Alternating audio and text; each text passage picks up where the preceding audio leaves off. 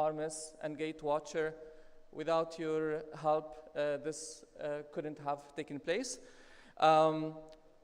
Just a quick note, please try to stick as much as possible to the allotted time, each one for either a presentation or the panel discussion. Also, please make sure that you are attending your one-on-one meetings. This is what makes Agora's event very unique and very different from the events out there, is the focus on the pre-arranged and pre-scheduled one-on-one meetings. Some of the sponsors has flown from outside the country just to be with you today. So please make sure that you attend the meetings. I'm going to introduce George Sebastião now, who's going to be emceeing the event. George is the founder of the Global Blockchain Organization, and he's the Chief Blockchain Officer of Simba Storage. George?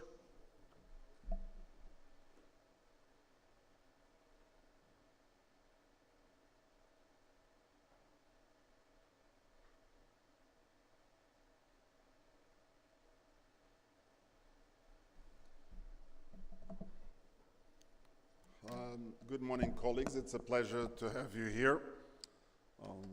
My name is George Sebastião. I've been in the region for about 25, 26 years now.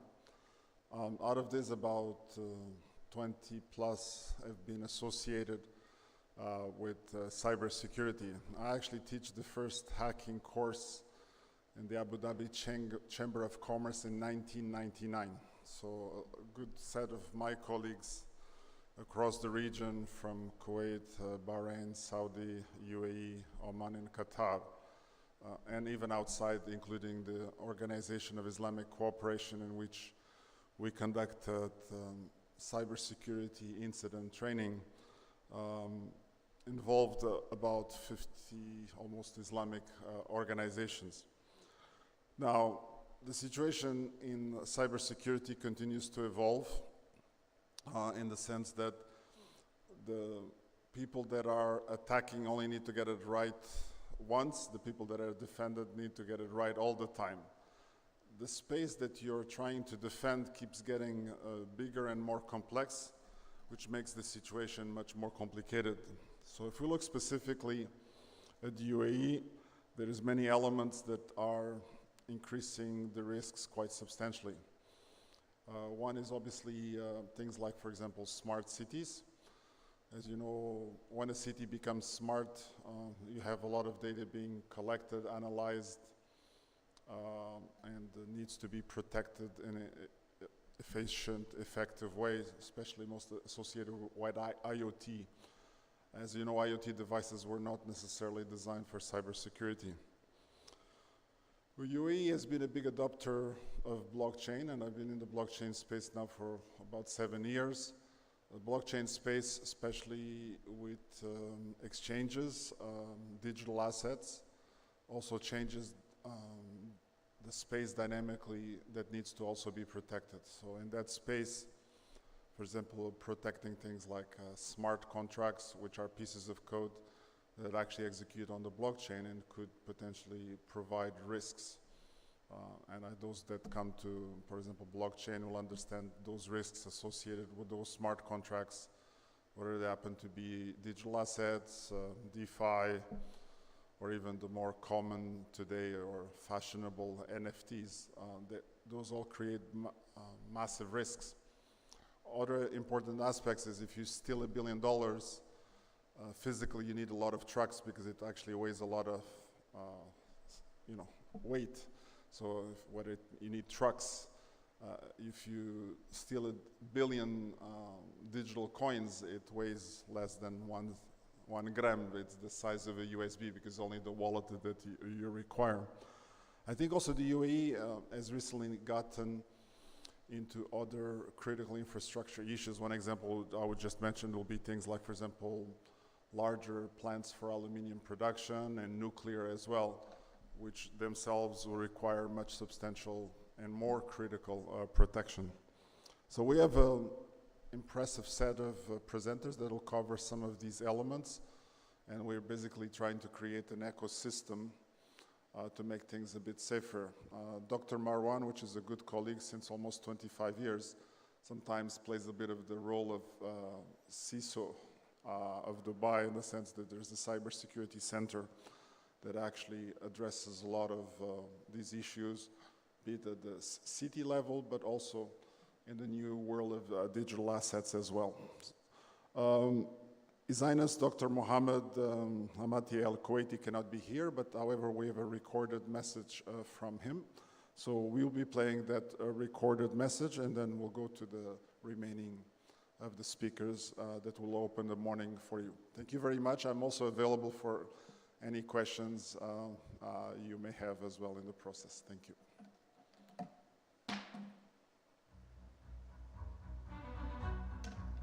It is my honor to be with you today in this great conference. As we all know, we live today in a world that is continuously changing. Technology is everywhere. IoTs, artificial intelligence, cloud security, blockchains, and you name it.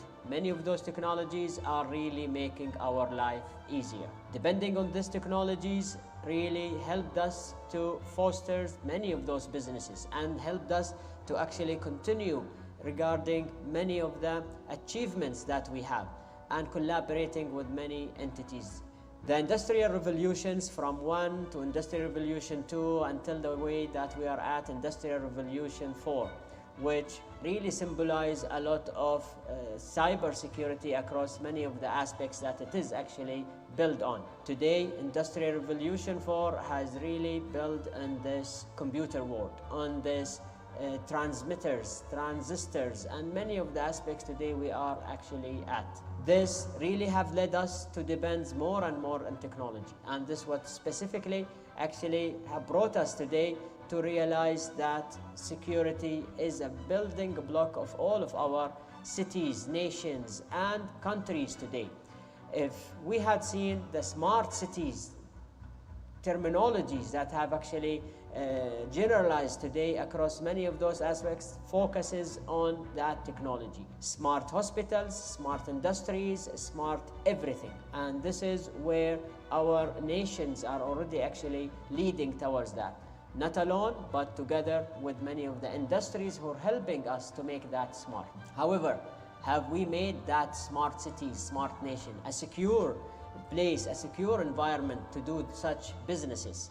What we realized and what we saw in UAE, for example, starting from the e-government, where this electronic systems, databases, data centers connected together to build that electronic government, and that the announcement have been done from our leadership some time ago. Moving from that e-government, we moved towards something called smart government, and that smart government really realized the convenience of using technology across all of our nations as well as services, and this is what makes us more and more depending on technologies.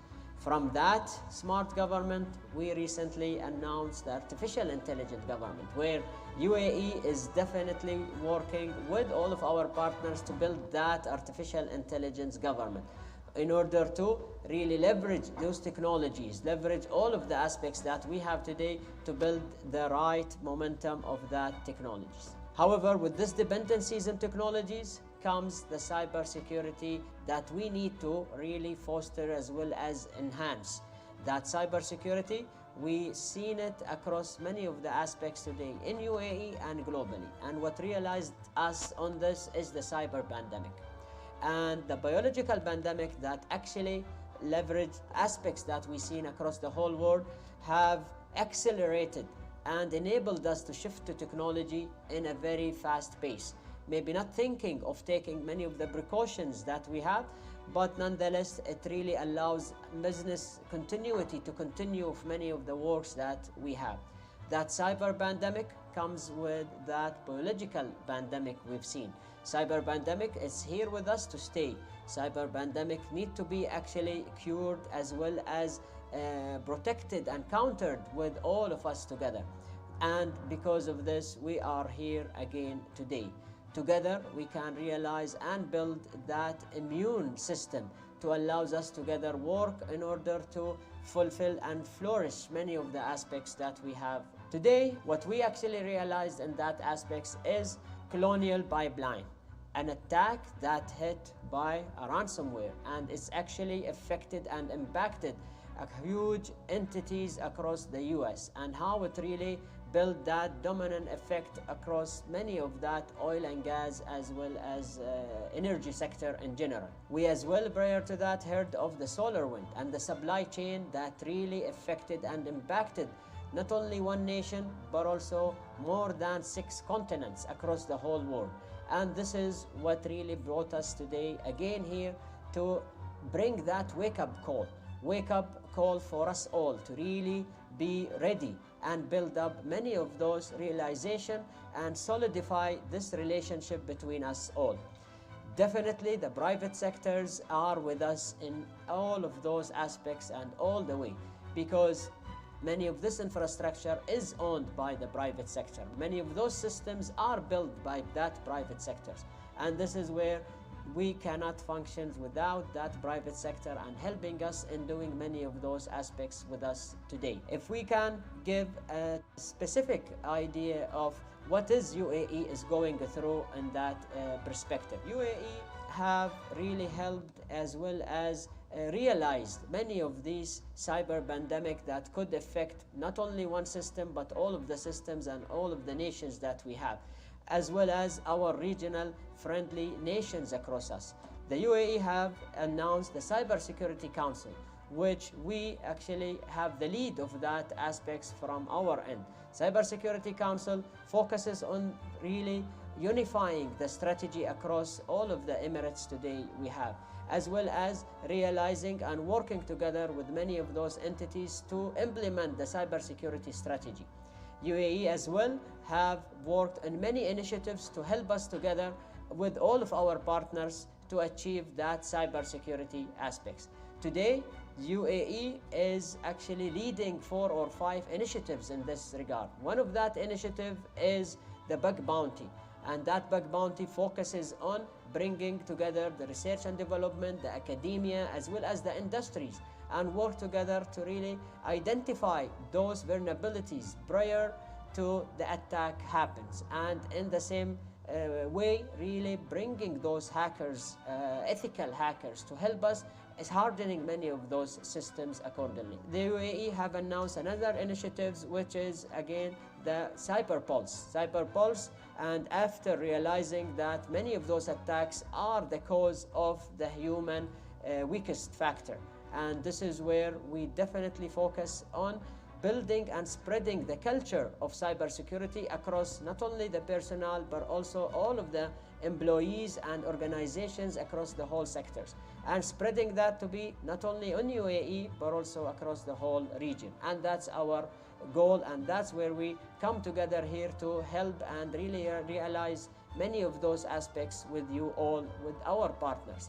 PPT, as well as many of the partnership today, private sectors, to us are really building blocks on this cyber awareness, and this is where we actually working together towards that. Another initiative, UAE focused on the cyber drill, the cyber security exercise, where we spread and simulate many of those attacks in order to be prepared if such attacks coming to us. And again, we don't do this by ourselves, but we'll do it with all of our sectors and with all of our partners that will help us actually in building all of this infrastructures as well as cloud security related in this aspects. UAE is definitely with you all on board, taking the lead in order to bring more of such cybersecurity culture, as well as to build many of those aspects across the whole industries and sectors. We will start that year by the Intelsec, a conference that really built many of those cybersecurity labs in UAE across the whole region to be a hub of spreading many of this knowledge across all of our regional as well as sectorial aspects. After that, there will be again a JISEC, where the UAE will be hosting as well one of the most leading conferences across the whole world and bringing them all together in here. GITEX as well as another one that will continue actually in fostering and working together with all of our leading partners. The idea behind all of those events is to build that framework, to build UAE as an oasis a safe oasis of digital transformation as well as cybersecurity aspects. We cannot do it by ourselves, and this cybersecurity pandemic doesn't take one nation, doesn't take one government or one entity.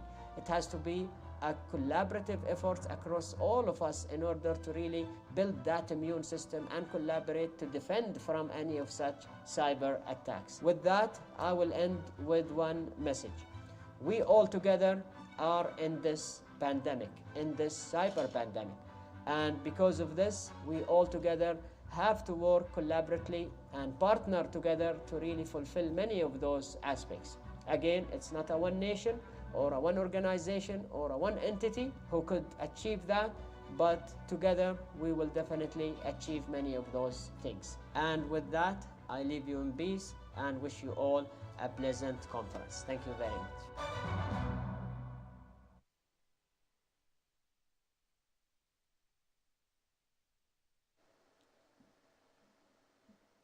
I think Ian pointed some quite interesting elements. One was the cyber pandemic. I don't know if many of you, when the COVID came around, everybody went on Zoom, and Zoom introduced a whole new generation of cyber attacks, or even terminology, like, for example, Zoom bombing and so on, just to name a few. But it's quite interesting how things move.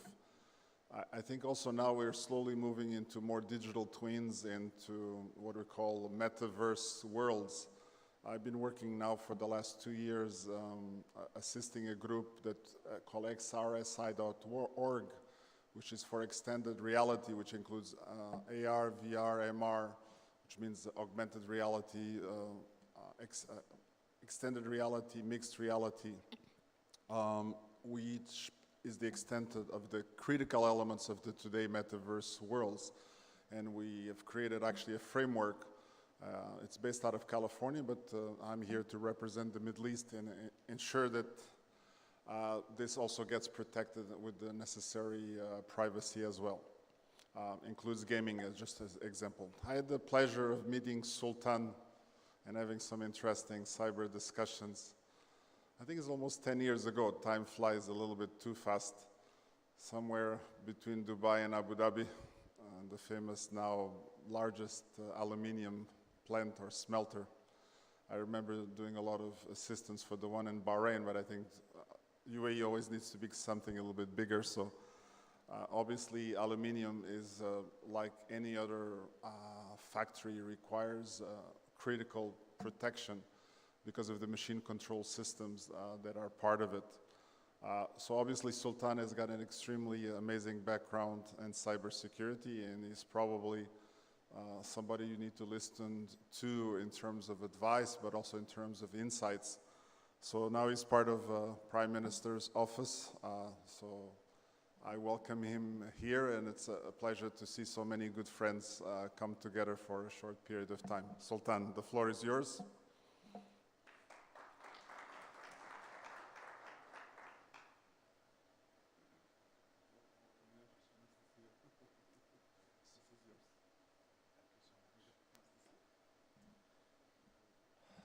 Good morning, everyone. I'd like to begin by thanking the organizers and thanking you all for joining my keynote address today. And then to introduce myself, my name is Sultan Al-Awais. I work today as the digital lead for the Ministry of Cabinet Affairs, and I am appearing today on a personal capacity. The views expressed here are my own, and so are the mistakes that I might make or the inaccuracies. And the subject that we'll be speaking about today will be a little bit of a macro view of what people like us face on a daily basis as a ground operating reality. Not a technical subject by any means, but definitely one that's technically relevant. And as always with economics, one must note that this represents reality in broad, subjective, and perhaps simplistic terms. beginning, of course, by setting the stage and setting the context. Where are we today? In a generation, within the lifetime of almost everybody here, we've come very far. We used to have computers the size of rooms or industrial refrigerators that were so expensive that you had to buy time on those machines and queue up for it. Today, computing time is freely wasted on vastly more powerful computing machines on the desks and in the pockets of everybody here. My personal estimate is that the average attendee of this conference has 2.5 computers on their person. Could be more with some, especially with a tech audience, but this is a little bit jarring. If we consider where we are, everything that we do today is either computer delivered or computer mediated. The way that your vegetables reach the supermarket, the way that you pay for them, and in many cases, the way that you cook them is controlled by a computer. All of your money gets dispensed to you, stored for you, and spent by you without actually touching money in many cases. Many of us are familiar with the experience of forgetting your debit card PIN because Google Pay and Apple Pay work so well. How did this happen? Certainly after COVID, we've come to accept the reality that computers are no longer a work accessory, but a work method. It's the mechanism by which even work is done. Certainly after COVID and certainly after the 2007 economic crash, we've come to understand that computing is an economic competitive necessity for individual organizations. The small company today that decides that computers are just so old-fashioned and that are just too gimmicky and they don't need them and they will work happily with Rolodexes, letters, postage stamps, and delivery guys is not going to have a very successful time. The efficiencies that we've gained because of computers, the rational self-interest of individual organizations and individual economies, individual countries, markets, and all of that has contributed to a global public good where we now need computers and depend on them. Wherever there is an opportunity for advantage, innovation occurs to capitalize on that opportunity. Where innovation succeeds, it succeeds because it presents utility to a consumer. Somebody can benefit from it. Where utility becomes global and expected and understood, we start to depend on it. And whatever we depend on, there we risk losing it. The only way to avoid the risk of cybersecurity is to give up on the advantage of innovation and to give up on opportunities willingly. We have seen economies doing that. We have seen industries doing that. They've fallen behind. Everything that is not today computer reliant is modernizing and becoming computer reliant. We know for a certainty, all of us here, the world at large, the movies, science fiction, we all know that we depend on computer technology that is essentially flawed, that is essentially weak. We know that human beings are not smart enough to invent systems that humans cannot defeat. We know that for a certainty. The massive technological complexity is in fact provably vulnerable at each layer of abstraction, from the physical layer all the way up to what you see as a consumer. Each one of those is built by a human being, each one of those is hackable, each one of those is open to compromise. We know this. There is no secret. We've been talking about it for years. We've been talking about spreading awareness. But how much awareness is really necessary and what does awareness actually achieve is an open question. It's not a matter of uncertain chance. It's not only a matter of abstract risk like we talk about in insurance. Bad things can happen. The field of security in general is one where we talk about threat, where we talk about intelligence trying to defeat us. We talk about adversariality. And there is a lot to be gained by subverting computer systems. Financial gain, disruption, reputation harm, competitive harm, as the stakes rise and as the dependence on tech for almost literally everything becomes entrenched and we actually forget how to do things the old-fashioned way. When we don't know how to run a turbine, even with the 50 people that it used to take before computers made it possible to run it with 5 or 2 or 1. Books are disappearing. Forget hackers. What happens with a solar flare? We are becoming increasingly and provably reliant on something that can and might and will definitely be disrupted.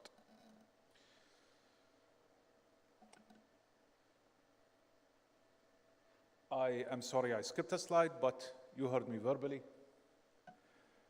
Now, when we want to understand this from a matter of economic reality, of incentives of organizations, of incentives of people, we have to understand that nobody builds a system for the purpose of security. We build a system to pump fuel. We build a system to control a power plant. We build a system to book airline tickets or make purchases, not to secure it. Security is not only not a goal, not just a means to an end, but security is actually a negative.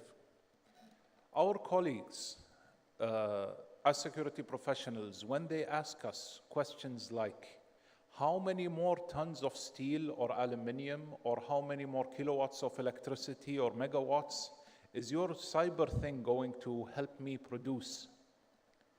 They really ask because that's their job. The salesman in an organization, their job is to sell. Their job is not to prevent stuff from getting stolen. That's the job of the security guard. And no rational organization is willing to spend more on security than it stands to save. No rational organization will interrupt its opportunities for security's sake. But bear in mind that this is situational. This is how organizations behave when things are safe. I had a boss of mine ask me once how secure we were as an organization. My intuitive answer was top 5% of similar organizations. Why can't we be number one? Many of us have heard this question. I know the secret answer to this question. Whenever your CEO asks you this awkward question, you tell them, are you willing to subject your strategic decisions to security considerations? When they say no, smile. This is the situation almost all the time, except when there is a breach and the damage to the organization is not known and the worst has to be assumed.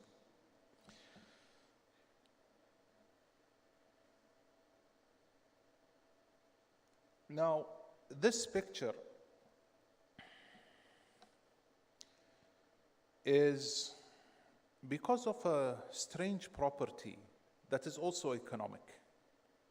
The demand for anything precedes the supply, not only for goods, not only for opportunities, not only for security, also for cybersecurity talent, also for cybersecurity defenses. also for solutions necessary to a general, broad problem like securing assets today. In fact, it's quite difficult to say that we have the right balance between security and technology necessity. When we're looking at the world getting disrupted, where the biggest and the strongest are getting hacked, where the points of heavy potential damage to economies are getting disrupted, like the colonial pipeline, where we've had, as a world community, so many close calls. It is expected, therefore, that a challenge will exist before the norms of practice of how to deal with it can be developed. The same way that we can say that the vaccine cannot precede the disease. Now, by the time that we catch up with our defenses, with our controls, with our norms, guess what happens? The paradigm has already shifted in front of us. And what is necessary for us to actually catch up with the challenges at hand is for the demand for modernization, for technology, for economic advantage relevant to technological adoption, for the competitiveness between economies and countries. It will happen that we catch up when that slows down. But does it appear to any of us that that will slow down anytime soon?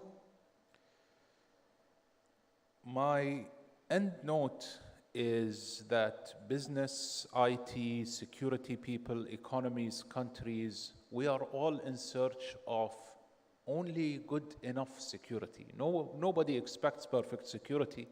We all want good enough security, except that our individual estimations of what good enough security means are situational. They are subjective, and we don't agree. The security guy and the IT guy are under different pressures, under different demands, and under different motivations. Each of them is partially correct and partially wrong because each of them necessarily has a partial view of the problem. What does this mean? Is this likely to change? Absolutely not. Economies develop, situations develop, technology develops. Our practices as a world community and individual organizations develop, and the stakes develop. And today, with more and more dependence on technology, the stakes are rising. Will that mean that as individual organizations, we'll get better at protecting our security and our missions? Yes, but again, that will only move the attackers a little bit ahead. Will that mean that the specialized knowledge and skills for cybersecurity will advance? Absolutely. But that also means that the level of skills and capabilities required will also advance, because the attackers, when they are forced to get better and develop new techniques, they will develop new techniques. My positive note for the day is that for individual organizations on the absolute economic micro level, good security today is possible. It's possible by taking rational, pragmatic, situationally founded solutions. And I don't think, I'm giving away a secret by saying that the secret to managing anything is good judgment, but security is not different. On the macro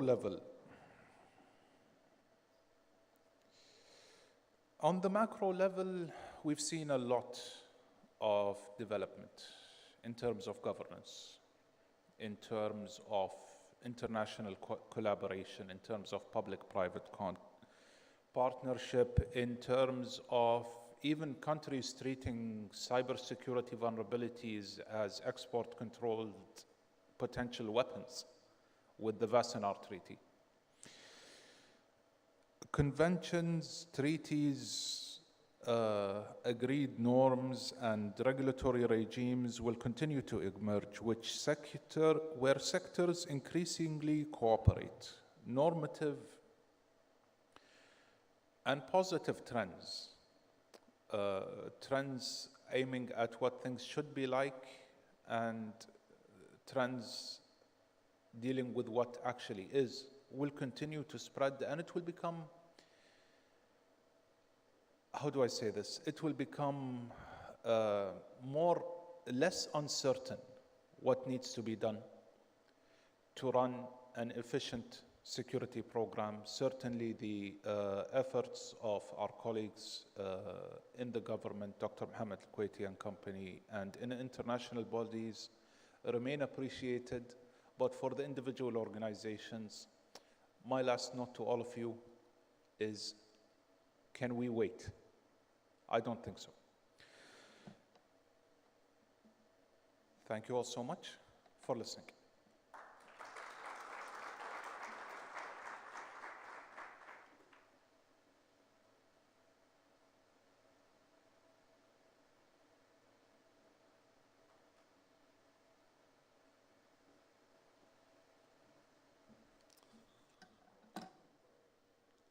Thank you, Sultan, for the kind words of wisdom.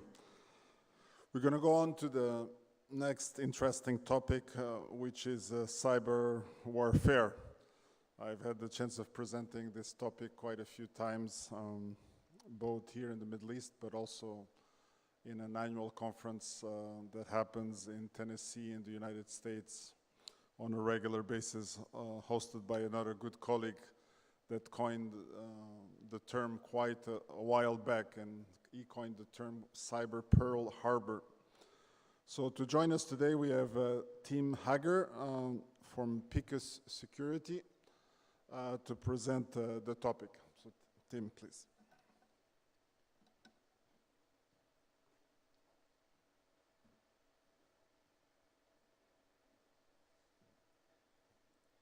Good morning, everyone.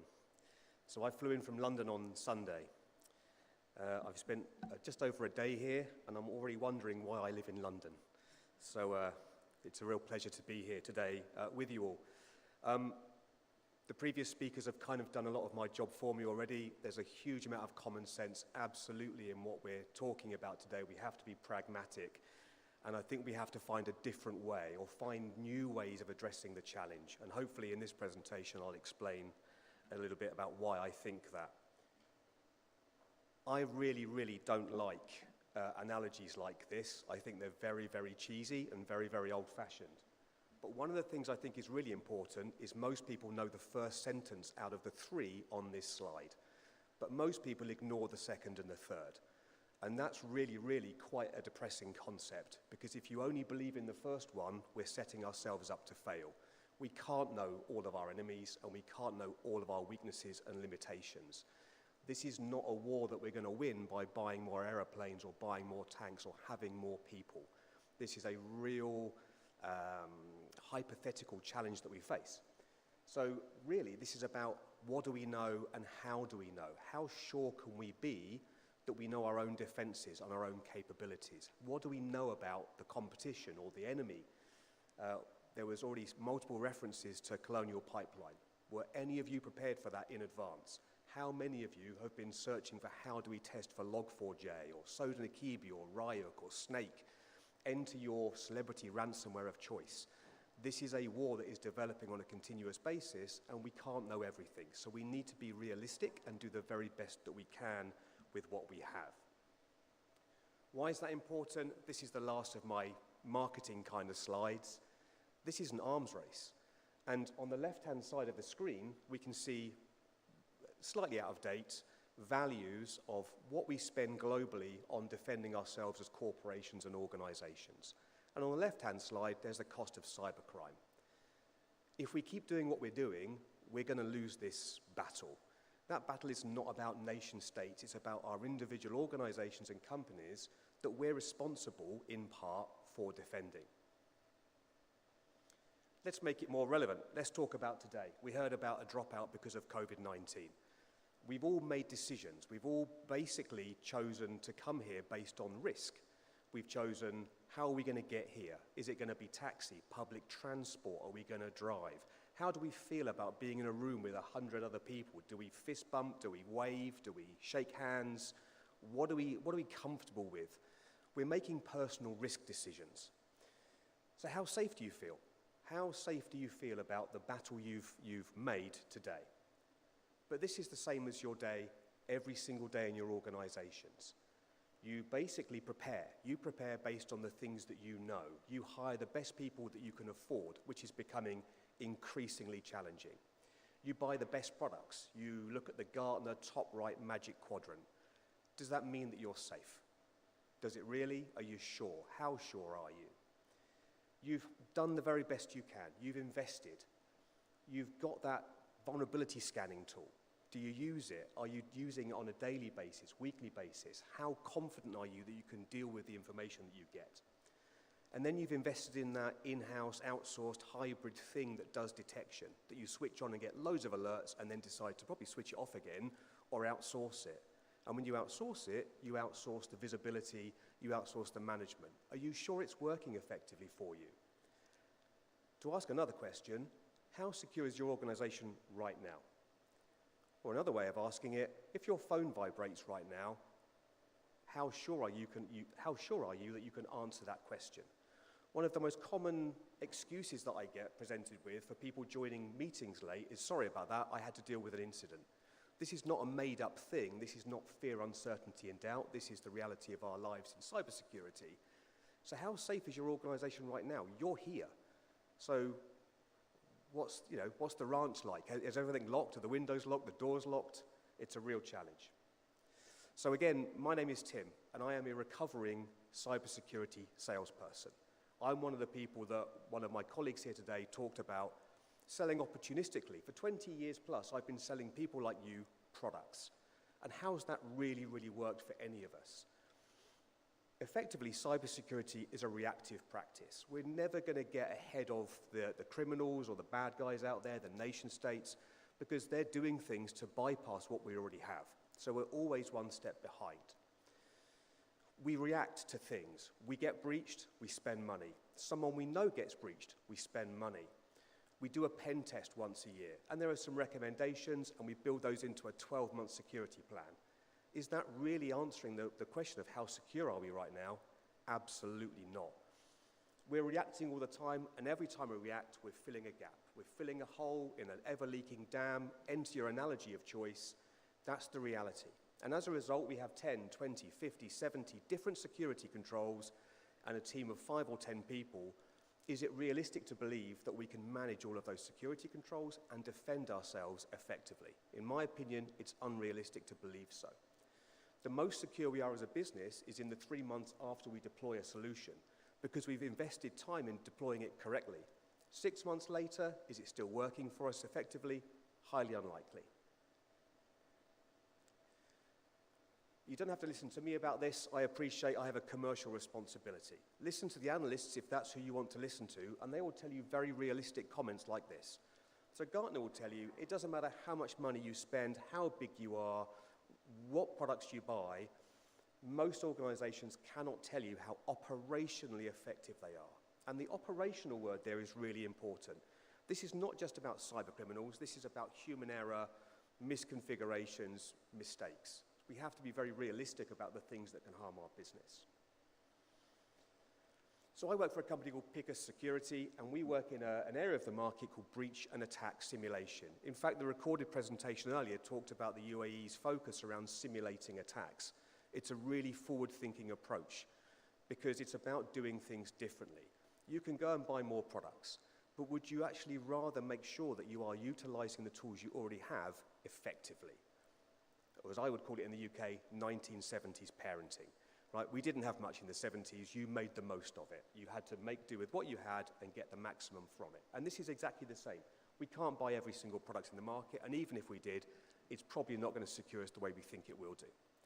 So breach and attack simulation tools give you the ability to test the effectiveness of your prevention controls, your firewalls, your email gateways, your endpoint solutions, but also potentially your detection capabilities, your in-house SIEM tools, your outsourced SOC provider, to show you what you're exposed to, and ideally to show you how you can mitigate those exposures that you have. How does it work? It works by operationalizing things that you'll already be familiar with. You have threat intelligence feeds. Awesome, really, really important thing to have. But do you actually know what to do with the information? Do you deal with it on an ongoing basis? A platform like Picus is operationalizing a threat feed. There's almost 12,000 different exploits in our platform.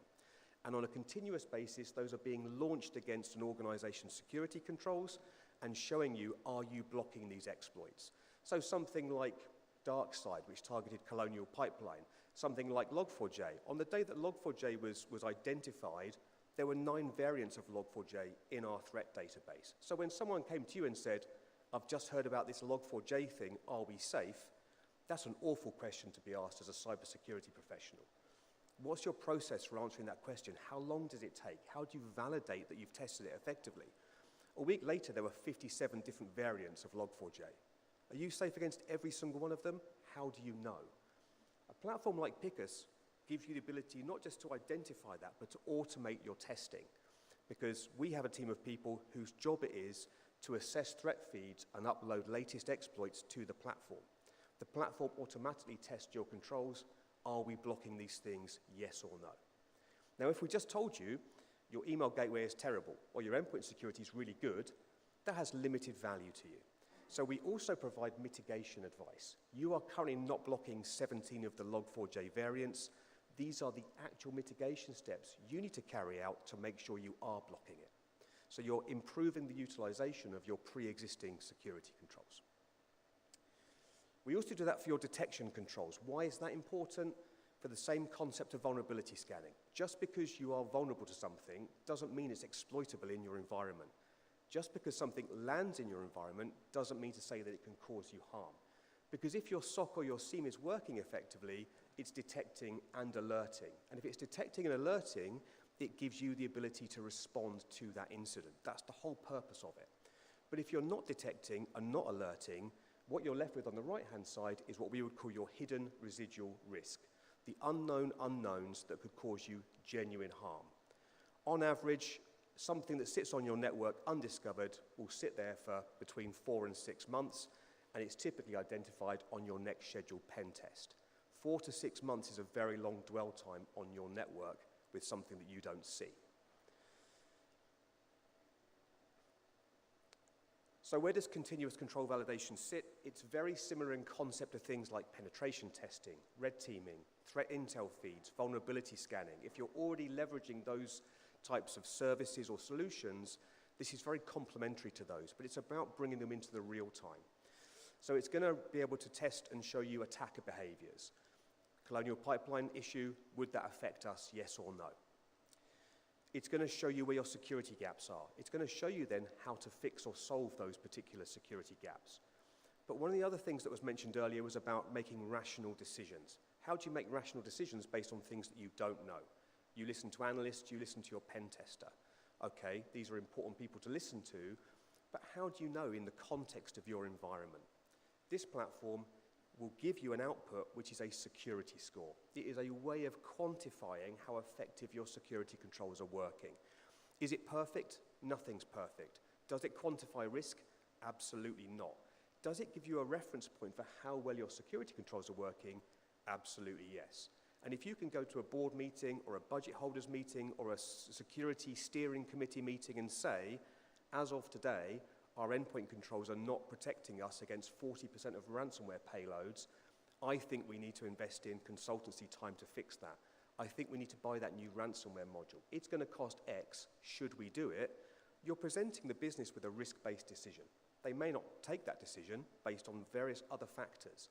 But as the CISO, you're doing your job. You're giving your business the ability to react to something more frequently than your once-a-year pen test. I'm not going to bore you with all of this slide, you'll be pleased to know, but in my experience, these are the sorts of questions that my CISO customers will be thinking about. Not all of them perhaps, but a lot of them. Hopefully some of these will be relevant to yourselves. But there's 3 main areas. There's the business perspective, the technical perspective, and the personal perspective. And I never undervalue the personal perspective. As someone responsible for security, it's a really stressful job. And the first question I normally ask is, what are you concerned about? What keeps you up at night? What is it that's personal to you that really causes you concern? because that is something really important. Because as security professionals, I think we take our jobs really seriously. From a business perspective, it's not just about answering the question, how safe are we? It's about articulating that to the business. Previous presentation made that point. Security is never going to necessarily enable your business, but can you quantify and justify what it does and demonstrate what you need to do? Yeah, absolutely. That's a very important thing to do, and it's a huge challenge for CISOs. From a technical perspective, it's very much about, I think, the last point, bottom right corner. How do we better support our blue teams to defend our organization? Or as I would put it, how do we put the techniques of the attackers into the hands of our defenders? This is really what it's all about, because if you just take adversarial attack scenarios and you beat your blue team with them, that's pretty harsh. If you can give your blue team the weapons of the enemy and they can learn from that and improve their controls, the company or the organization wins. I'll leave you with this, just very simple questions. How do you measure the effectiveness of your security and how do you articulate that? Are you ready for the next cyber attack? I don't think anyone's truly ready for the next cyber attack. You can only be as prepared as you possibly can be. Most of our customers would improve their security by 50% and above within 4 weeks of using our platform. We're not here to tell you that this product's better than this product or this product works better than this product. The platform is a system testing your systems and gives you quantifiable, referenceable content and answers about how things are working. That's what we do. I'm next door. If anyone wants to come and chat during the day, try and keep me awake with coffee and conversation, I'd really appreciate it. So thank you very much for your time today.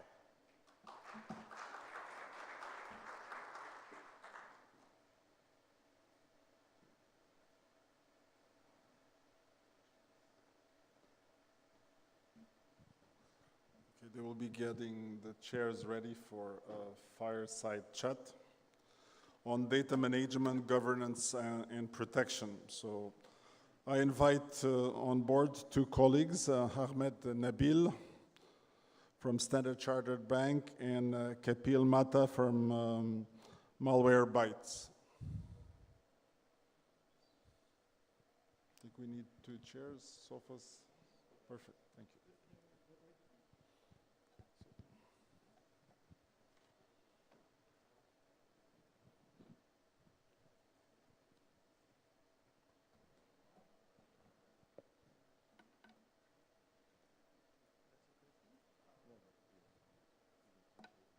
Ahmed Nabil and Ian Evans.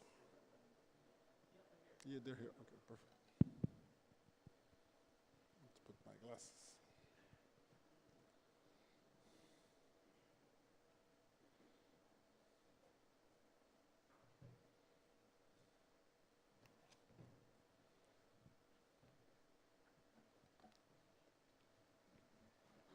Let's please welcome them. Thank you.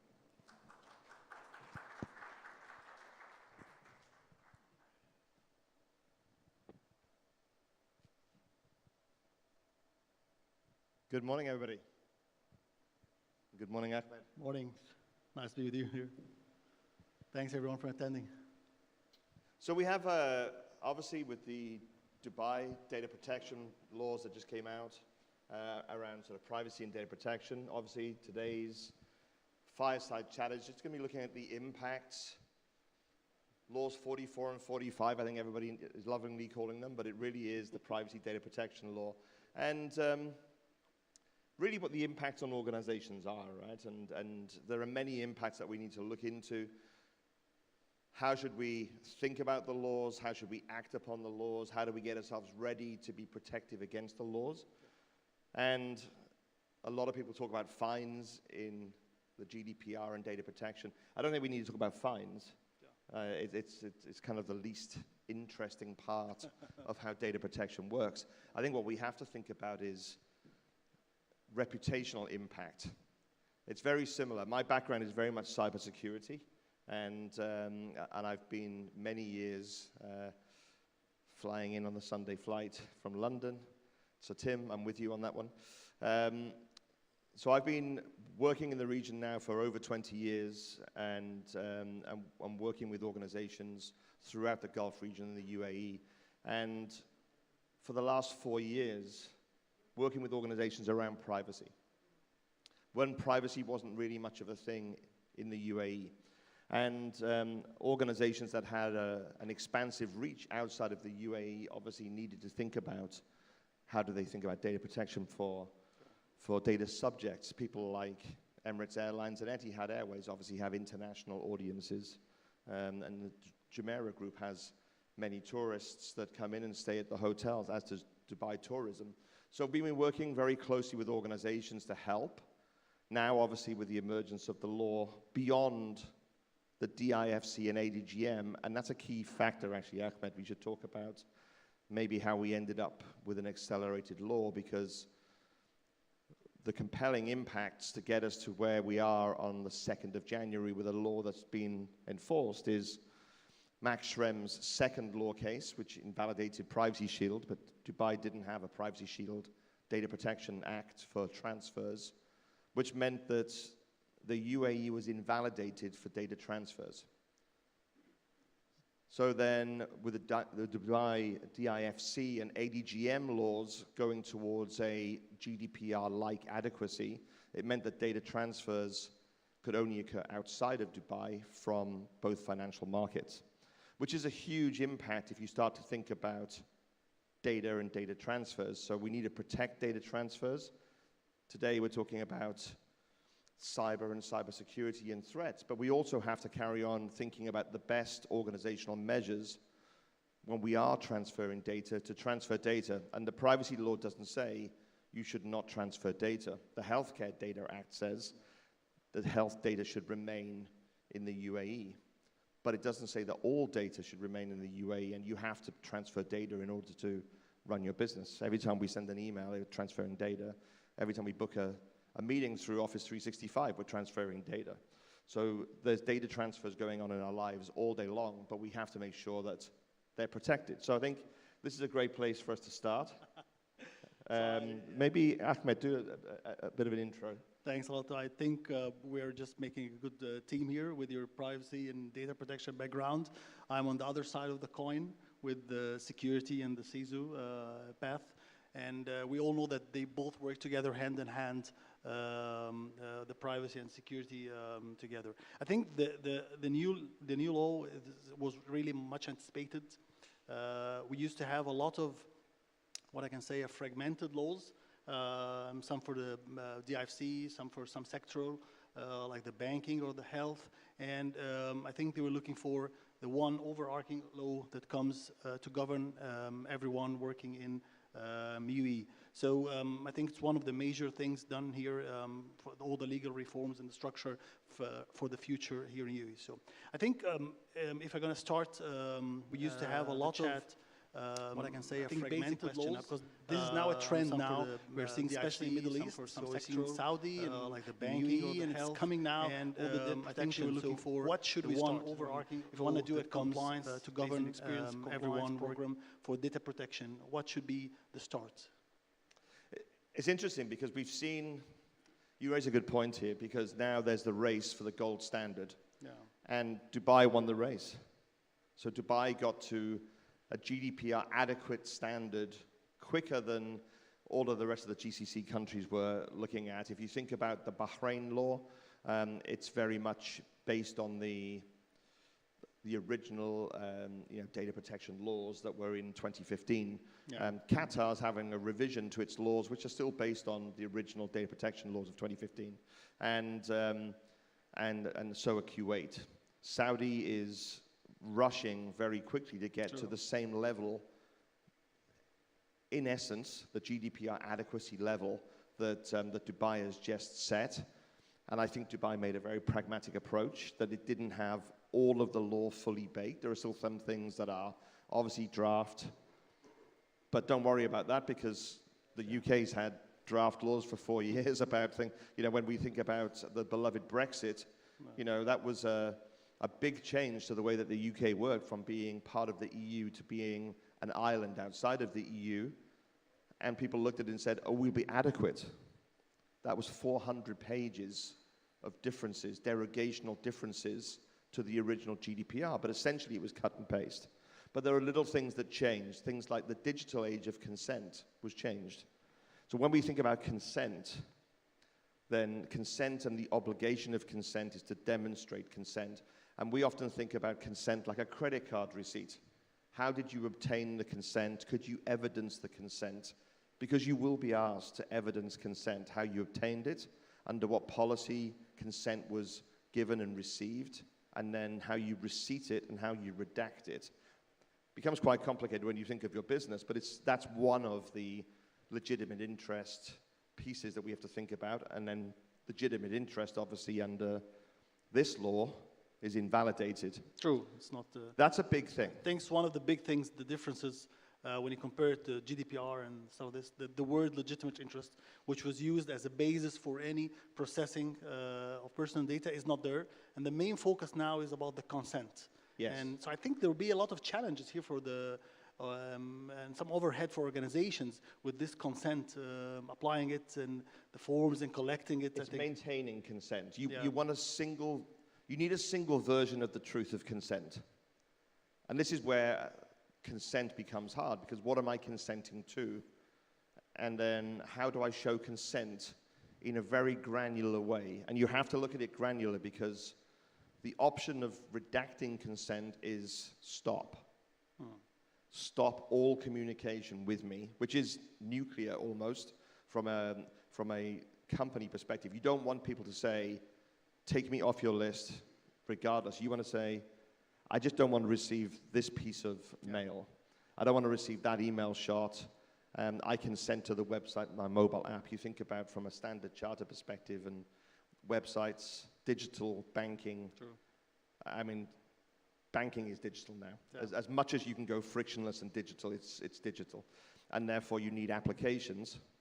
And each application, you'll want a mobile application.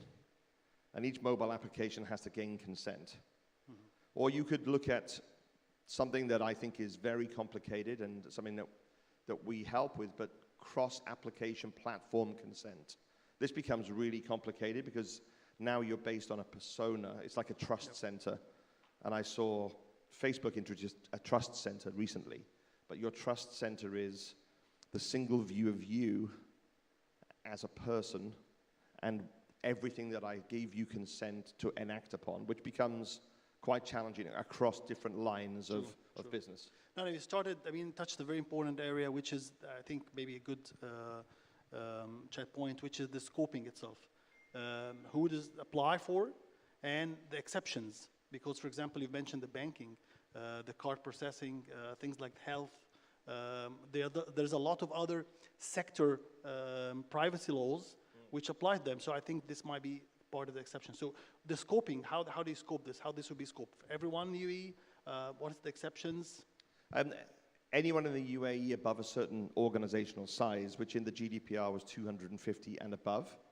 Processing, yeah. Unless you're a processor where the organization is above 250, and then as a small organization, you would need to be compliant as to not risk the larger organization's position as a controller in the law. Yep.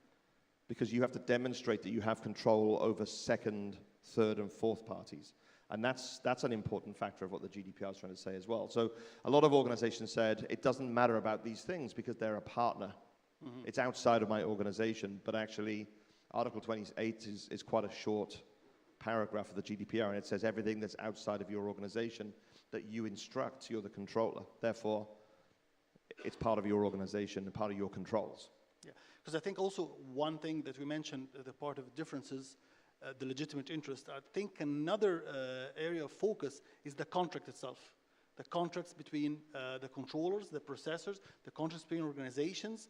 Even the contracts will support what they call the international transfer so far. So I think the contract will play a great role here, what's written inside the contract when it comes how this data is processed, of course. Yeah, that's also something that changed under the GDPR. When you contract with any other party, regardless, it could be a recruiter, it could be a data processor, it could be a data center, you have to have a data processing agreement in place. And whether that service is free of charge or paid, it doesn't matter. If you are moving data between two parties, then there's an agreement, and therefore there's risk that's associated to it. So it's not about the price of the contract. It's about the risk and the organizational measures that you take to protect that data. So the data processing agreement needs to be something called fair and balanced under the GDPR, which means you can't insure it. You can't say, I can't say, Ahmed, I'm going to give you some data, and you can take unlimited liability to process my data, because the law says it wouldn't matter. You're only held accountable for a fine to a certain level. If I ask Ahmed to do this on my behalf, I'm still liable for the fine regardless. And it's not the fine, it's the damage to the reputation. And we saw, you know, I was in a taxi from the airport and I saw the word Kareem in the back of the taxi, and we saw the data breach that Kareem had, and it started to cause a lot of concerns about how much data were we sharing. We were sharing data about our journeys, our homes, our credit card and billing information, where our children went to school and where they got picked up from our spouses. And that was all held in our Kareem profile. So you think about the level of data that we have, and that's what we're trying to protect from this Data Protection Act. So I think also, a good question will come here, anyone will ask, when this is coming in action. So this was, I think, 2nd of Jan, but there was a lot of mentions about some more details coming with some executive regulations that should be released, I think, within 6 months, which will include some more details about this. So when this will be enforced on the companies? So I haven't seen any update to this, and if anybody wants the English translation of Law 44 and 45, I have an unofficial translation from a law firm here in the UAE, and I'm happy to share that. So Law 44 is the appointment of the regulator, and the regulator hasn't been appointed, but the office of the regulator has been created, which means the data office, the data office. Law 45 is essentially in force, but it has a moratorium of 6 months. Yep. But there are still parts of the draft law. So it's going to be somewhere during calendar year 2022. I think, if I was to guess, September, October time. September, I think, end of when, September? when enforcement could probably take place. Okay. This will give organizations some time to apply what we started mentioning as the compliance program. 6 or 8 months left, or 6 or 7 months left. I mean, the UK and Europe had 2 years. Oh. It doesn't take 2 years, by the way, to figure out how to become compliant. Yeah. and we should probably speak about that quickly, because essentially where you start with a privacy law is to understand the data that you use. And then we're talking about legitimate interest and consent. It's a legal basis of processing. So all that the GDPR says to you is that you should protect data to the highest extent possible. You should make organizational and technical measures to protect that data against breach and loss and damage to the individuals. And then you should understand how you process that data. And the big thing about the data protection law here in the UAE is that you can't say, I have legitimate interest. Yep. That doesn't exist. Yep. And a lot of companies are saying, but I'm basing it on my legitimate interest. And it's like, well, what does that mean? Why do you have legitimate interest to process data? Yeah, exactly. So in a bank, we have contracts. Yep. If I open a bank account, I sign a contract. I sign an agreement. If I take a telephone from Du or Etisalat, I sign an agreement. Contract, yeah. If I buy a car from somebody, I sign an agreement, right? So why would you say it's legitimate interest? Yeah. Now, there are other laws. You're very right, Ahmed. There are plenty other laws. But it doesn't mean that one law replaces the other law. They essentially work together. So all healthcare organizations will be required to look at the Data Protection Act. Yeah. And they'll also have to, and one of the laws will be stronger against data than the other. So things like patient health data is protected under the GDPR. It's also protected under the Healthcare Act, and therefore cannot leave the UAE. What about things like what happened, the pandemic and the epidemic and the COVID? I think there were some mentions about some of the exceptions, like the public data, about some things like the COVID and epidemic data. And that's part of the GDPR. There was a change made to the GDPR to allow governments to share data around, obviously, COVID. So if you think about passenger locator forms, when I landed, I had to fill out several forms to make sure that, obviously, people know where I've come from, where I'm going to, what vessel I used, where I'm staying. under the GDPR, you would have had to have understood the processing. However, we're in a pandemic, so there are exceptions made to some of the pandemic data. It's not really health data. Yeah. It's personal data. But it's personal because it's your location, a lot of things. So I mean, COVID changed a lot of things. One of them with this exception. So I think we can maybe end with an important one, which is about the DPO, or the appointment for the data protection, and the mandate, and whether it can be remote, or is it mandated from the beginning or not? Like to understand your views also on this. Yeah, so under some of the laws, you're not allowed to outsource your DPO, and I haven't got to that part of the law yet, so I don't know if I don't believe there was an outsource provision for DPO, but it was also part of the review, if I read it right. So in some countries, you can outsource your DPO. In other countries, it says you can't move the accountability of the DPO to somebody else because you're outsourcing. It's another third party. Mm-hmm. In practice, we have about 13,000 companies running our platform to understand how to protect their data. Less than 2% out of 13,000 companies outsource, because when you outsource your data protection, that means that you can't lead the data protection from inside the organization. And essentially, you need to operationalize this as it's just a normal process. Yep. It's a little bit like checking people's ID when they walk into your building, and having security in the company, or making sure that you don't have vulnerabilities in service. It's just part of everyday life now that we have to think about, are we potentially going to endanger people's data? Yep.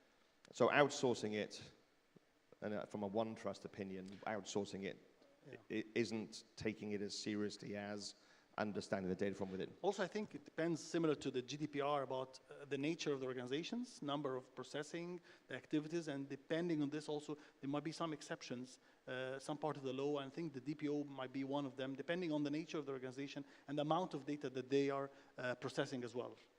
Definitely with a number of employees. A DPO is not required under 250 employees. And that might be where people will start to use external law firms as a DPO to verify. What organizations will have to do is understand and verify the legal basis of processing.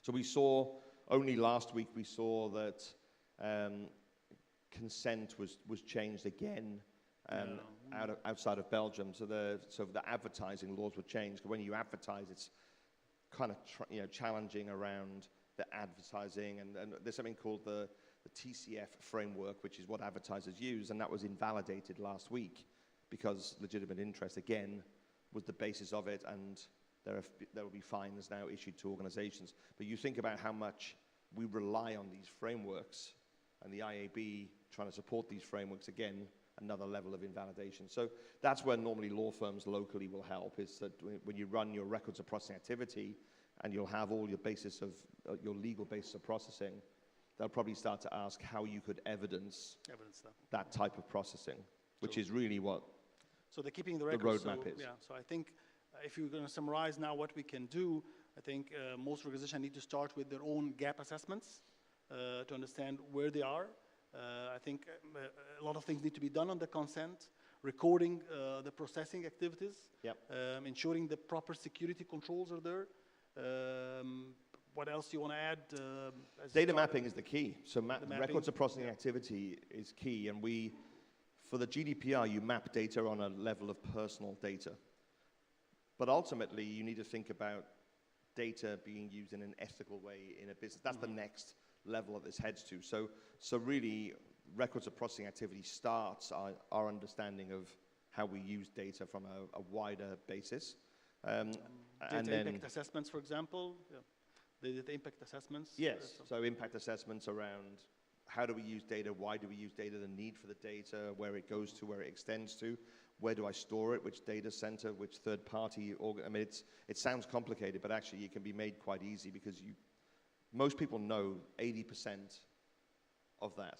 Yeah, sure. Shadow IT causes us more gray hair than we needed, because we can very quickly put a Dropbox location in and say, yeah, I'll just put all of my data over there. And then we have another location of data, which we have to think about. Yeah, that's true. Ahmed, there's lots of things for us and in the room That's to true. think about, Yeah. and there's lots of good help coming in terms of clarifying parts of the law. Dates obviously will come, and I think there'll be a More level details of coming, yeah, fairness. that's true, yeah. There will be a level of fairness. I do think people will have a 6-month window when the next piece comes out, which it's now February, so we know that we're waiting for the next piece of information. But I do think by September, October, that's where the requirement will start. That's true, that's true. So, thanks. Ahmed, it's been a pleasure. We'll be around here just for sake of time. If there's any question, any further discussion, clarification, we can do it there. We have some information next door in the room, so if anybody wants any info, we've got a copy of the GDPR in text format, which is a great read if you're ever suffering with sleep deprivation. We can read. But we've got a few bits of information as well. But by all means, we're around as well. So thank you all. Thanks, everyone. Thank you. Thanks. Thanks again. Thank you. Thanks.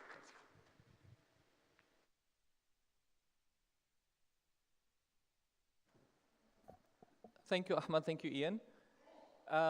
Just a quick note, if you guys have listened to a presentation and you really would like to know more, even if you don't have a meeting scheduled with the solution provider, please ask our team to help, and they will be glad to assist you in scheduling a meeting with anyone you wish. So our next presentation is Incident Response in the Age of Ransomware by Kapil Mehta, Regional Manager, Enterprise for Malwarebytes.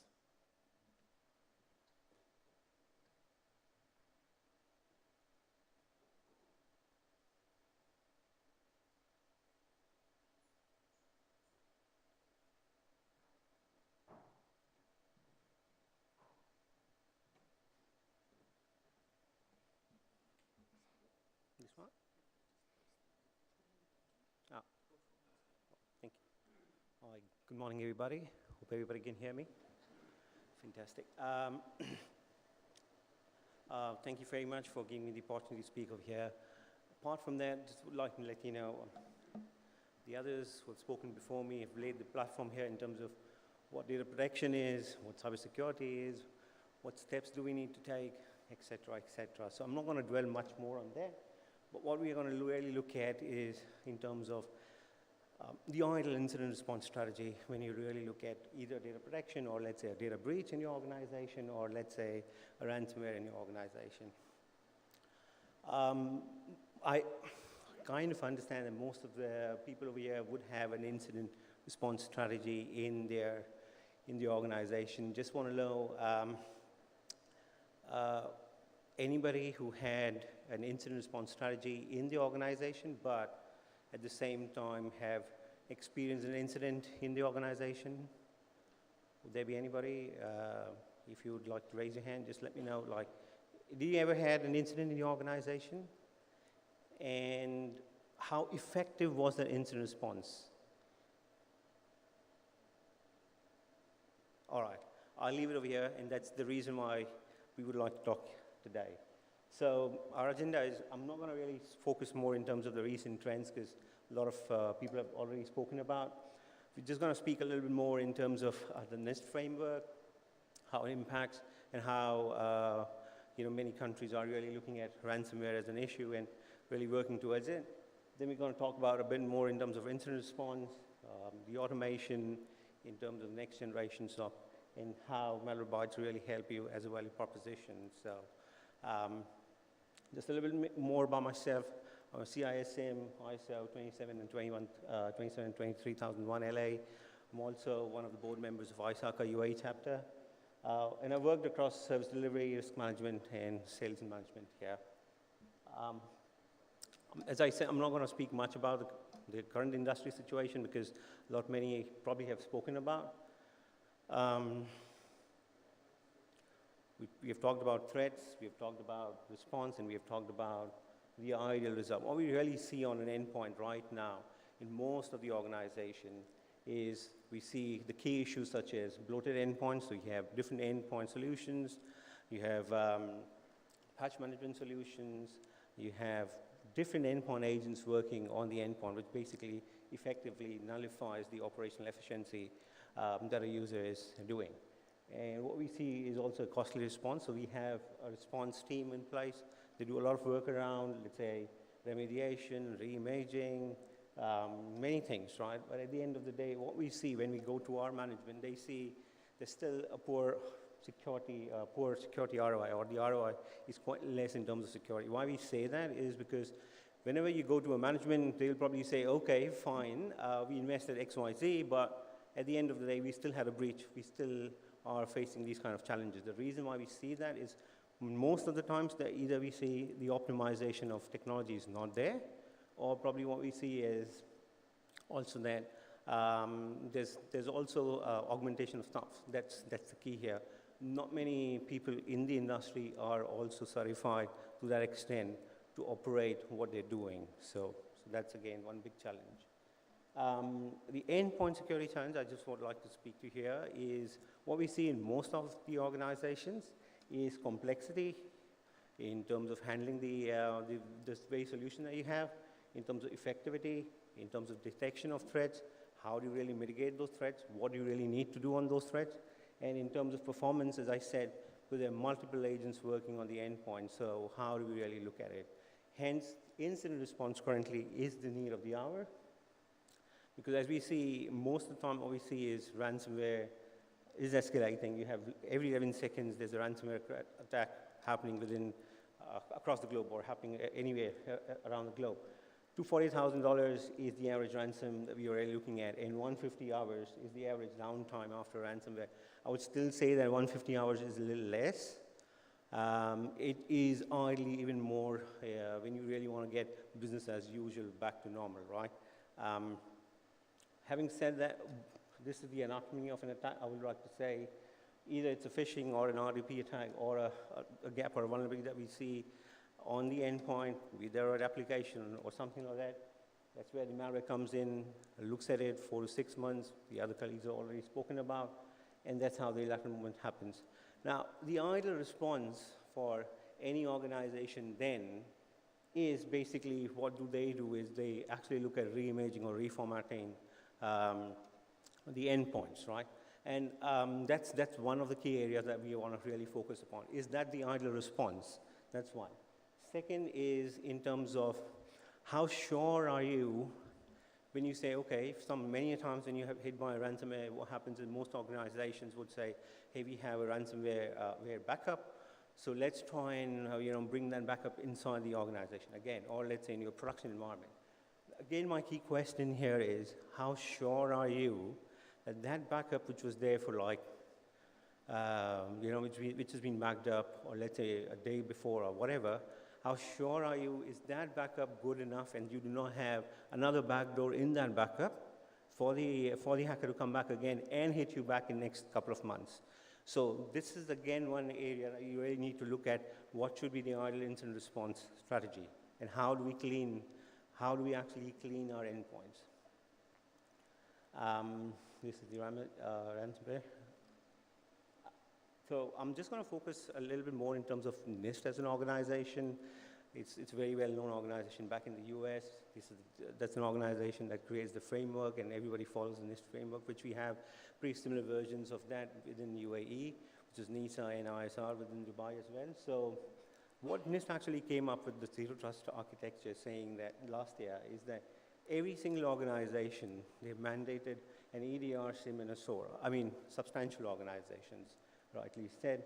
So that was the Executive Order 14028, which really makes sure that most of organizations should have an EDR or a SIM and a SOAR in place, and that's got to be the ideal response strategy that they should have moving forward. And that's been also resonated by Gartner, by many other organizations, let's say the Australian Cybersecurity Network, CIS, NISA back in Europe, and so on and so forth. What is the ZTA, or let's say Zero Trust architecture, is nothing but prevention, isolation, remediation, recovery. Now, I understand that, typically endpoint protection or EDR, or let's say endpoint protections in the past have been more in terms of how do we prevent, how do we protect. rather than in terms of how do we also look at the remediation action, or let's say how do we look at the recovery option. That was not the case, and that's why EDR came in place, and that's where I'm saying how NIST is looking at. It's just not the protection piece, it's also in terms of how do you actually mitigate that threat in terms where you are not really sure whether what's really going to happen. So it's isolation, remediation, and recovery as a piece. Sorry. This is a very great slide. I'd just like to let you know that this is where NIST actually created this framework and said, identify those organizations in 4 different sets.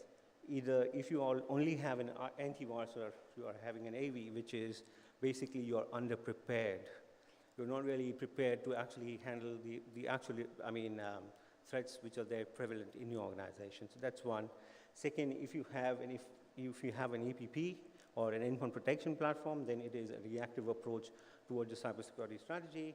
And if you have an EDR, you're probably having a proactive approach, which is basically knowing the unknown or probably knowing the gray area, right? What we are really looking at is, even if you have an EDR, how do you go ahead in terms of making and ensuring that you are resilient in terms of your approach? And that's where the endpoint detection response, apart from the remediation and recovery piece, is the critical aspect. And that's where malwareBots really help organizations across the globe in terms of recovery, in terms of remediation. Again, in terms of incident response components, I'm pretty sure most of the organizations would have an incident response strategy in place, which is in line with your BCM. I would just like to say the key components here is planning, proactive remediation, crisis management, forensics, and learning. But very importantly, if you actually look at it, the proactive remediation is the key feature that we really focus upon. That's where we actually look at response times going really down, driving operational efficiency, and making sure that we can orchestrate with our API through your SIMs and source in your and using those kind of playbooks in your environment. I'm just going to focus a little bit more in terms of the NIST framework, which is basically nothing but identify, protect, detect, respond, and recover. And our focus today on the incident response would be more in terms of scan, assess, and the endpoints, which is basically the identification of the threat. Now, I understand most organizations would have an endpoint detection response in place, but many a times we still feel, or we still see that there is an IOC which is there, or generated on the endpoint, and then what happens is the immediate responses for any SOC analyst would be to do a triage, which takes easily 60 to 90 minutes. Now, many a times what happens is that, let's say, a normal endpoint solution would probably go, try and scan, clean it up. What we do, or why we are trying to say why we are better off in terms of doing identification of a threat, is we have something called as a patent technology called as linking engine. What this linking engine does here is we not only look at the active component of the threat, but we also look at threats in a different way, where we look in terms of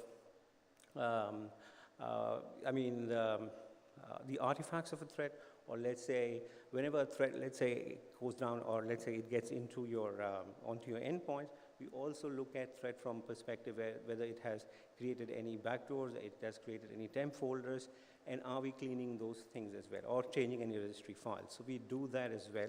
That's the key difference between us in terms of our solutioning that we really focus upon. So hence the reason when we go into organizations, we honestly, when we do our cleanup, or whenever somebody is, let's say, hit by a ransomware, or there is a data breach in the organization, they call us up, we do a cleanup job. And when you do that cleanup job, you actually find out there are many unforeseen threats which are dormant in your environment, which could have been activated, and that's where we clean things up very well. So that's the difference that we are really talking about. I'm not really going to focus more in terms of the best practices and how good we are and so on and so forth, because the paucity of time.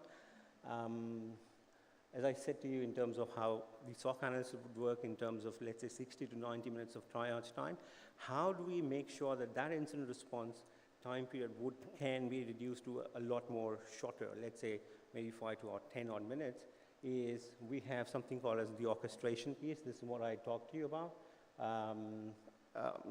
Focus here. So the orchestration piece which I talked to you about is,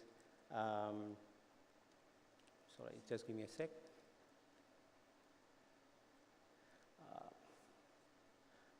Yeah, this is the orchestration piece that I was trying to talk to you about, is because it reduces the MTTR and your IT cost support. Now, what happens usually when you have either you have a SIM or SOAR in your organization, or let's say even if you have Malwarebytes incident response, the reason what we look at is in terms of either, let's say if there's an IOC, that's the same example, I would say that the IOC, let's say there's an IOC that's created.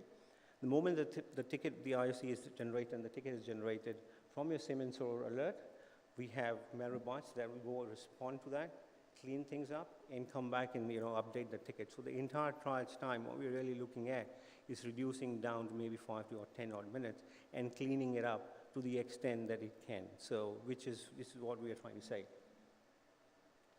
Again, we can do it the other way around. The orchestration can happen from Malwarebytes to your SIM and SOAR, so it's a both double-way integration, and that's where you can see that it can update the ticket again and clean things up again in your environment. Just for the information, we have orchestrated remediation across unified endpoint management solutions, SIM, SOARs, IDSM, etc. And a few integrations I would like to let you know what we have on our platforms is these are the ones that we can probably look at. Again, something I just would like to speak to you in terms of our product solutioning part, in terms of where we really look in terms of protection piece, is the ransomware protection and the brute force protection. Ideally, because many of the organizations, if you see, because everybody is working remotely, and that's where brute force protection really, is the key of is necessity right now, is something that everybody should look at, and that's where we protect users basically working from home right now. I'm not going to focus more on protect, but I'm just going to focus a little bit more in terms of a response strategy, where we also have capabilities in terms of on our platform, which is a Nebula platform, in terms of isolation. So you can isolate an endpoint either for just that very process, which is something that you would like to focus upon, or let's say you want to isolate the endpoint, let's say from the network itself. So you do isolation. We have on-the-go cloud sandbox capabilities in terms of if you like to if you would like to, check any file which you think is suspicious, and then we have threat hunting as well. And finally, I would just like to let you know the key features in terms how we really help organizations from an EDR perspective is in terms of the ransomware rollback. Now, that's again a patent feature of Malwarebytes, where we really focus in terms of we give 72 hours of rollback feature, which means that let's say if you're hit currently by a ransomware, we can run that back. We can roll that back to up to 72 hours. Now, the key reason why we are focusing on this point over here is we do not really work on VSS or let's say volume shadow copy, which is a Microsoft service. What we really focus is we have our own hardened EDR folder that's where the entire snapshot of the data really resides. So that's the key over here. And then what we also do is we do have monitor attack mapping in terms of what the hacker or what the threat was trying to do in terms of TTPs. So this is in short what we do. That's the reason, that's our approach. So that's what I want to speak to you here today, is in terms of not just protection, but look in terms of resilience, where we also bring in the response capabilities, and in terms of incident response, where we clean it up more than what the other vendors are doing in the market. These are all our layers of security. So as you rightly see that we have the exploit mitigation, payload analysis, endpoint isolation, and ransomware rollback. And it's just not that we are saying so. We are actually number one on the GD Pride. We are in the top 5 on the Gartner Peer Insights as well. A few of our customers across the globe. These are our global customers. I would just like to let you know that we already have 20 patents as far as the behavior of a ransomware is concerned. We have a patent against that as well, and the rollback as well. So, a few of the awards that we have won, a few of the analyst reports that why we are better, where we are. That's about it from my side. We are here. If you have any other questions, we can definitely speak more about in terms of how Malwarebytes really looks in terms of remediation. We actually are a golden standard in remediation. We've been there for the last 15 years. And if you honestly Google us, you'll probably see that whenever there's a data breach or there is something that you really need to clean up, you'll probably find us more often than not. And that's what we really do well. Thank you.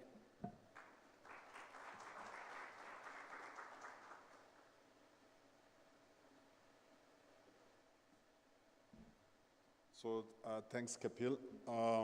We go on to the next topic.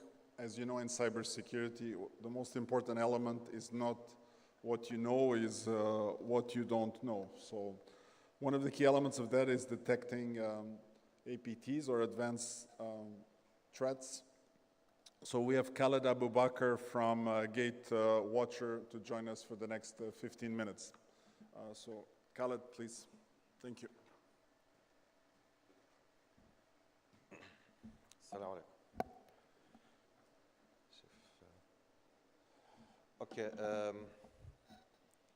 Gatewatcher, it's a French company. You don't know about it. I did not know about it till last year, actually.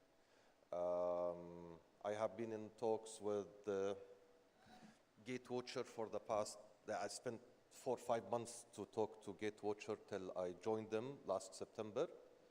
I have been in the market for almost 20 years, more than 20 years, in the same domain of APT detections and the NDR for the past 7 years.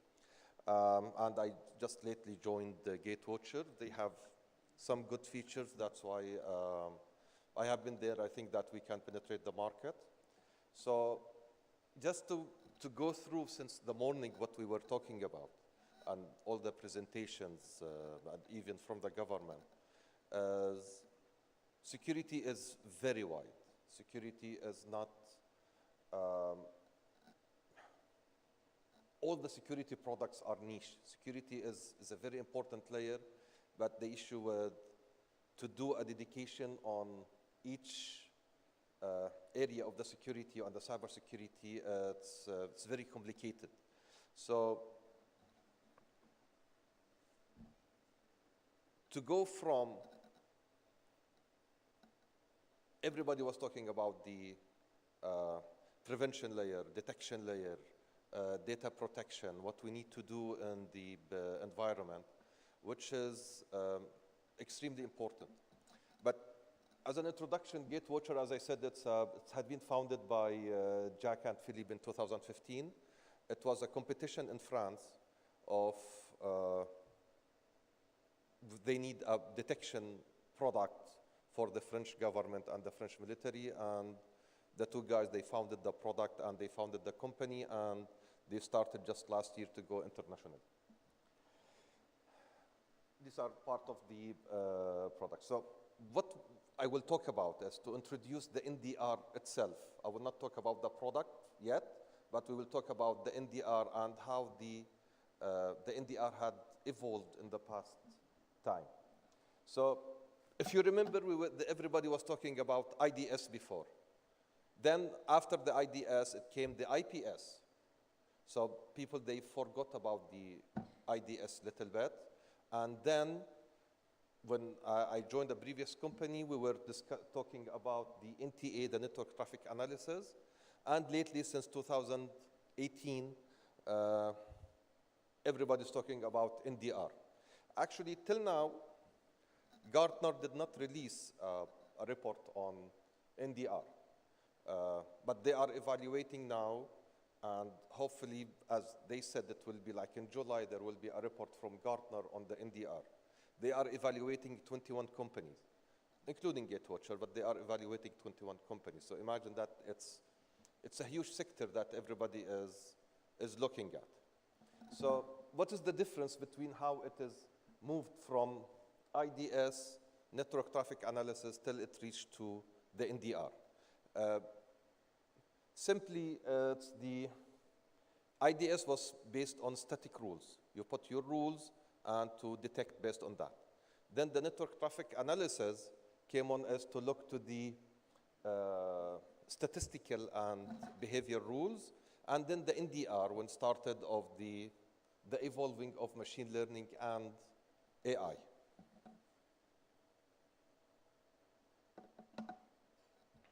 I'm always talking that the security is part of an, or the product's part of an ecosystem, or the security is an ecosystem. You cannot depend on one security product or one company to cover all the security aspects that you have.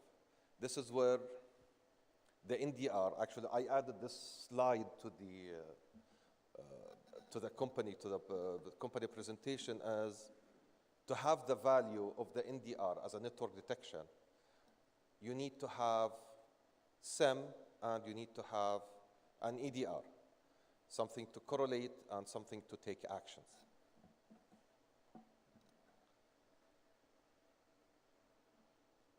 Okay, so how it had been, like, this is what Forrester they said in 2020, that despite increased investment in IT security, 59% of decision makers in cybersecurity domains say their company's sensitive data has been hacked at least once in the past year.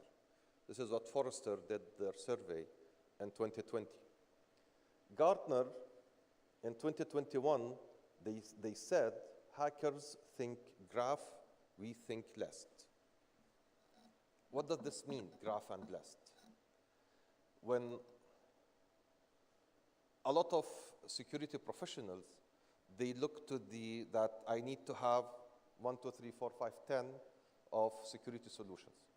But the hacker, they think when they go in to analyze your infrastructure, they build it as a graph. And this is where the machine learning had developed. Started with machine learning, then they are talking now about deep machine learning, and lastly now there is the graph machine learning. You need to build the map of all of your assets and look to all the traffic that is going between the assets and to detect based on your behavior rules and the threat intelligence. You need to build your graph machine learning because you will see how the traffic is moving around between your assets, which is not an easy task because for me, in my house, I have 4 kids, my wife, and the maid. I have a good network. We have 7 laptops in the house. We have 8 mobiles. We have 4 or 5 tablets. And everything is connected to one Wi-Fi network. So it is a network in a concept, and I need to protect, or I need to detect what are the threats, because especially with the smart TVs are there in the house. My coffee machine is connected to the internet. I can do a coffee remotely, which is important that everything is being moved, everything is exposed. So this is just an example of what happened. You know, SolarWinds attack, what happened last year and how it had been evolved, because it was a very strange attack based on blockchain. And they used SolarWinds to be in there to bypass the defenses and to go inside, because you see that this is coming from SolarWinds, so it is a trusted traffic. And this is why the detection layer is very important, because you have your perimeter defense, you have your firewalls, antivirus, IPS, whatever that you have as a perimeter defense. But in case of any breach that will happen, your perimeter defense is not useless in that case. So you cannot use your perimeter defense in this case as long as there is a breach, somebody went in. So what do you need to do after that? This is where the MITR attack framework had come in the past 2-3 years. Everybody's talking about MITR attack framework. So you need to map any behavior happening from the attack to the MITR attack framework, and you need to have the visibility inside your network. This is how the detection is working.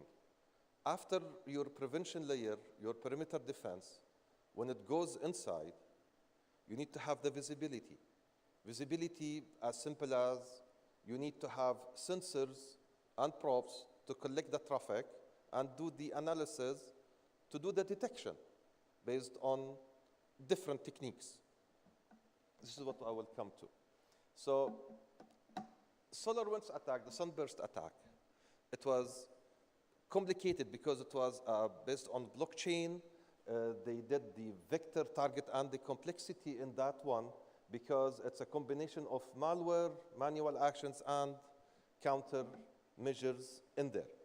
And as long that they have hacked the SolarWinds, so they have 18,000 customers out of 33,000 customers had been impacted by sunburst clients.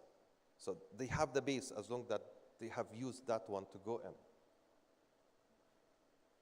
Sorry. So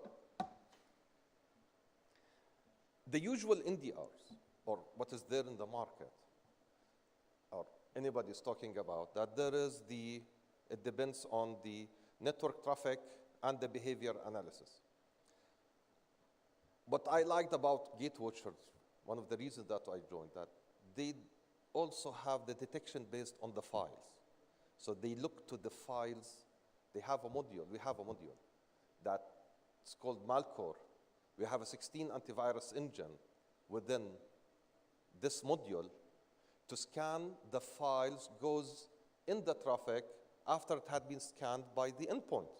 So we look to the traffic, we look to the behavior, and we look to the files itself.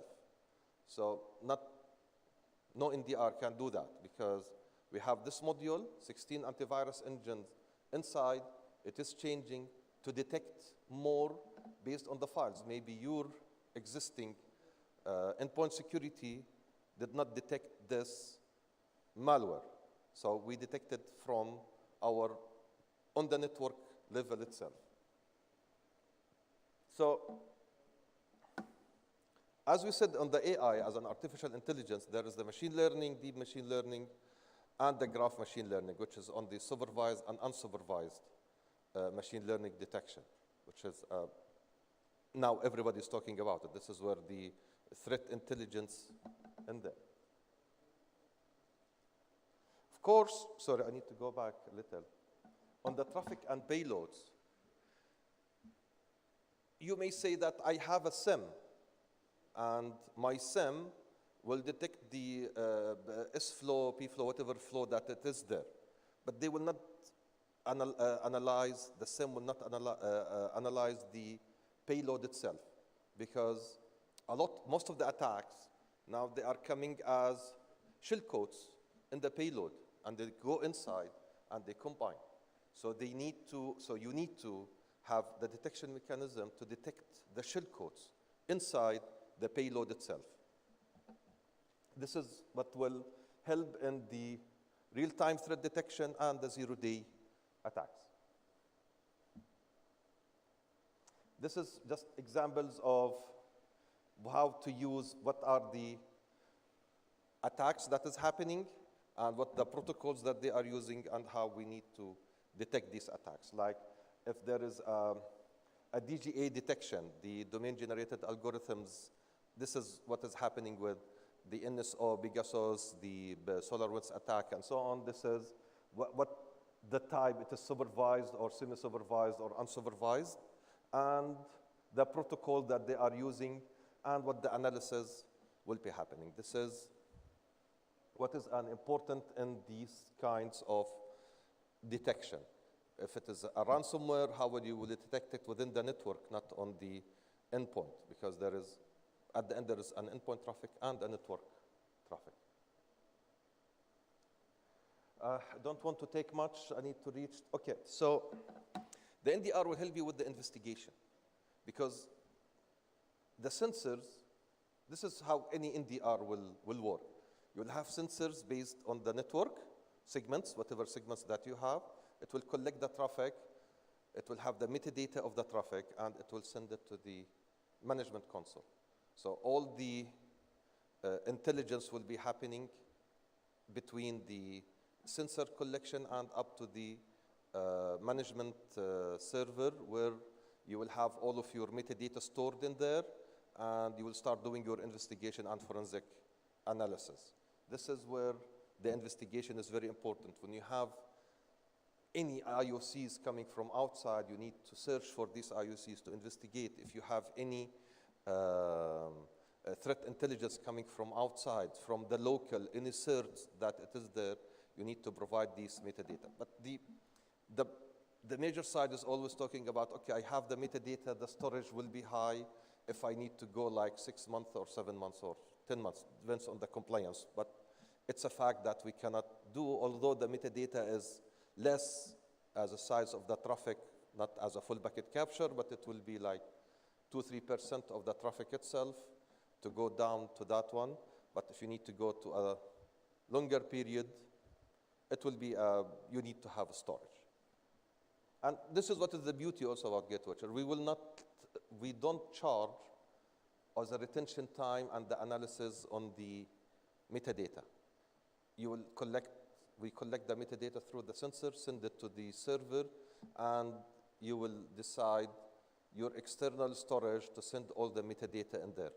You need it up to 2 years, 3 years, it's up to you. So, guess I don't have much. Okay, so this is what I always talk about. It's the ecosystem in the security. It's not, you need to have 1 component or 3 components, this will be enough. You need to have a full ecosystem, especially when there is a big network, a big environment. You need to have an ecosystem of security, like you need to have a SIEM, XDR, firewalls, ADR, the orchestration, microsegmentation, and the visibility to be able as a SOC to analyze and come out with a decision of this traffic to block or to keep. From my side personally, because as Still said that there is the NDR, but the NDR is weak in the response. There is not much response because, which is a very beautiful thing in the NDR, as the NDR, it's transparent to the network. The attacker will not know that you have an NDR because you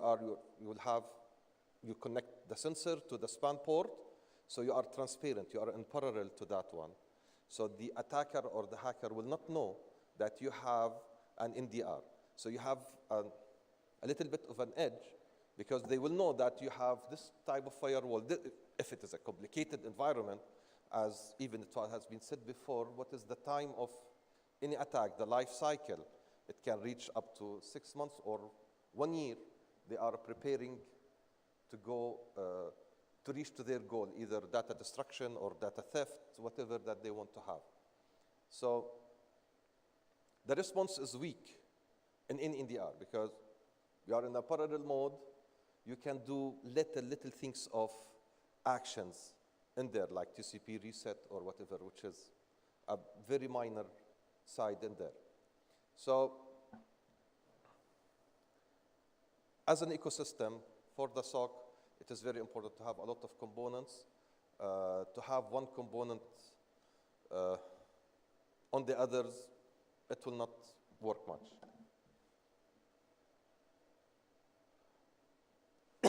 Sorry.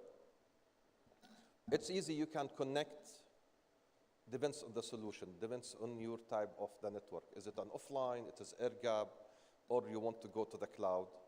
You have these options in there. To go on, I will talk a little bit about GateWatcher products. I did not talk about the GateWatcher. Okay, so this is this is where we have our platform, we call it Ion IQ. This is the Metro attack framework.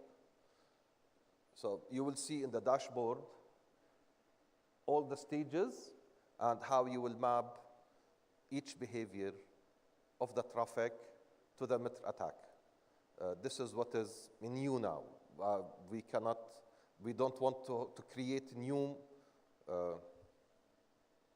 life cycle or behaviors. We depend totally on the Metro attack framework.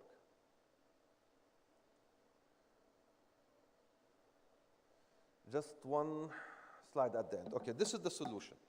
So as I said, we look to the traffic and payloads and we look to the files. So we have 5 modules in there. The first module, we call it the SIG flow. It will detect as a network traffic analysis on the events and on the payloads. We have the code breaker, which will detect the shell codes inside the payload, which is a very important side where we have tested it on the Sunburst attack, the Log4j, and we detected the payloads in there. On the files, as said, we have the Malcore engine, where we look to the files traffic itself, and we scan them based on a 16 antivirus engine that we OEM from different areas of the world to detect the files, any malware in the network itself. So, and that detection, it will be some engines, let's say like you have, we will detect that there is 1 engine out of 16 or 2 engines out of 16 engines detected this malware. So you will have the decision. Should I block it or should I keep it? It's up to you. And then we have the retroact, which is you need to build, as I said, on the graph machine learning. So what we do at the beginning, we do the asset discovery.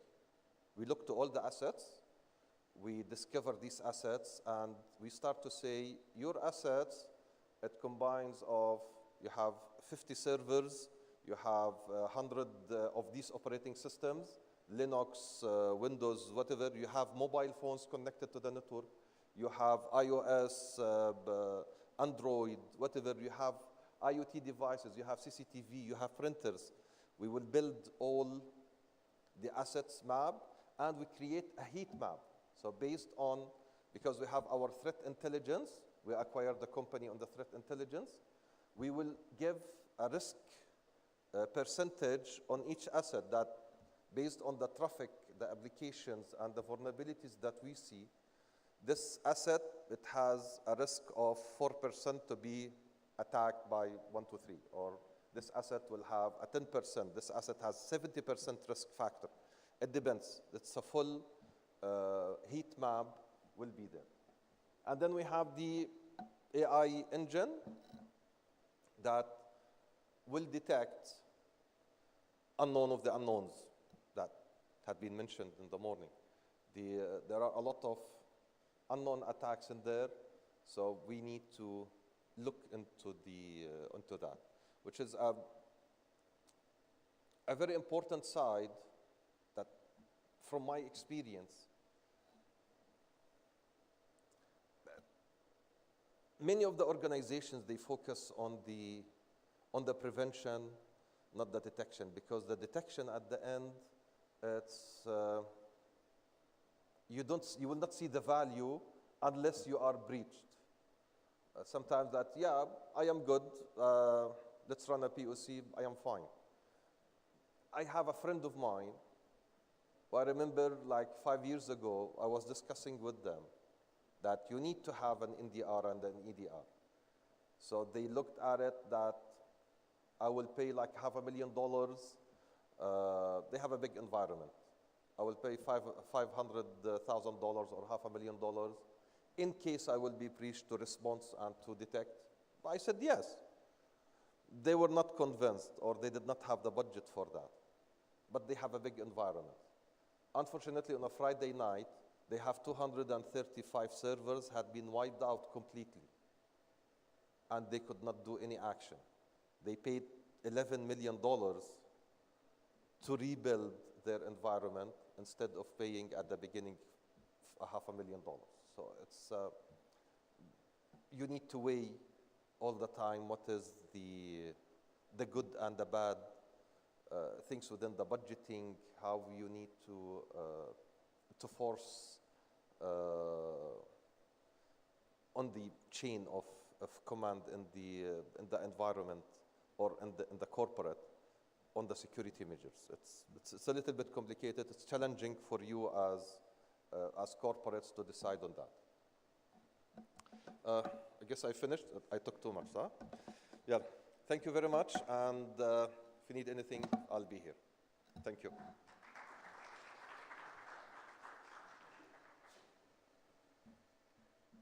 Thank you, Khalid. We're running about half an hour behind schedule. We're supposed to have a break right now. Please join us for a quick coffee break. We will be back here after the coffee break for another panel discussion. And then after that, it's the time allotted for the one-to-one meetings, where we can all have a nice break to network and mingle with each other. So enjoy the coffee break and see you again here in about 10 minutes. Thank you.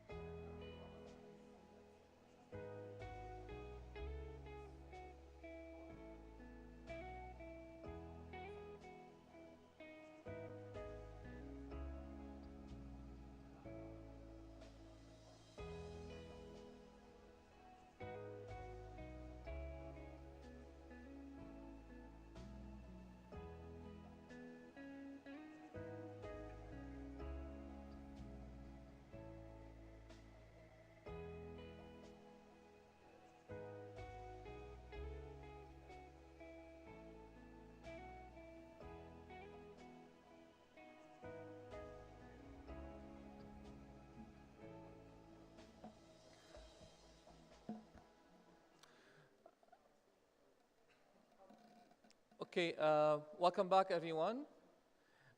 We will resume our conference now with a panel discussion entitled Cybersecurity and Artificial Intelligence are an unbreakable bond in a future of automation and orchestration. I would like to welcome our panelists, Mr. Rami Damati, who is the co-founder and chief strategy officer of Al Barza platform, Mr. Ahmad Al-Imadi, who is the head of IT and cybersecurity at Nakhil, Ms. Iman Layakat, who is a research analyst at Dinar Standard and a member of WICSME, and Muhammad Qattash, who is the cluster director of information technology at Fairmont The Palm in Dubai.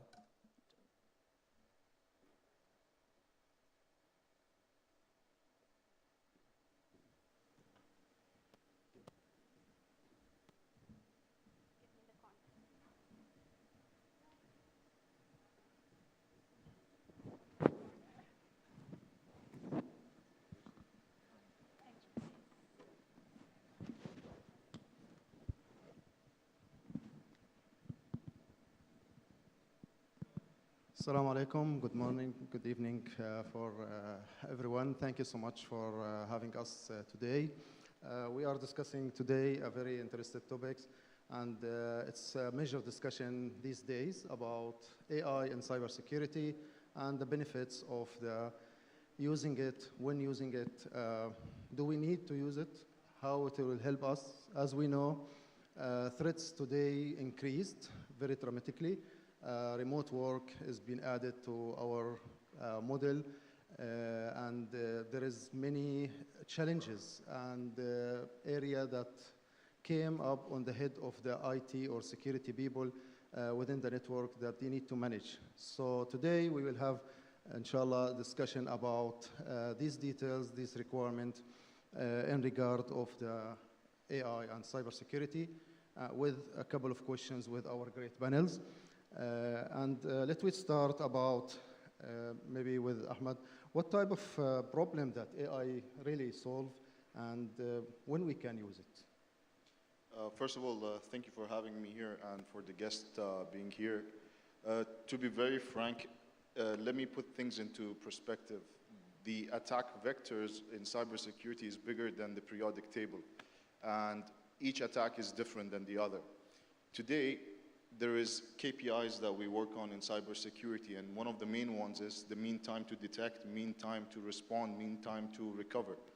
Now, today in a traditional world, or let's say cybersecurity world, you have your SOC, you have all your logs, and easily a 300 device, let's say entity, can generate around billions of events in a month's time.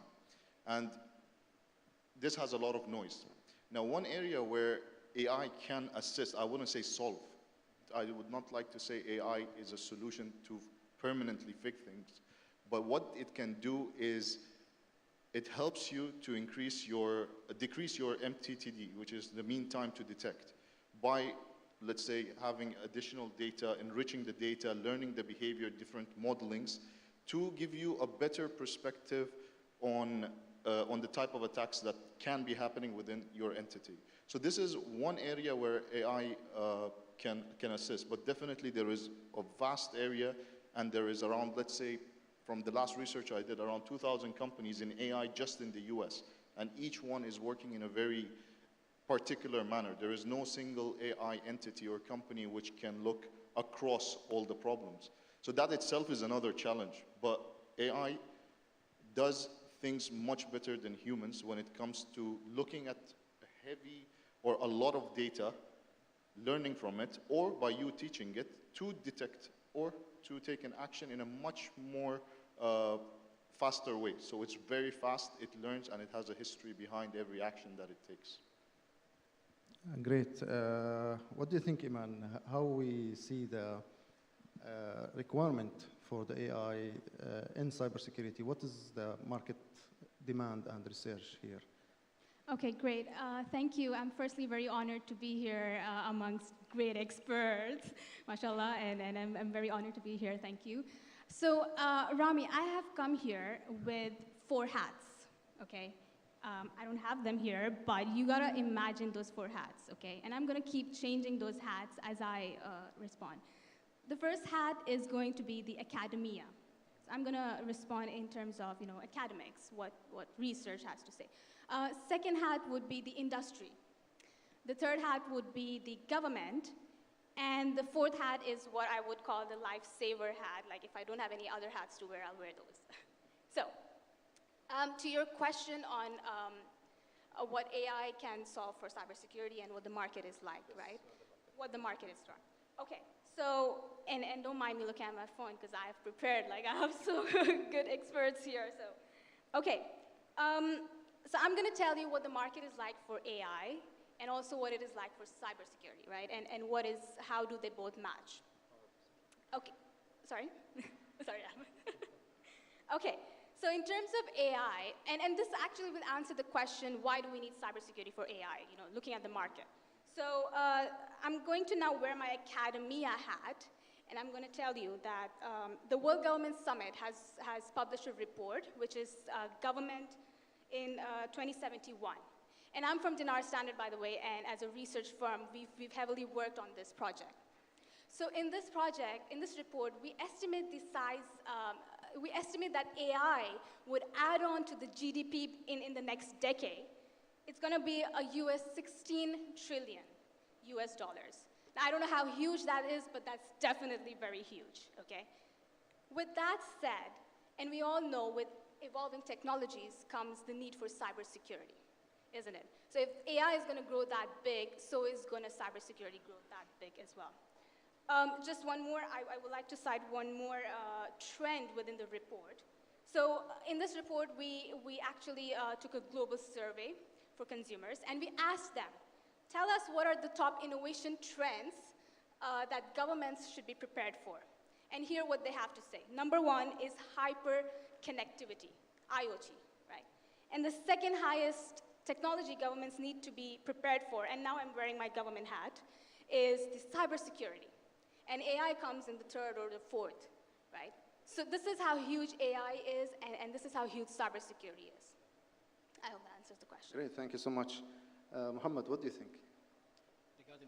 Regarding which question? When we can use it, how much we need the AI, and what type of application that can be used, maybe? So first of all, really thank you for hosting us here, and it's a pleasure to be part of this panelist. When it comes to AI, it is something now we cannot run away from it. It's something that get integrated, developed, taken into each single part of our life. Now, to which extent we need to deploy AI or depend on AI, again, I can echo what Ahmed said in the beginning. Even we had started our discussion prior getting into this room. I still, and everyone mostly, still believes that AI basically it's the best thing to analyze big data, get us the results of this big data that we, as a human, we cannot process in a very time, let's say, good time manners. But to take the decision, the action, we still need the human interaction. So here we come to the point that we need to analyze our actual, let's say, needs of our entity, and where we need to increase AI involvement, where we need to decrease and increase the human interaction. And that's where I come from, end user perspective. Yeah, great. Actually, I agree with you, and we have a discussion with outside that it is not right the time now, I think, to have the AI, or it is the right time to start now and start replacing our old machines, old equipment that it's already working within our network since a while, and know our network in and out, and we customize it as we need. So what do you think, Ahmed? That's a very interesting question. As we were discussing now, the percentage of the AI companies, let's look at it from a commercial perspective, that are existing in the region, or specifically in the UAE, in comparison to what's available globally, I can say it's not as much, definitely. This is one. So do we replace existing technology with AI? Again, there is no right or wrong answer. AI has a lot of use cases. I can give you one which is, for example, user behavior analysis or learning the entity's behavior over time through modeling, which is used a lot. It's used in a lot of use cases. So you have a technology which sits there, analyzes how everyone, every entity, whether it's a device, a person, a process, is running over time. And any deviation from the algorithm or the model is going to give you an alert, which is most probably going to be much more accurate than a traditional one because it's learned the behavior over time.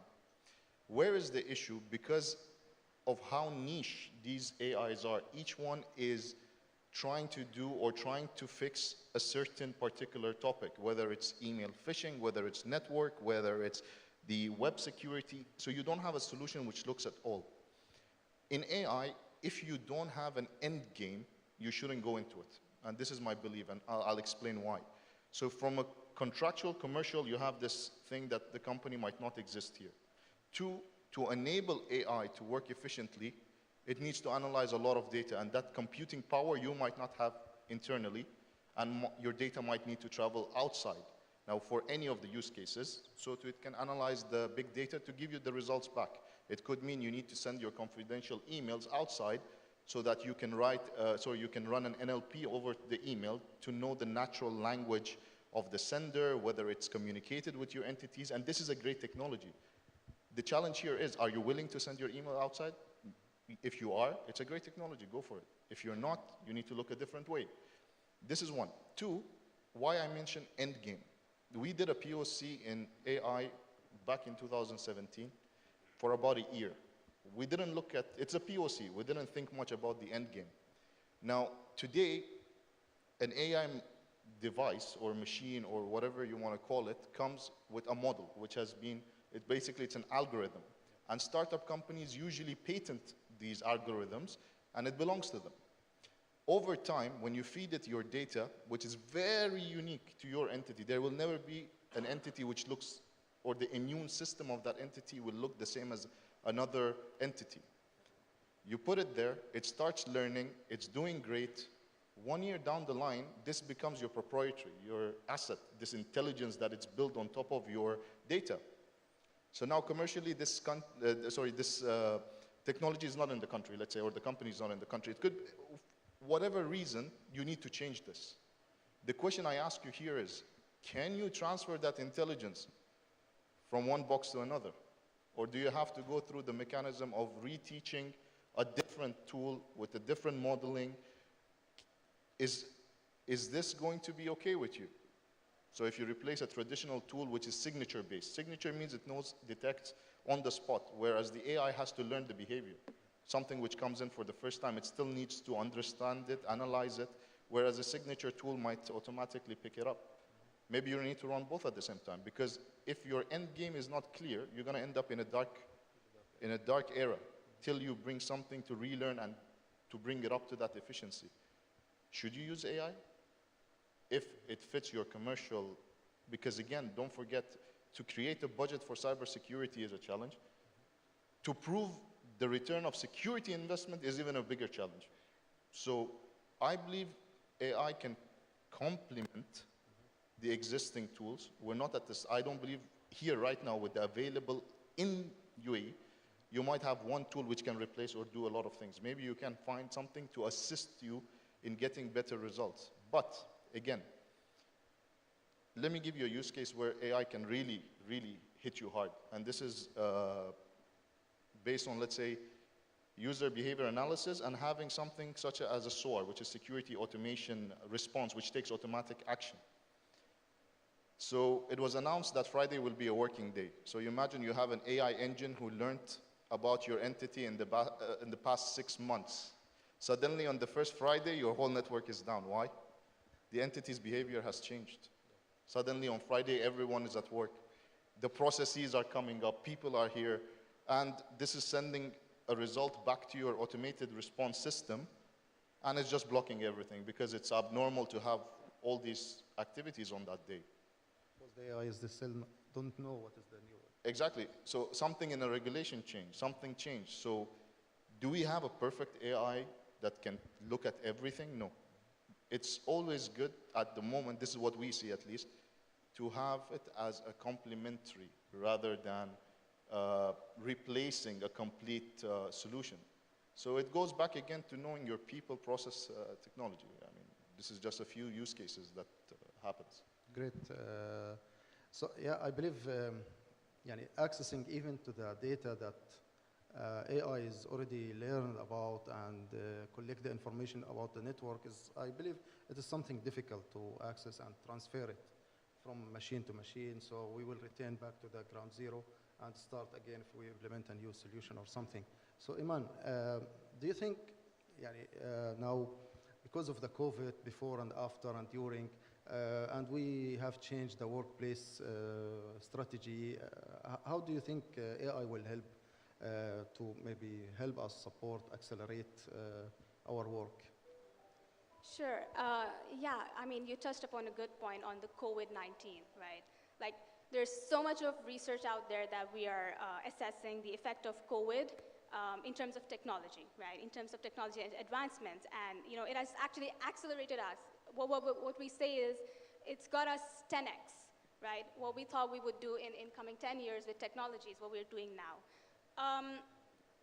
I also, Rami, I wanted to echo on what Ahmed just ended on, was the ethical issue, right? So you train a model, and then one fine day, systems just, turn the tables because, I don't know, maybe your technology has become too intelligent, or because the legislations have changed. So will this stifle our innovation is the question we need to ask. And so ethics in AI and technology in general is a huge topic. I mean, we can have another discussion on that, right? The bias part, how it is bias to which... The bias, exactly, and how do you address that? And we are at the stage where we train our AI models, right? So there's artificial intelligence, then there's machine learning, which is within artificial intelligence, and then you have deep learning, which is even within machine learning. Now, what's deep learning? So AI is that you train your machines, but deep learning is you don't need to train your machine. It will do it for you, right? The neural networks, it's the next human brain. So we're not there yet, and our experts can actually tell us about that. We're not there yet, but it's not impossible either. So what happens when one fine day we do get to that stage? What would the ethics be like? And I think since COVID has pushed us so much in technology that we couldn't even have imagined, well, we are very close to that deep learning aspect. And that's a question, again, we have to take our academic hat, we have to take our industry hat, and also the government hat, and question ourselves, what is the next AI 2.0 perhaps, going to look like for us? Thank you so much. Muhammad, as a director of the network, and you are implementing your strategy, your product, and everything, and how do you think that type of information that you need to know as a manager, or as a team, or as people who's using the AI itself? Do you need to have something like this? If you're talking about to which level you will allow the AI, because again, AI depend on the resources you put into the resource, access, the knowledge itself, and the access that you are giving also to the data. If this is where you're going, so basically this is where, again, you go back to the same point where you're deciding to which level you want to allow the AI to automate things. So to which level I want to allow AI to access in my data, to which level, or let's say take the action on your behalf. And then to which level I'm gonna reduce on my team. Yes, for sure, we need the AI in our, let's say, all the solutions, where I can at least give them more time to my team to be able to focus on the actual items or tasks that they need to action as a human, where you're required to take decision, to deploy, and so on. And I depend on the AI as a tool. I don't go beyond consideration of AI as a tool that will just only gather the data, clear the noise, filter it, and give me the inputs where I can just look on it very fast and take my decision. Just as simple as that. Great. What a use case that you use it in your domain from AI perspectives, and it's helped you as a real implementation, maybe in your industry, in your domain? Yeah, what I can mention is it's still security, CCTV domain. Let's take it this this example. The CCTV domain itself has evolved dramatically over the past few years, 5 to 10 years. The AI, think of it as this way. You have a command center of 10 monitors. Each monitor is hosting 20 to 40 cameras, and you have 3 people sitting in front of it, looking at hundreds of cameras, only few people, and to see if something goes wrong.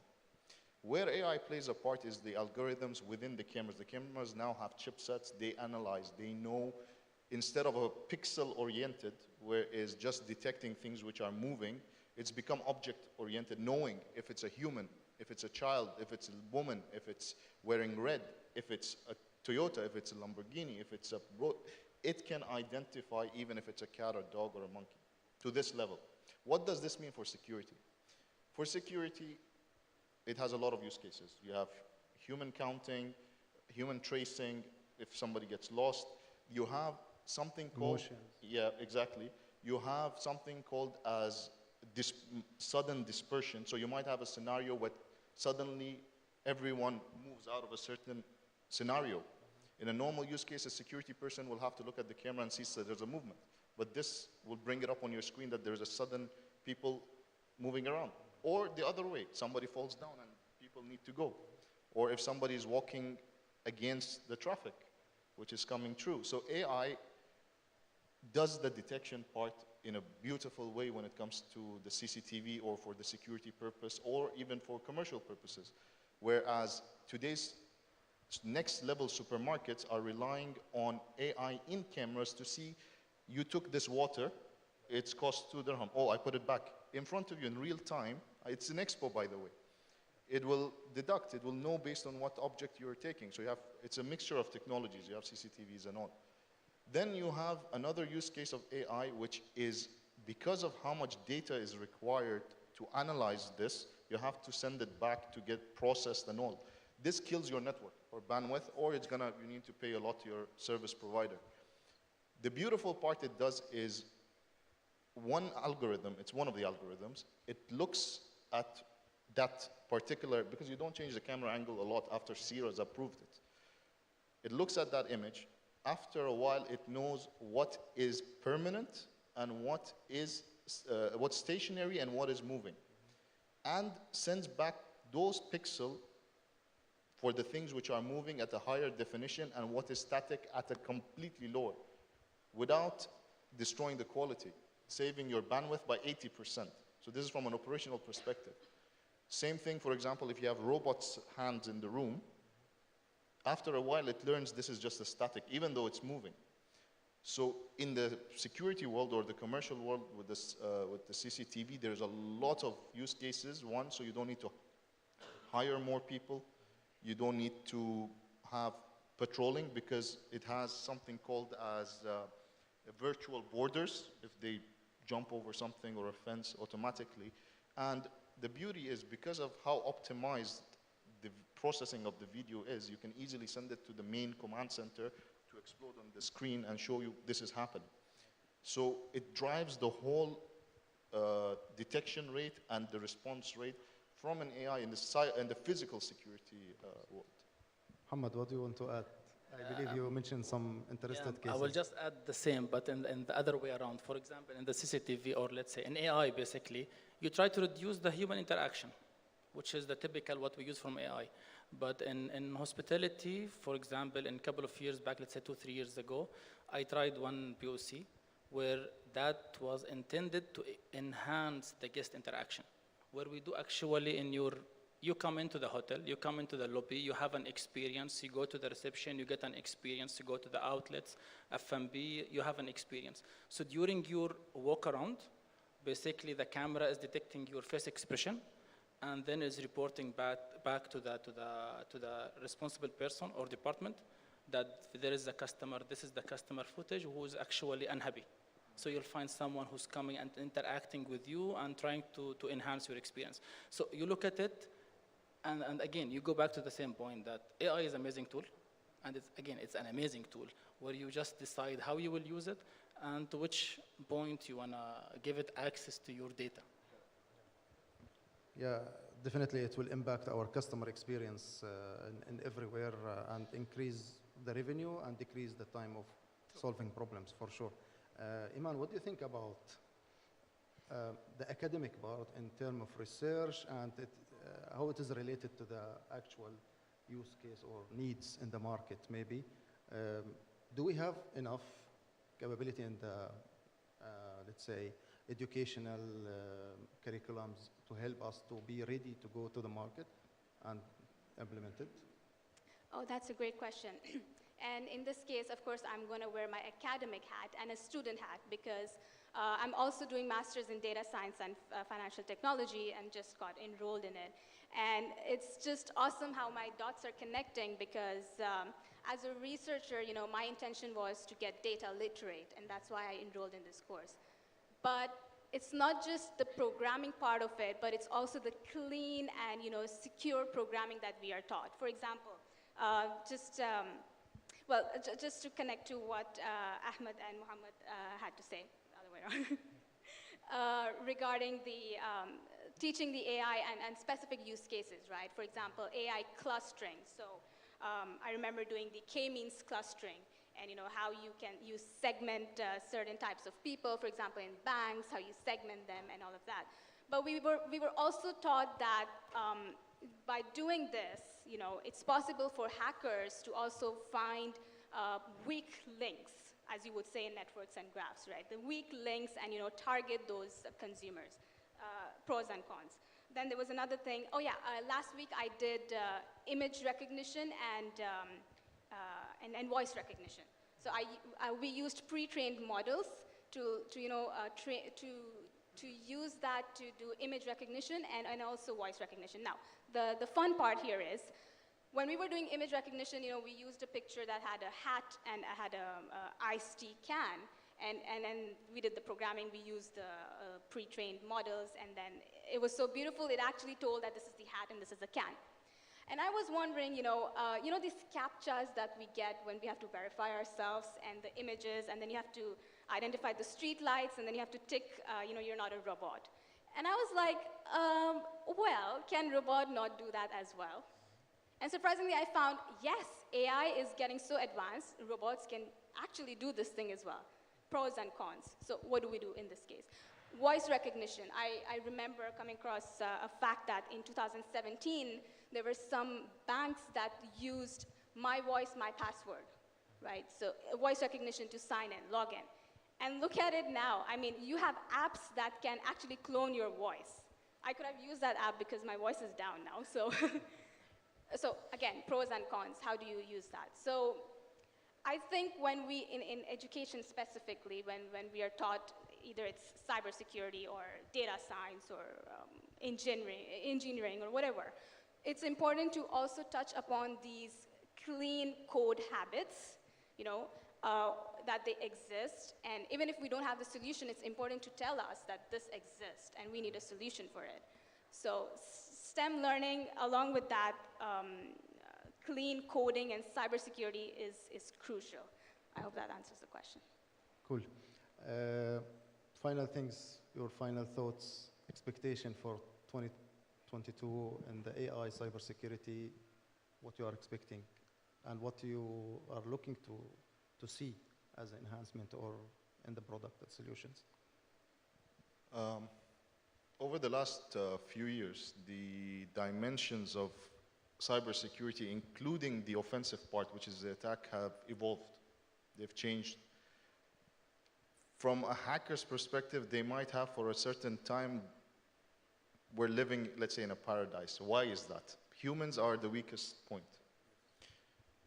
Getting them from a secured environment, sending them to a different network, connecting back, this increased the number of phishing attempts, ransomwares,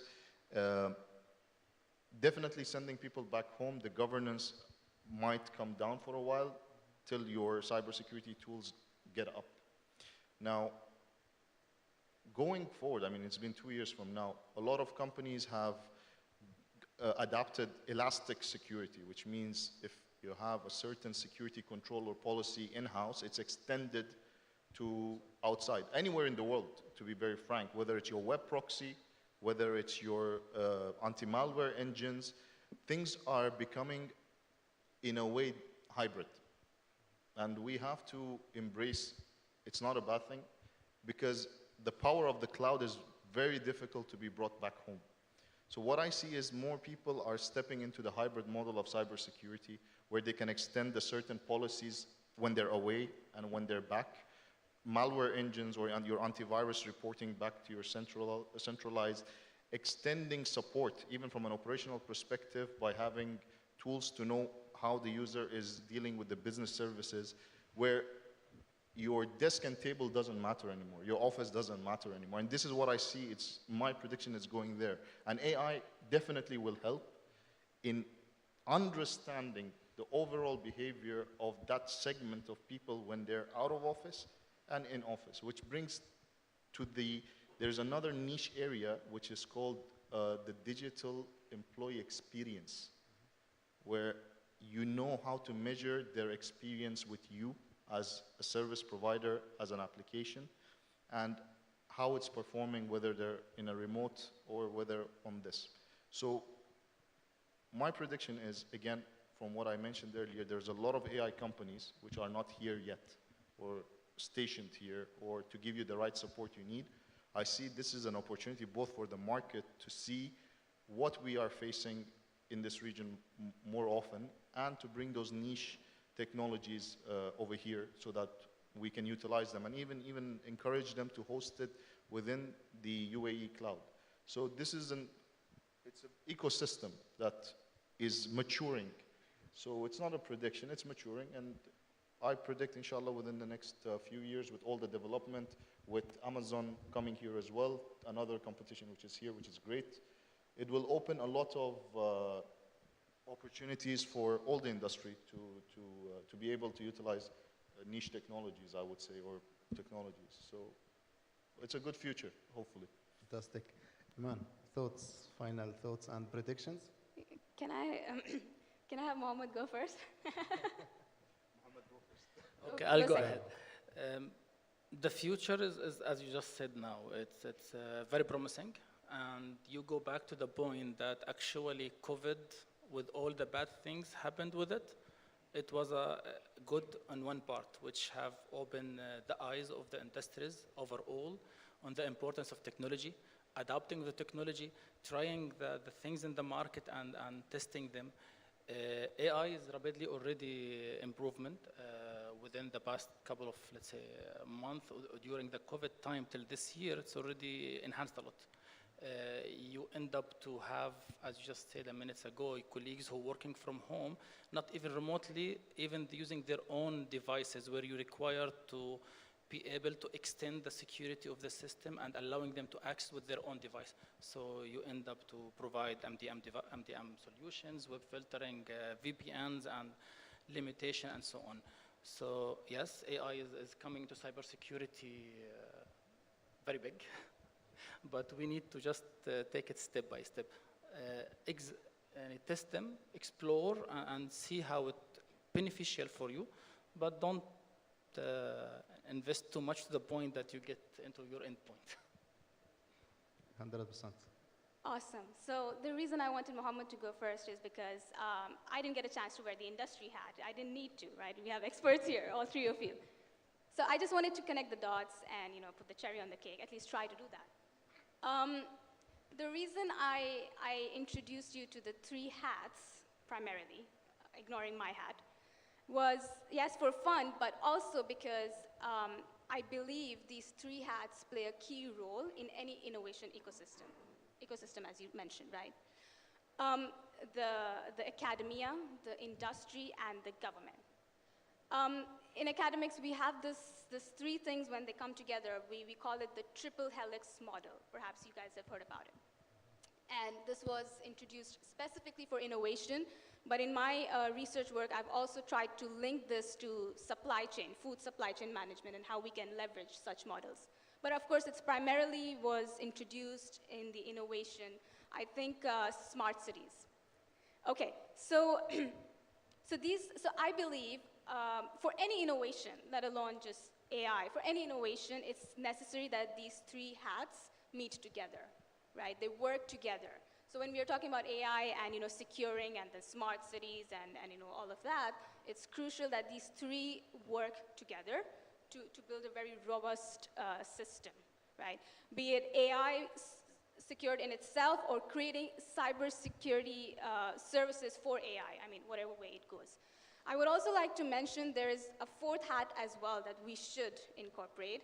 That's my hat. Well, no.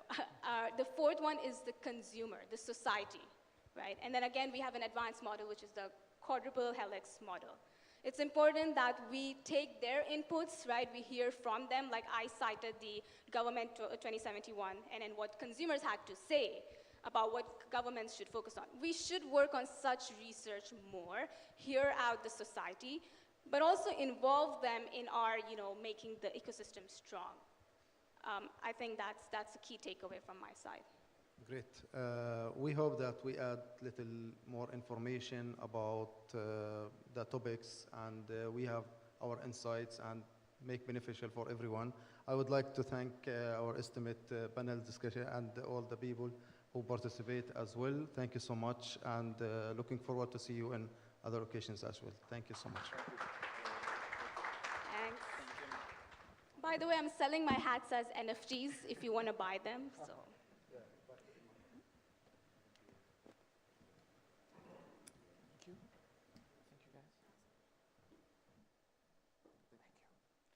Okay, thank you, dear panelists. That was really good.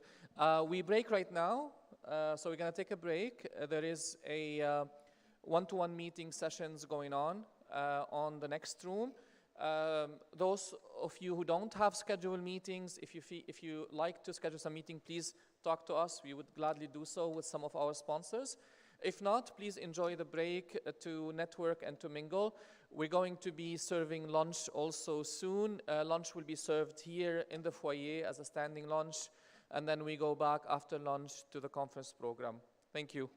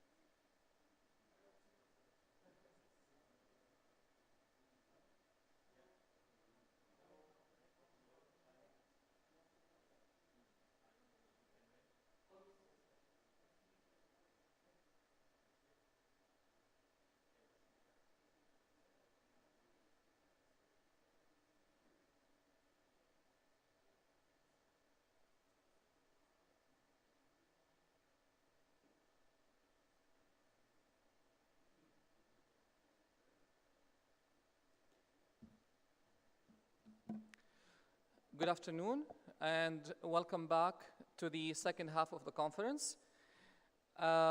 We will have now a panel called C-Suite panel, which will address the issue of integrating cybersecurity policies into the strategic mission of public and private institutions. The panel will be moderated by Heidi Young, who is the founding partner of Women in Cybersecurity in the Middle East. We will have Mr. Walid Kamal, who is the head of information security, risk management, and business continuity at DO. We will have also Dr. Lieutenant Colonel Hamad Khalifa Noaimi, head of telecommunication from Abu Dhabi Police General Headquarters. And we will have George Sebastião from the Global Blockchain Association. Both Vivek and Tony couldn't make it today because they came down with Corona at the last minute. So please help me welcome the panel. Thank you.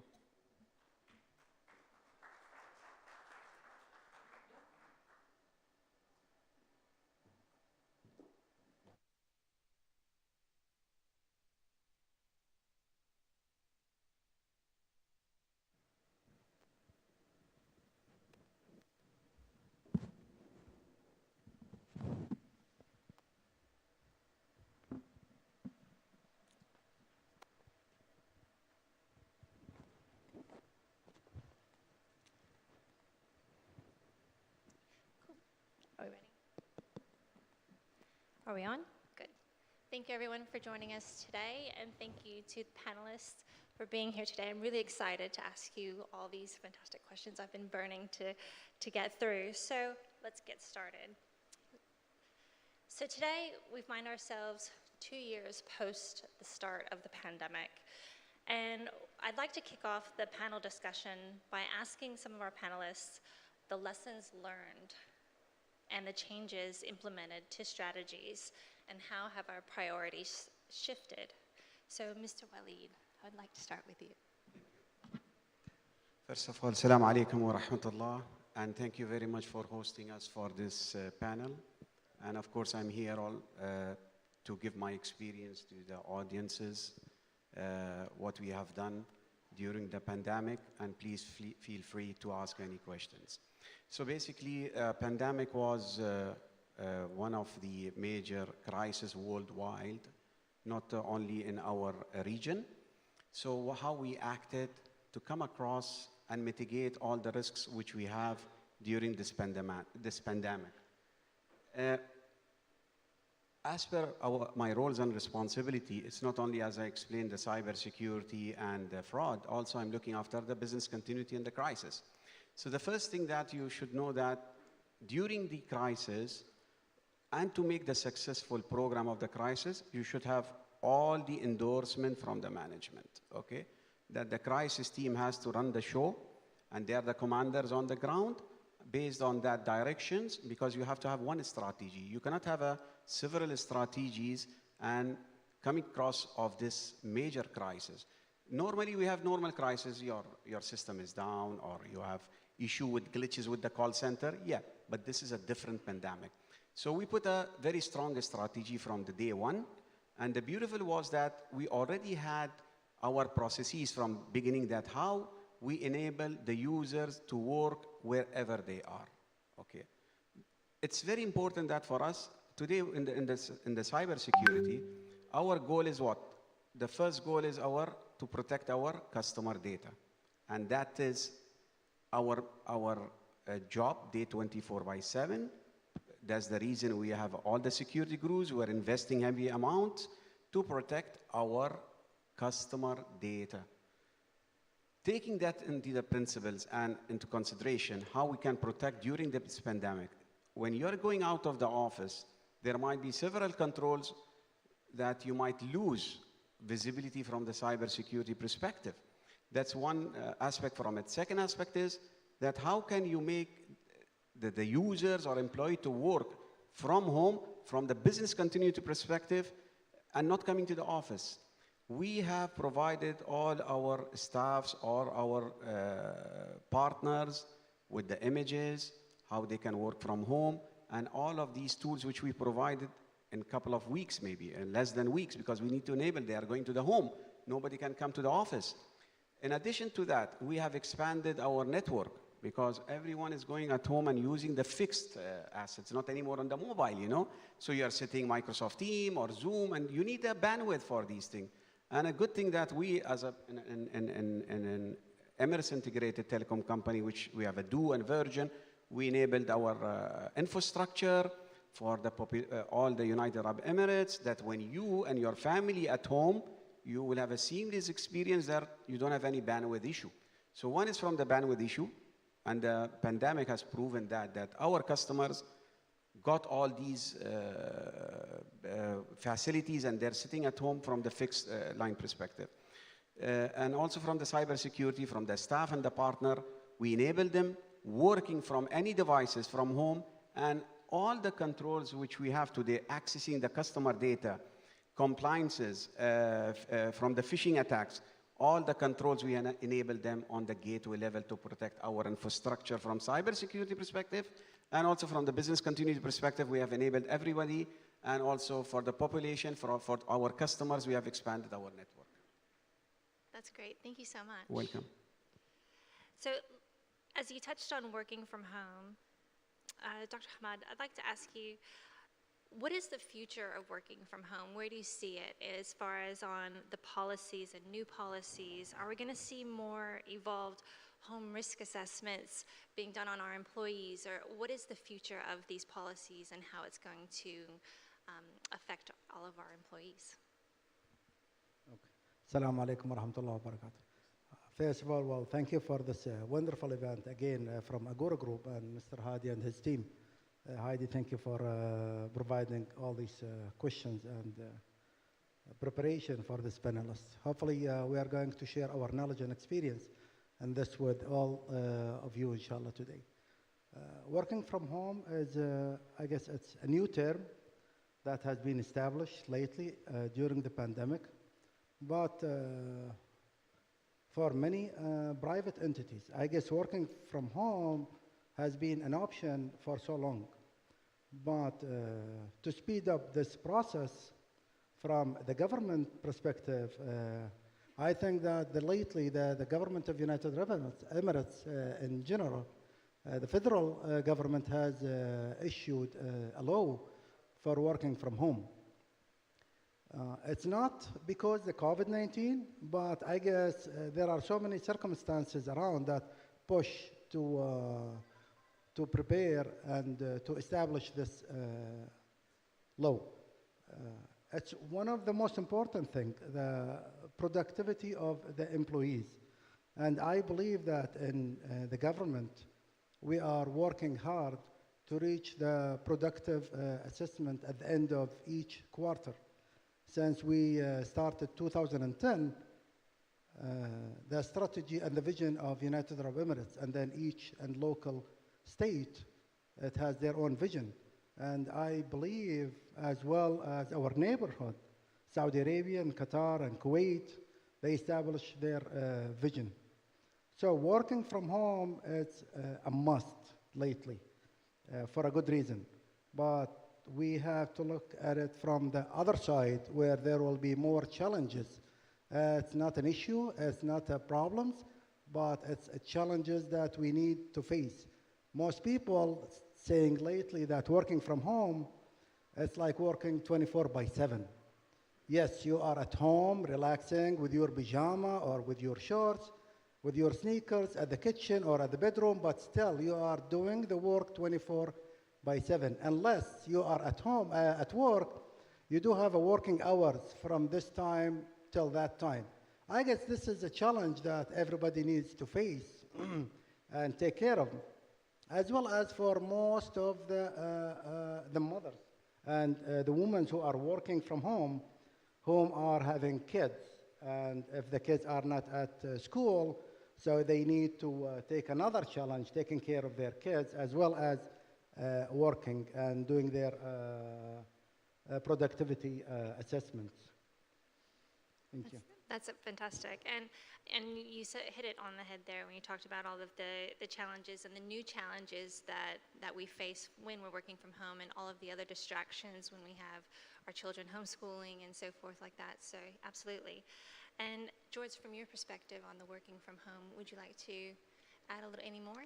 Yes, I mean, I think let's put things in from a technology perspective. I've been in technology IT for about 35 years, and out of those 35, about almost 25 have been spent on the road, mostly working for high-end technology organizations, like, for example, Computer Associates, ITS, and many others, Huawei as a CTO. And those organizations, before COVID, high productivity technology employees were already working from home. So all the necessary tools, mechanisms, like VPNs, meeting organization, telecommuting facilities, video conference, messaging, sharing of documents with the right protection mechanisms already in place. So you can say for those organizations, it became acceptable. I think everybody else kind of said, no, we're not ready for that, and there's already lots of objections to it. So when COVID-19 situation approached, is organizations were forced to revisit that approach towards remote work. And when I say work from home, not necessarily work from home. Technological people work from anywhere. You work from a lounge in the airport, you look from a coffee, you work from here. I've been working all day, despite being here at this conference. So the work does not stop. So you get all the necessary elements to work anywhere in a confidential way, still have access to your documents and everything, and still protecting the value of the company. But what has happened is that the government organizations, educational institutions, and many others had not made that leap. So what has happened is they were forced to make that leap almost instantaneously. So they had to go back and redesign their policies, redesign their systems, scale up bandwidth capabilities, and you can say for a period of time, they increased their risk substantially. But I think they have done a pretty decent job at responding to this situation. And guess what? Tomorrow is going to be like today. What do I really mean? I think the office post-COVID will be very different than the office that we know today. So people might go to the office, but not because you have to go to the office or it's mandatory to go and punch in, punch out. People go maybe for critical meetings or critical organization events. And people became approached that, yes, you can work from home in a secure way. Now, did we discover a whole new generation of threats and risks, availability, disclosability problems? Yes, the list is very long. But as long as you have the necessary policies in place and the monitoring systems to address that, organizations have been able to adapt, being it government or private industry. So I think what we have done is we have created, or the COVID has created a situation of acceleration of response to a problem. Now the problem has to be responded not only from a strategic perspective and a policy perspective, but also from a tactical perspective. All the better SOCs, better encryption, better availability, better redundancy of being able, because conducting a Zoom from an environment in which you don't control the bandwidth, and this includes, by the way, this hotel. When this hotel is full with 5,000 people, guess what?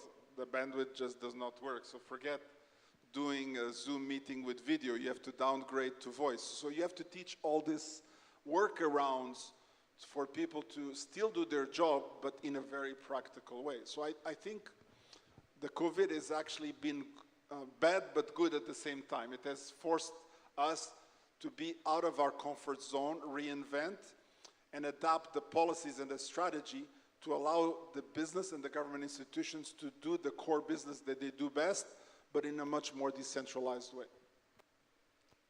If you allow me to add the bad and the good things from the COVID-19, I believe that most of the commercial companies, such as tourism, has hit very bad. At the same time, if we are looking from the other side, the IT companies has been the most successful during the pandemic. As we noticed, the Zoom company has been one of the successful stories from low budget and value at the market share all the way till $billions within not even 1 year.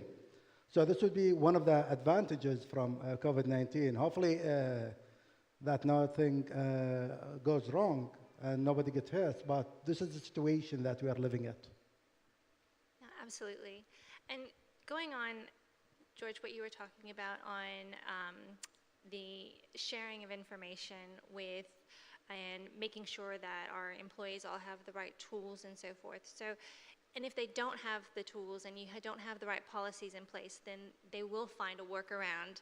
And so what we need to do is make sure that the cyber awareness side is accurate and on point and relevant to our employees to make sure that if there is a workaround, then they're doing it in a secure manner until the company can catch up with what's needed to be implemented. So in regards to the cyber awareness policies, what do we need to do to ensure that our employees are armed with the right tools and knowledge in order to securely function and do their job? And is it still all about the basics? Mr. Waleed, I'll let you lead this one. It's very important that, in first place, you should have a very strong policy, number one. Number two, on frequent basis, you have to have an awareness program, which will guide the employees, how they can work from the home, what are the things they should be cautious of it, what are the tools which they should use. Coming back to our environment, we have very restricted tools. For example, we don't use Zoom. As per our strategy, we have certain tools that we use because these tools, we are sure that we have full control on it from the privacy and data perspective. So you have a policy, and then you have a tool, and then you have to communicate in very clear statement to the users because they're not technical. So you have to translate the technical things into the business language. And there we have this program on the frequent basis. Also, when we have a new employees are coming, onboarding a new employee, we have created a slot for the security awareness for them. So once they join, they know what is security, who are the security, what are the consequence management if you violate the security. Because we have a very restricted process. You have to go through the process. If you have any violation, we have a consequence management will trigger. So during the pandemic, we reviewed our policy, we made it more strong, we enabled the tools because our strategy was to use 1, 2, 3 tools, not more than that, because these are the tools which we have full visibility, full control, and we can enable the business.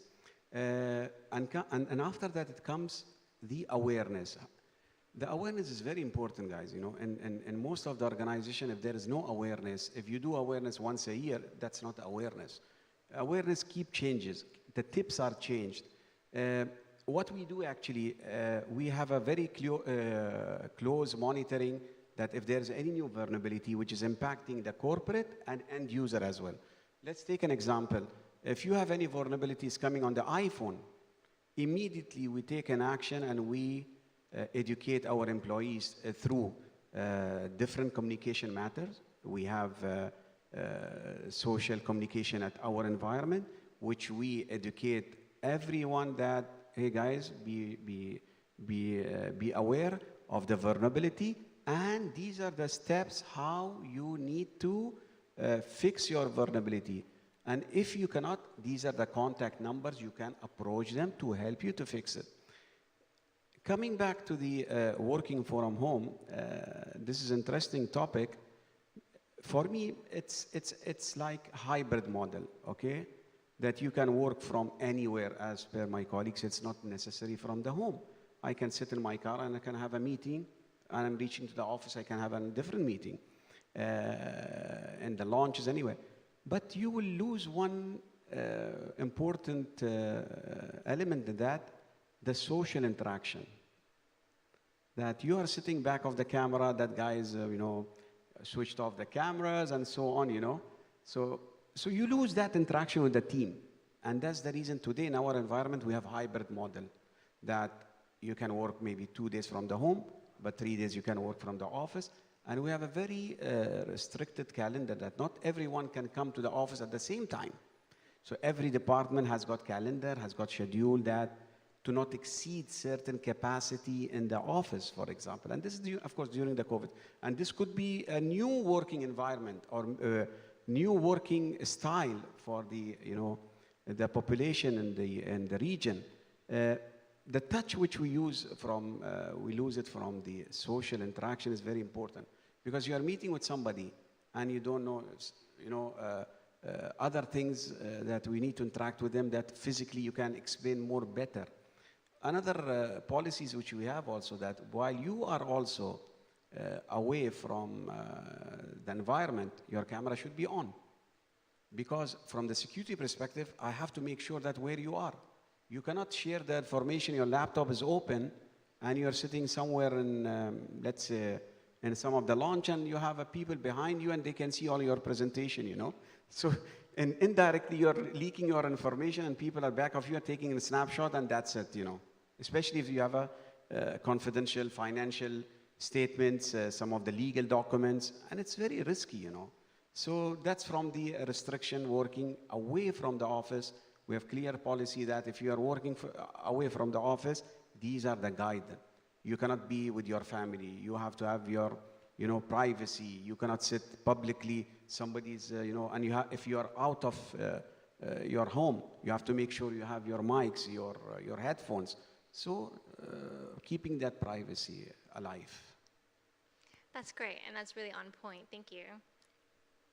And, you know, talking about the strategies and integrating those, so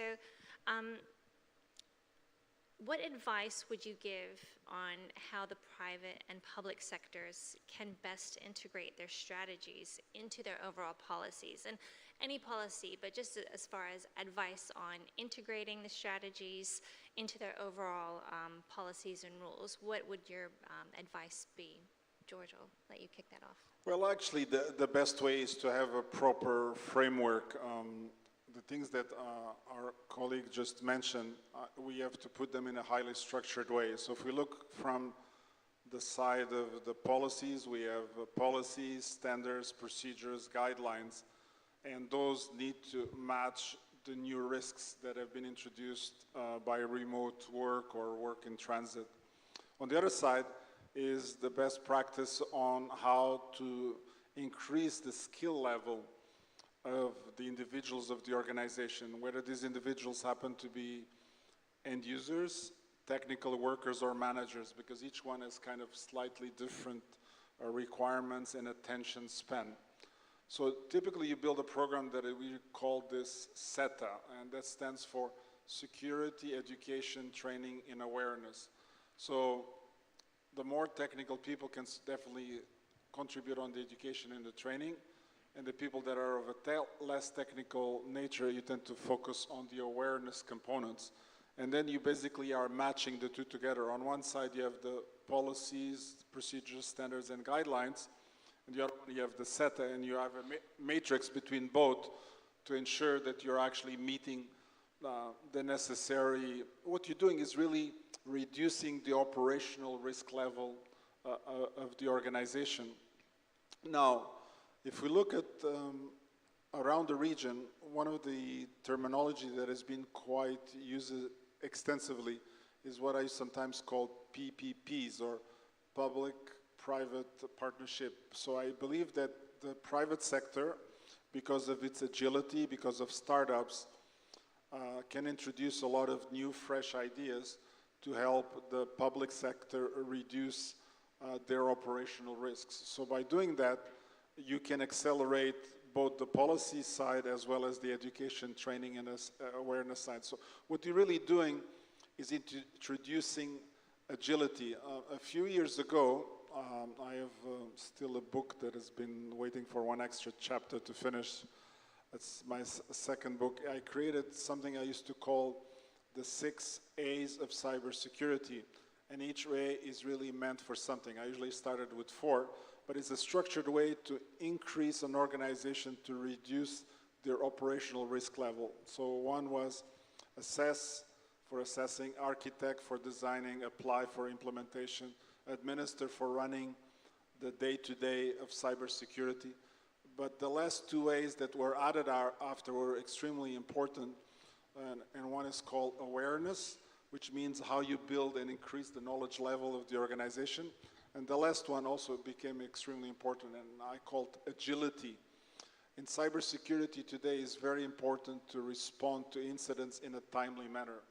And there's a mathematical formula that is very important, that your level of protection should be greater than the amount of detection and reaction. So for example, when you have today 0-day attacks, the level of protection is 0. So really the only thing that will actually save your organization is how fast you detect and how fast you respond. So when you have a decentralized organization, then you have to respond in a decentralized way, whether that person happens to be in the office, at home, in a Starbucks cafe, or some other location. The good thing is that the private sector, in some cases, and some companies from Israel, some from UK, some from Switzerland and other parts of the world, have introduced more modern, decentralized cybersecurity solutions that help with this. And some of them are actually based on a combination of several technologies. Some use a blockchain so that they're decentralized themselves. Some use artificial intelligence because you have so much data to deal with that the average users cannot understand this data to understand whether this is a high risk, medium, or low risk to your organization. So this contributes a lot to making the organizations, governmental or other, more successful in responding and implementing the challenges and responding to risk. I like to use an analogy similar to the car because everybody understands the car. 10, 20 years ago, people didn't even use seat belts in a car. However, today, when you drive here in your car today has got something like 7 or 8 elements to ensure that you got here alive and you go home alive. And apart from the brakes and the seat belt, which was the basic, today a car has got not only brakes and seat belt, but it has things like airbag, traction control, collision avoidance system, and even the more modern cars like Tesla has artificial intelligence it's like a co-pilot situation. So I think in cybersecurity, you need this co-pilot to actually be much more successful with today's risks. Just to add one important topic for the audiences here as well. It's very important also, not from the awareness perspective that we have to have awareness. It's very important also we should launch internal phishing attacks, okay? To see the knowledge of our employees, okay? We do this also as well. Plus, we launch also assessment of each employee. We ask them several questions on the security. Do you know about the policy? What is written in this policy? Password policy, network policy, architecture policy. So we put all these questions and we float them across the organization. Based on that, we get some statistics that where we are from the bar. You know, are we on the 50%, 60%? And then we target the team which they have scored less, and we go and we educate them. Not only that, we enforce them to go through the policy to be reviewed, part of their logins. So if you are logging into your corporate network, if you have not completed that course, you cannot log in, okay? So it will impact their business. So it's mandatory that you should have the principles of the security, plus the phishing attack which we do, a fake phishing attack across the organization we do, sending email, for example, it's coming from yourself with your signatures, and there's a URL, please click on the URL, and so on. So this is very important so to understand the culture within your organization, and this is applicable to all the industry, you can do it. So I suggest this is a very important program, we should focus on it actually. I would like to comment on Waleed's topic that he's talking about the user and the confidential information that most of the user, and as what George said, the most important information that can be stolen when some of our employees are sitting at the lounge or outside, and these kind of information are very critical and sensitive. We said in our environment, digital transformation. But the most important thing that we need to look at is the human transformation. Talking about cybersecurity, it's a game of life that we are dealing with every single day. As what George said, we need to react whenever the incidents and attacks is occurred. But the most important thing that the user themselves, the awareness, the education, the testing, and whenever we do have any new alerts from the federal government and other government entities as well.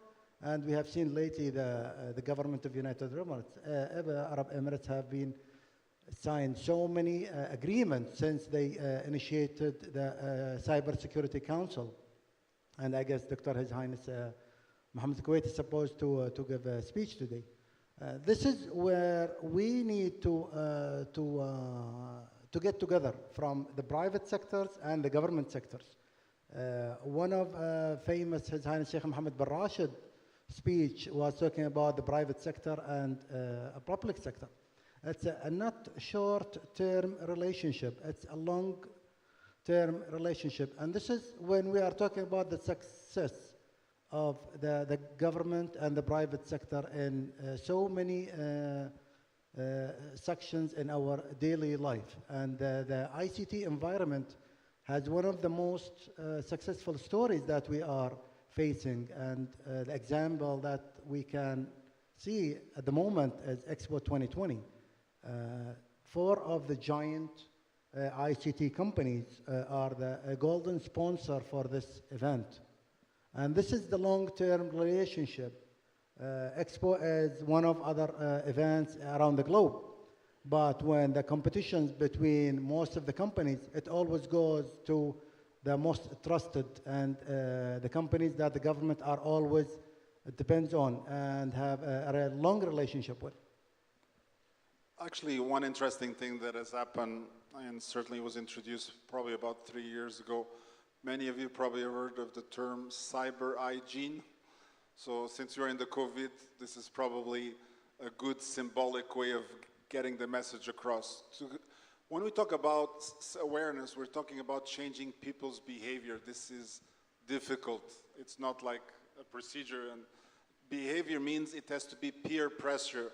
So you have to have a combination of what I call carrot and stick. Carrot means you reward, stick you beat up. And the best way to beat up people is through the community, not through the manager. Because, and the best example is when I talk about cyber hygiene, let's assume you're not wearing your mask properly and you go on an elevator or on a mall, and the other people say, put your mask up, not the guy at the door. So when you have achieved that level, that's when cybersecurity starts to work within the organization. Now, if you turn this into physical security or logical security, it might be, you're not wearing your badge that identifies you're a visitor. So you get challenged not by the doorman, but by every employee that, as you navigate the corridors. And this gets done in California or in Canada, but in the Middle East, people sometimes saying, oh, I'm shy too. No, don't be shy. Where is your badge? Where are you going? So this is how you achieve greatness in the cybersecurity and physical security of the organization. It's the same as when the government said everybody's responsible during the COVID-19. So it's not because we are working for the police department or for some other organization that I need to get the stick and hit you because you are not wearing a mask. Everybody is responsible. It's exactly. I mean, just a question I would like to ask. What is the most vulnerable asset in your organization?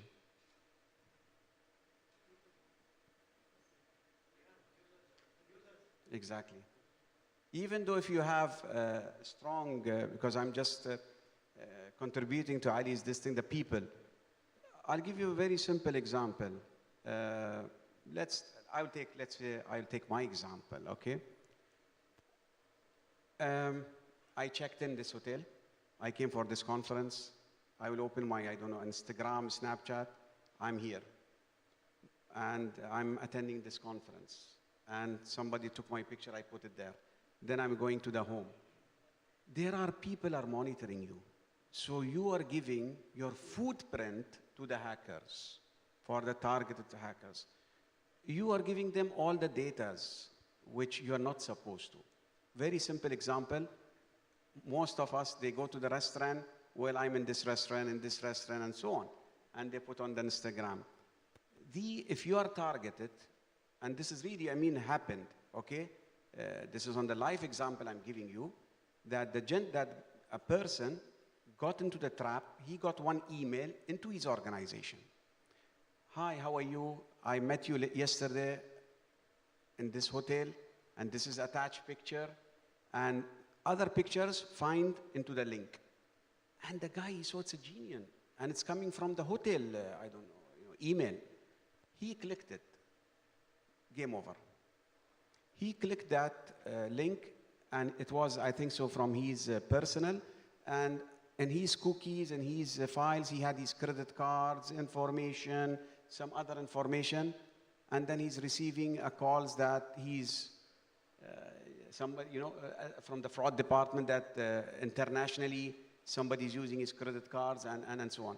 So the number one vulnerability is we itself, because we are providing these information to them. And believe me, with one link, they will bypass all your security. That's the reason when we said that you have a physical security, you have this thing, we have 7 layers to protect. If somebody compromise your, because they will target the social engineering, and if they target the employee.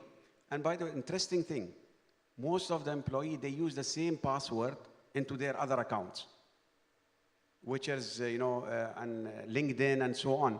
And these days it's becoming very efficient. The attackers are compromising your other accounts, and they're using to your corporate account, because most of them, they're using the same credential. And it happened. So we have to be very careful from the social engineering perspective. That's the reason from the security we get a challenge. We need to go to all layers and protect. If today the host bypassed the guy, he's in your trying to come to your network, I have to block him on the network. If he accesses from the network, he's coming into your system, I have to block it on the system. There's a lateral movement, I should know from the lateral movement.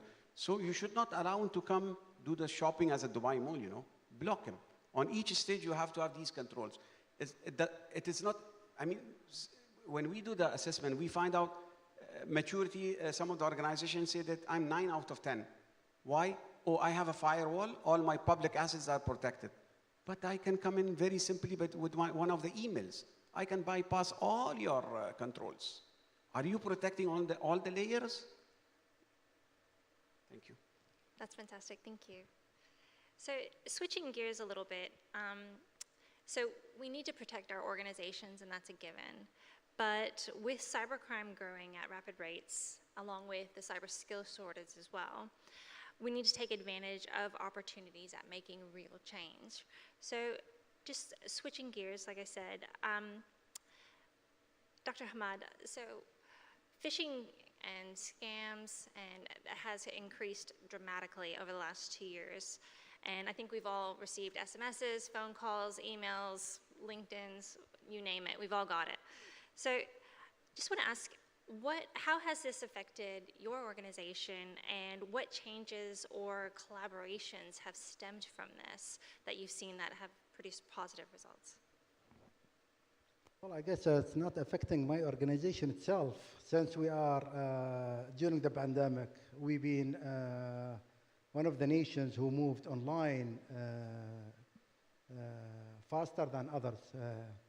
We are talking about the education environment, we are talking about the health, we are talking about trading, we are talking about e-commerce.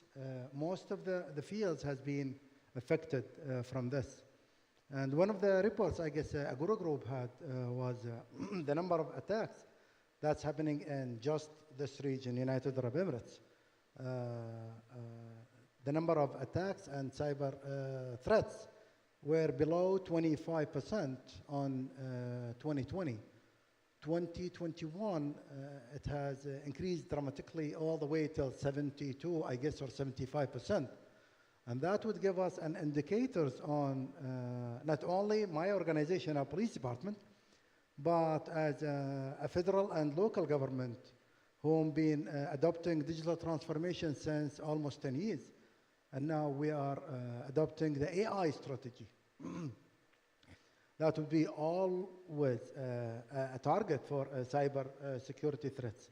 Talking about the vehicles, George, the sensors all around the vehicles, the steps, the processes that the vehicles has, I guess it's one of the target for cybersecurity people. Most of the procedures that we are taking, talking about the police department, we are not online. We do have our own private network. We are not like others as a private sector, a security environment sector. So we do have our own private, we are not online. But if we are talking about the online things that going on around, yes, there are so many ways and procedures that has been taken by our information security team to avoid, as well as gathering and cooperating with the Cybersecurity Council that's responsible for all the federal and local government in terms of protecting our assets and our environment and our user especially. Fantastic, thank you. And Mr. Walid, so for yourself, internal cyber awareness programs are going strong, but I just wanted to ask if within your organization, if you have seen or if you're talking and exploring about taking advantage of opportunities of upskilling the general user, your end users, within the telecommunications industry, as far as upskilling within cyber awareness programs on all of the phishing scams and attacks. If there's any other programs that you're looking at initiating or that you've done for the general users. Yes, as I have mentioned in a couple of our conversation, we have something called communication strategy. Okay, in a communication strategy, we define that from the policy perspective and from the awareness perspective and from the asset management perspective. What we need to educate our staff and also our customers as well.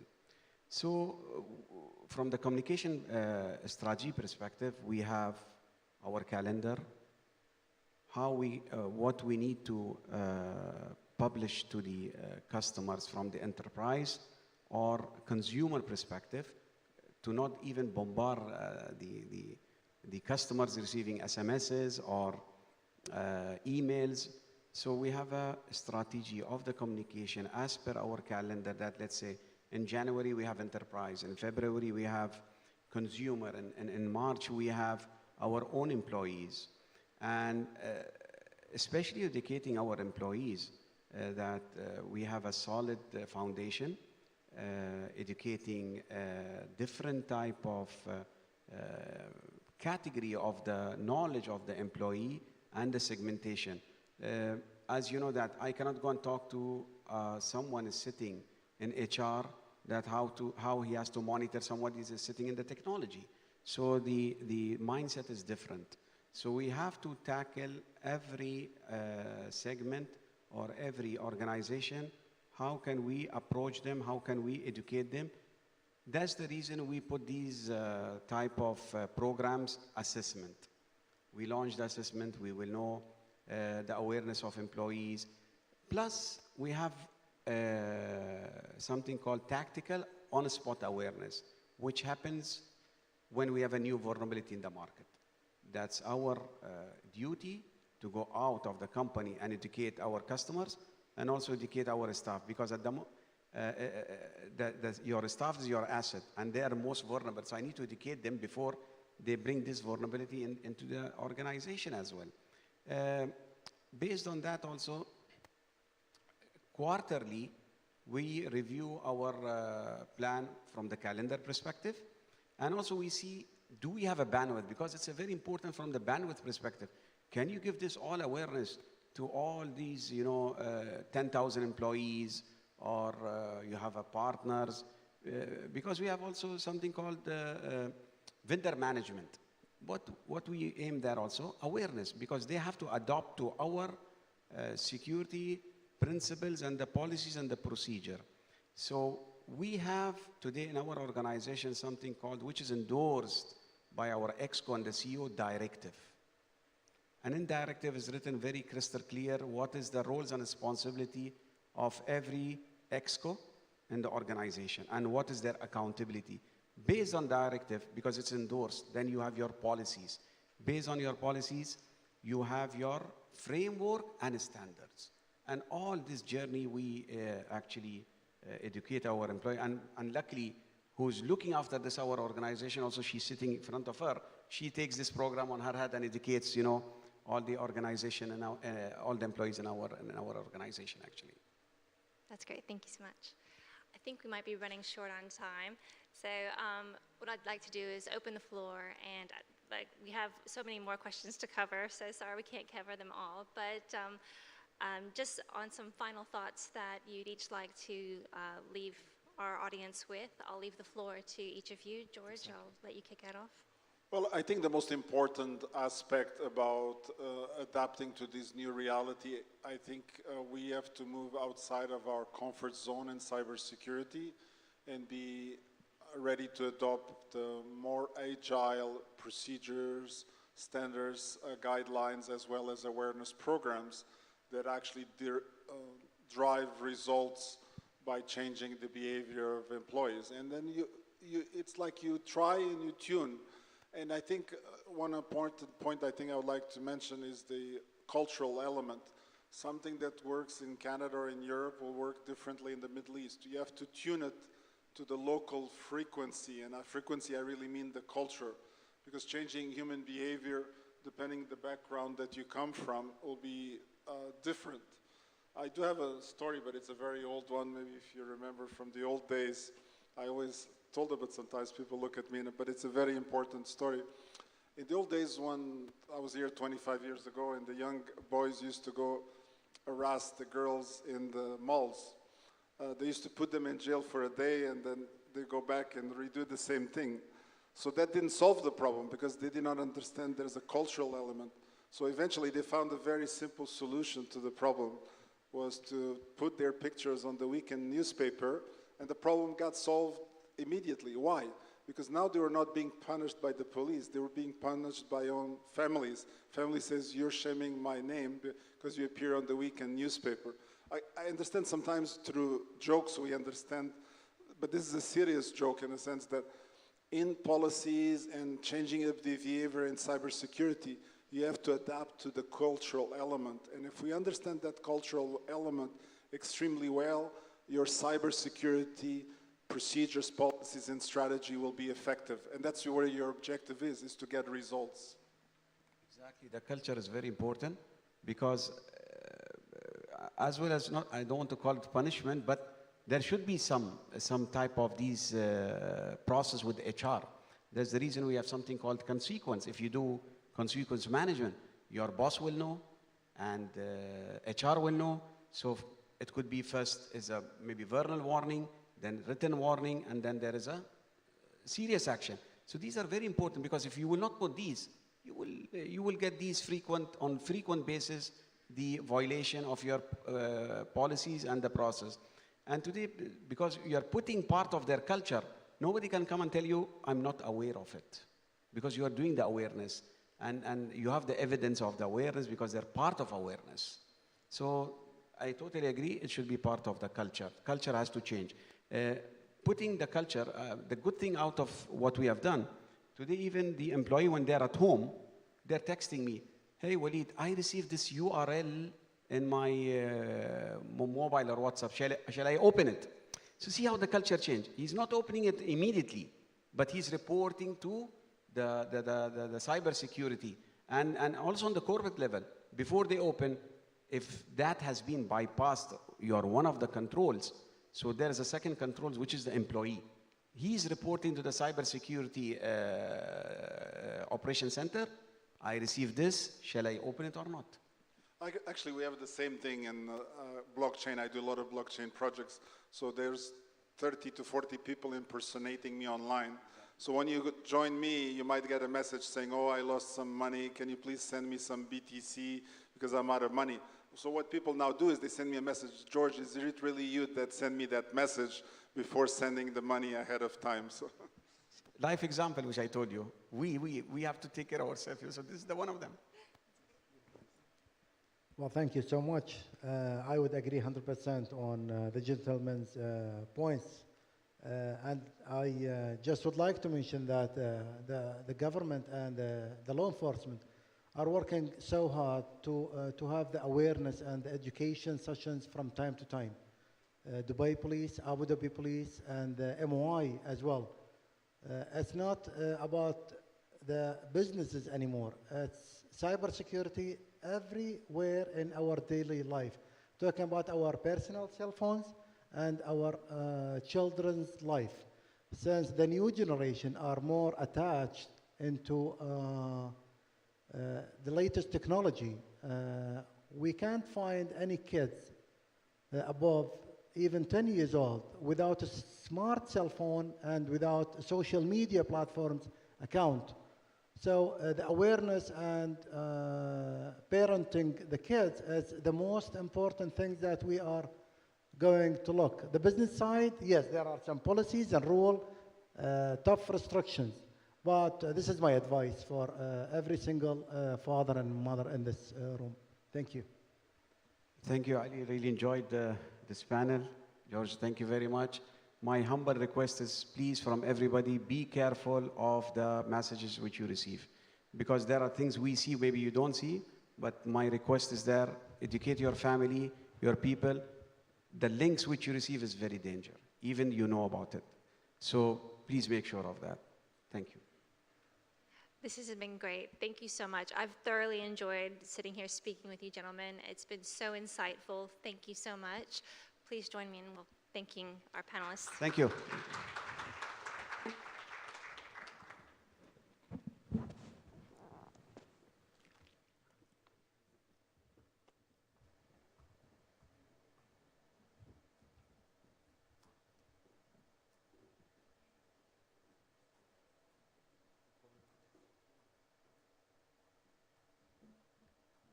Okay, great. Thank you very much, our esteemed panelists. We now come to the last panel of the day. It's a panel on ESG initiatives in the MENA region. The panel will be moderated by Yelena Lefavre, who is the Managing Director, Sustainability Trends, and the founder of Green Footprint. And we have Mr. Yasser Ahmad, Partner and Leader, Climate Change and Sustainability Services at Ernst & Young, and Alexis Le Canuyer, Regional Senior Managing Director of Accenture Middle East. And we also have Ian Evans, who's the Managing Director of OneTrust.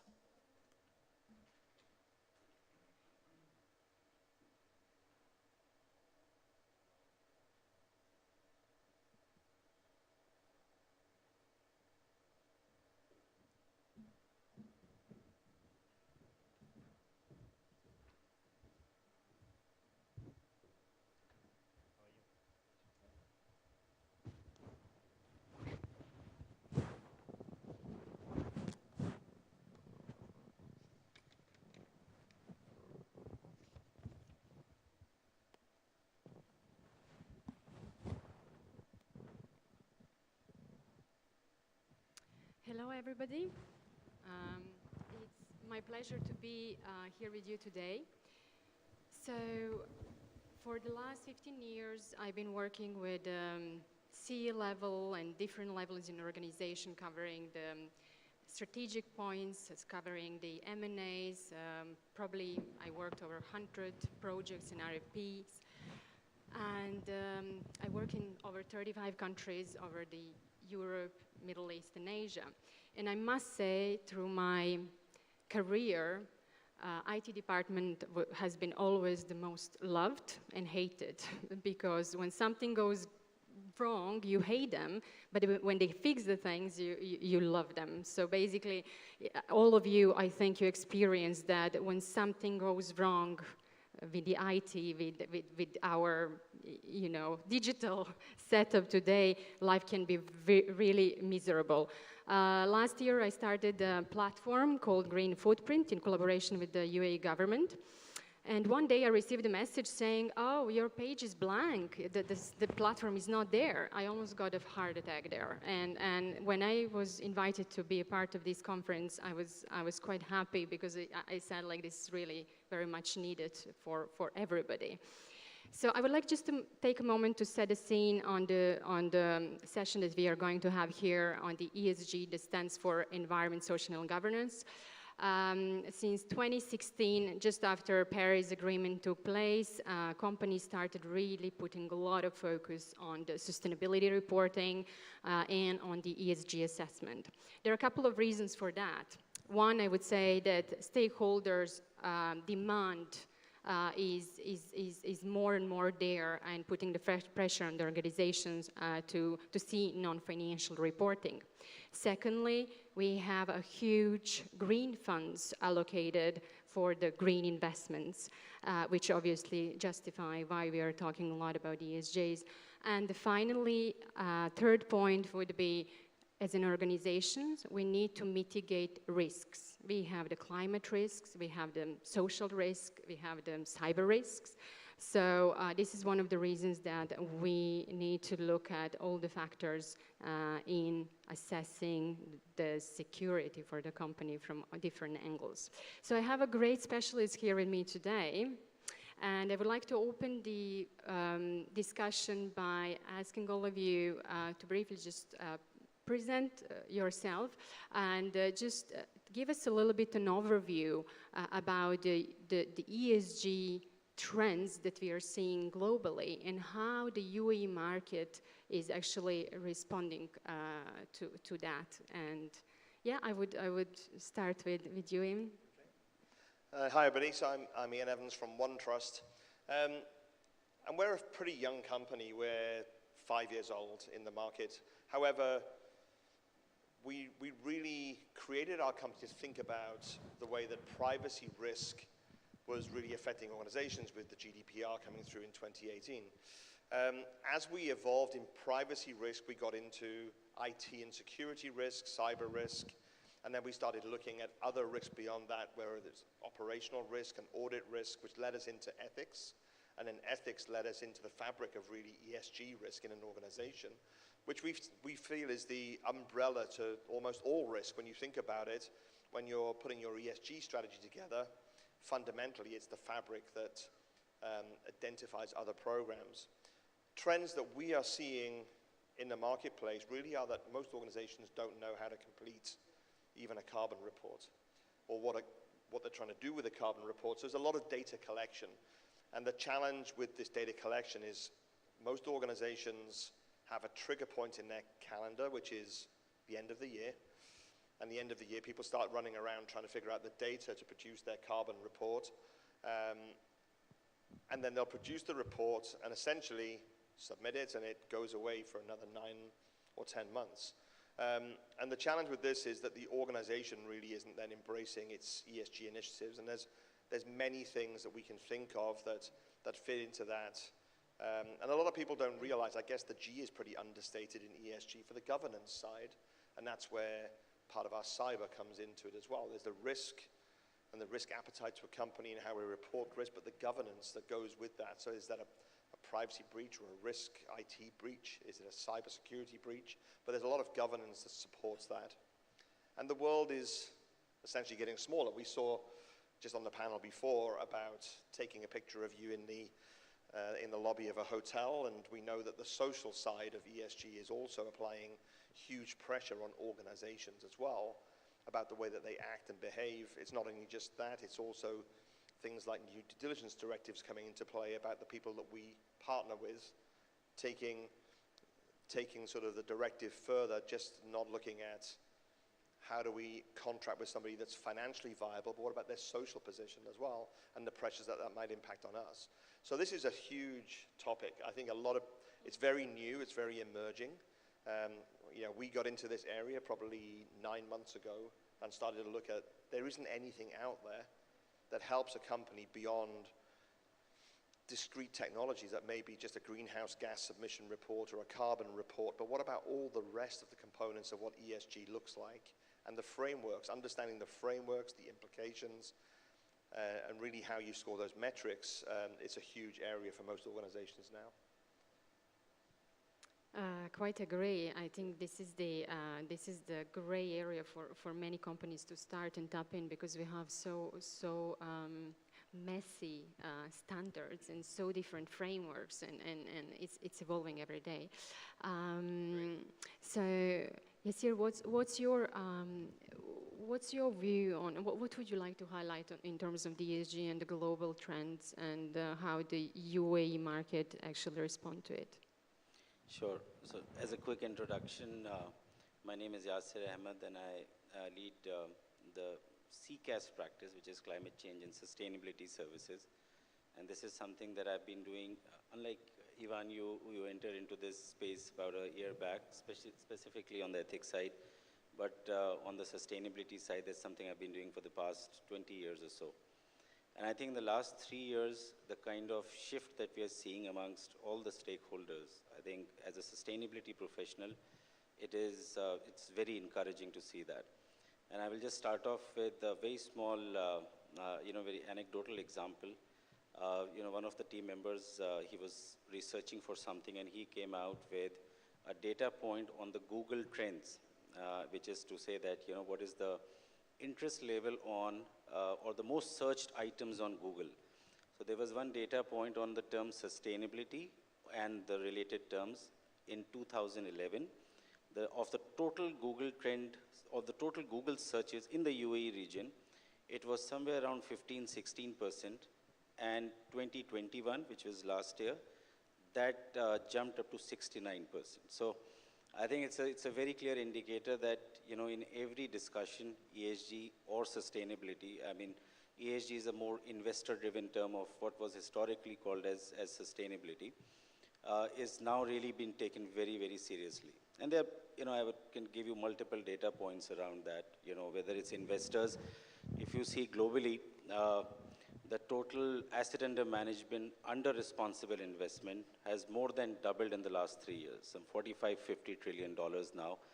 And there was a study by Bloomberg which said that by 2025, 1 in every third dollar would be green in color, which basically is to say that it will carry some linkages to ESG compliance or the other. I think, and we can clearly see that reflecting in the MENA region as well. While these are basically global statistics, but in the MENA region also, if you really see the kind of push being made by the sovereign wealth funds. So a small example, last year, the total amount of green bond issued was in the MENA region was somewhere around 4.5, this was 2020 figure, some $4.5 billion. 2021, it's $18 billion. So I think it's just kind of underlining the significance of the investors plus the capital markets. I was having, as my role as a consultant, having a chat with one company in Saudi, and similar conversations happen in UAE as well. A food chain, we had 150 outlets and looking at expanding to 250. Had a chat with a few investors and came back really stressed out because of the fact that the investors are now very clearly asking about the ESG performance. And by that I mean not only a disclosure, that is something that used to happen, create a nice ESG or a sustainability report and you are done. They're actually looking at the data points and the metrics much more strongly. So it's also not only the spread of the disclosure, but also on the quality of the disclosure, which effectively means the data points that are being reported.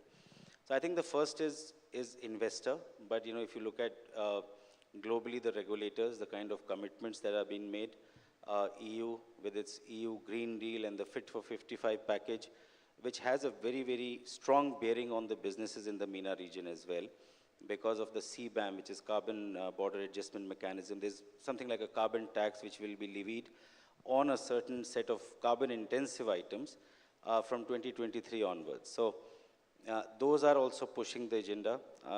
Stock exchanges, the Dubai and Abu Dhabi Stock Exchange has made it mandatory from last year for all the listed companies to come out with an ESG disclosure. Qatar Exchange is following suit, and Tadawul, the Saudi one, they haven't really made it mandatory, but they're approaching it in a more encouraging way. But honestly, I will not be surprised if that also becomes a mandate in the next couple of years. So I think that's the direction. Investors, regulators, I did share a small snippet from the consumer side, which is on the Google Trends, but I can actually share with you a very realistic example. As EY, a couple of months back, we had a town hall with our chairman, and he was here in Dubai, and it was more like an open area where people were supposed, or all the employees were supposed to ask questions to the chairman. 7 or 8 questions asked, and I think I can tell you that almost 4 or 5 of them, coming from, especially from the young employees in our company, were all about what is EY doing on, on corporate citizenship, for environment, for giving back to the society. And I think that was a very, very, clear indicator. Thankfully, we had a good reply to that because EY has committed to carbon neutrality and so forth. But it just gives a very strong indication of that the issue is getting convergence from all the quarters: investors, employees, your regulators, and so forth. So I think a translation of that trend in the MENA region, we are clearly seeing, there is a very, very high amount of enthusiasm amongst the companies. Clearly, there are some challenges as well. Maybe at a later stage, I'll discuss on that. But, just one point, the last one from my side in the opening bit is that data has become extremely important, as I was alluding to. And therefore, all the metrics around ESG performance now is, if you ask me, are data-driven, because they have direct linkages to business, and therefore the data security and the problems around data breach now have assumed much higher significance from the ESG lens as well. Certainly, you touched bases on quite interesting trends that we can see across the globe, that we have policies that are driving, ESG from top bottom. And you touch bases on the interesting point on data and connected with ESG and cybersecurity that you will talk about later. So Alexei, what's your view on this topic? So first, thanks Jelena and Agora for the opportunity. And I remember, attending some summit on sustainability full of specialists of sustainability. While, as my distinguished other panelists were, there is a ramp up. And now sustainability is at the core. And today with cybersecurity, it's at the intersection. So I think this is the opportunity to really move the needle and to stop to discuss it like the sauce around the meat, but at the core. Then you mentioned what is the context of our conversation today. The global context and the local context. The global context is obviously linked to the COP26. And COP26 was very important for private sector, because private sector was coming in with some very specific ask to the COP. And you know that COP26 did not deliver all the expectation, but I think regarding to the private sector expectation, there is a good step. Simple thing. First, starting with the nationally determined, let's say, goals. Those are needed. If the countries are not setting the scene, it's very difficult for the private sector to follow and to distribute. Some international regulation, one on carbon pricing, one on dealing with biodiversity, were prerequisite for the private sector to include that. So COP26 did not deliver everything, but I think there is good progress and some that are related to the local context. As a founding lead member of the Global Compact, we as Accenture study every year 1,200 CEOs, global CEOs. And we were basically trying to understand the global trend, the expectation, and then also what is specific to the region here. On the global trend, I think I will just share 2 elements. That climate change is here. It's not like something we discussed, improve the situation for kids. Is here. I think it's in the range of 50% of the global CEOs are currently saying that their supply chain is disrupted by extreme weather. 50%. 50%, this is a bit more obvious and true in the region, by the way, 50% of the consumer good, so food and beverage businesses, are currently impacted by the access to natural resource. This is happening now. In the region, I think the couple of specificities. The number one is that the access to funding is more difficult in the global south, including Middle East, than in the rest of the world. Again, in COP26, I think there is a $100 billion commitment to fund the global south regarding the sustainability transition. The second specificity of the region is what is eating us more is the access to natural resource, not only oil, but including, and this is what will make the change more difficult in the region. I see something very positive in the region in terms of also the specificities, is that one of the questions was, who are the stakeholders of the sustainability transition? While everywhere in the world, employee and customer were first. Elsewhere in the world, the number three were stakeholders. In this region, the number three was communities. I see that as a positive sign, and you saw in the rest of the panel, in some of the conversation, the ability to, through the country leadership, to mobilize ecosystem to make the change happen is probably more here than elsewhere, and the sense of belonging to the local community is more than elsewhere. We can probably play on that to say, okay, we will make an impact, and we will make this country, moving fast. While the starting point for some of the sustainability, measurement is not great, energy produced from oil is to be addressed. And the fact that we will host COP28 in the region is saying we are not trying to escape from the conversation. We are putting this conversation at the core of the country vision. Very interesting. I really like the fact what you said that communities is playing quite important role here, because if we would think really where the sustainability, who drives sustainability, in most of the cases would be the government, right? Like top down. But here you mentioned the stakeholder group or community, which is quite important. And this is where I think the organization should take a moment and understand that there are various stakeholder groups that they have to take into account when they now assess their business and their business strategies. So, Ian, I would like to ask you, you mentioned obviously that it's not, the ESG sector, I always say like term itself is very complex, right?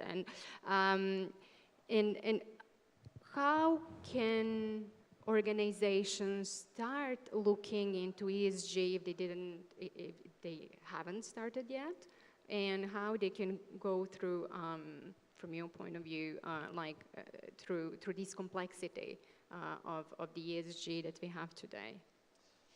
I think there's many things that people should think about when they look at an ESG strategy, because a lot of people hone in onto like a carbon, net zero report. Obviously it's important, but there are many factors to what ESG really means to your organization. Part of it is diversity, employment as an organization, from sustainability, being a great employer.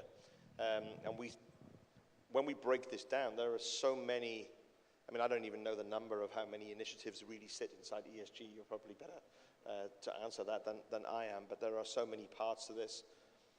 What I see when I speak to organizations are that large organizations are worried about two fundamental things, which is a carbon report, looking at net zero initiatives and greenhouse gas reports, and how do they compile them? And they are inherently hard to compile.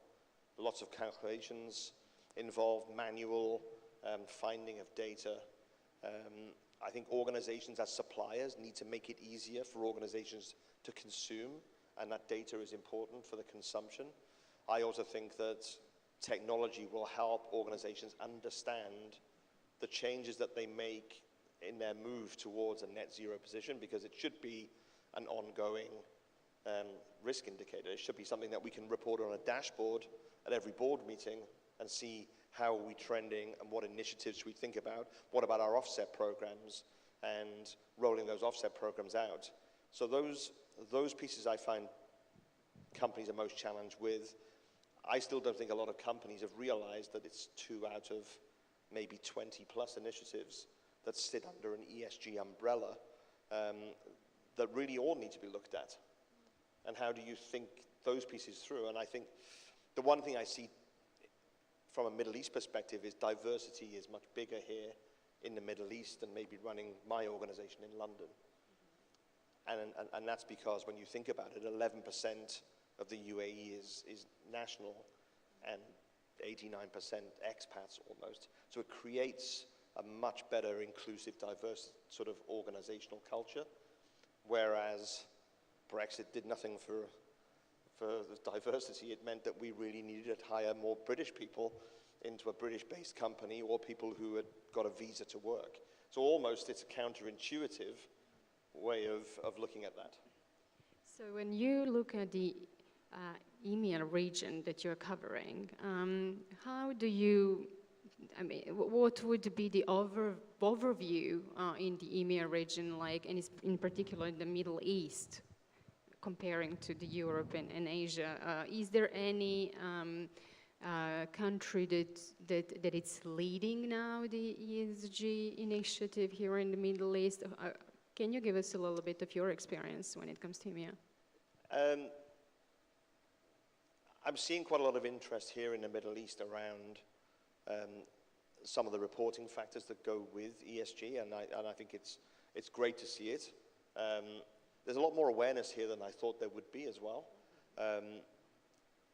London has quite a lot of sort of ESG background now, especially based on one of the largest companies with Shell being fined under some of its carbon reporting, so it made people wake up to the threats of misleading people around sort of carbon neutral.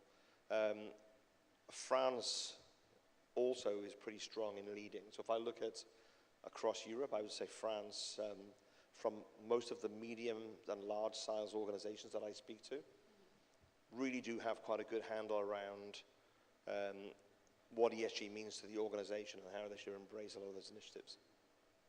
Okay. And Middle East? Middle East, like good awareness. In countries in the Middle East? Yeah, no, good awareness in the Middle East. I haven't seen so many programs here at the moment, but I guess, to be fair, it's the first time I've been back for 2 years since we weren't allowed to travel, which has been, which has obviously been great for some parts of the environment, but it's, so it's not something that I've seen a lot of initiative taking up recently. Yasir, you mentioned, sorry, the microphone, we have one less, sorry about this. You mentioned data and ESG relying on data, and I completely agree on this point, especially that we need to create globally some cross-industrial like comparisons as well. So collecting data, then cross-comparing them. So it's a long journey ahead that we have when it comes to ESG, so that we know where we are in order to be able to improve, right? So we had an issue on like how to address this, but then now how would you really tackle this connectivity between data in ESG and reliance on data when it comes to ESG? Yeah, so I mean, I will just pick up from where I left last in terms of, the global focus on not only the disclosure part, but also the quality of disclosure. And when I say quality of disclosure, I essentially mean the quality of the metrics or the data points that we are reporting. Just a small note, the entire ESG disclosure or the reporting, sustainability reporting as it was historically called, got started in somewhere around 2005. GRI came out with, a standard a little wee bit earlier than that. And then there was this, it was more like a voluntary framework to report on. A lot of companies globally started reporting on it. I think it did serve the purpose for initially for 5 years or so, but then it became a very mechanical exercise. Companies would come out with a nice ESG report, glossy paper, and it was sustainability reporting, and putting up historically called. the data points that suited then, and so much so that GRI came out with 2015 or 16 onwards, earlier than it that, started losing a bit of a significance. It was more like a voluntary But framework only to get picked on. up again. I would say a lot of companies 2019, globally started reporting on it. the I think it investors did and serve the everyone purpose started for asking for a higher quality of data, or so, but and then also, it became very a mechanical backtrail and exercise, assured data, so to say. companies would come So out now with with data a as nice report, becoming, coming to the forefront and becoming the center of the data points that started then. It leads so much so that GRI came out with 2-3 points which are reflections from the that started losing a bit of a significance. It was more like a voluntary framework, only to get picked up again. A lot of companies globally started reporting on it. They have quite advanced and started asking for a higher quality of data, but then also very mechanical and assured at data. So the likes of now with data as becoming, which is to say that every barrel of oil sector of the data points that started then, it will carry that equivalent of about 4,000 points reflection from that started losing a bit of the extraction, but only to get picked up again. And that's effectively because of the fact that they have by and large a new started last for a higher quality of data, but then look at the very background as a oil and gas sector, the likes of as much as that oil is from dollar every barrel from the determined they also carry the amount that will carry that. Really, it's a business case for them, and they have a kind of reflection case for it. On the other side, they have extraction, but only to get just now realize and that's effectively because of the fact that they have the by and large started last for a higher quality of first challenge. They look at pollution rate back historically tracking the data as much as that oil was given dollar every barrel from the determined that plus other data amounts that will carry that. Really, it's a first step for them, and they have a kind of reflection case for that. On the other side, they have only digital only to get just now realize, and that's within the binary fact that they have that by and large started last for a higher digital first challenge globally, historically tracking the data as much as that oil was dollar that plus other data amounts that will carry that.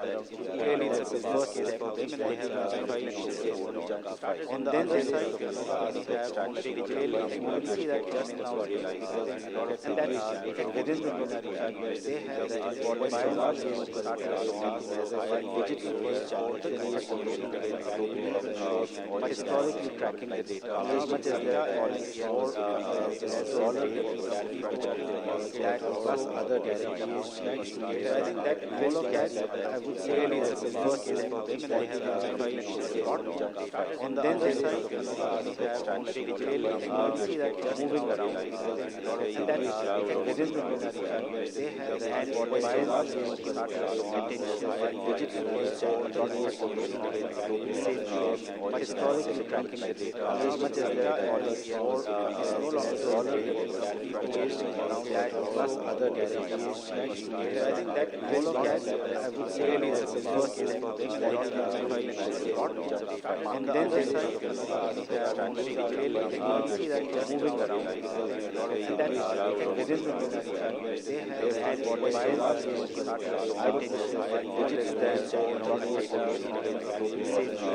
historically tracking the data as much as that plus other data amounts. I think that will carry. I would say really it's a first step for them, on the other side, they see that just moving around, and that's within the binary. They have by and large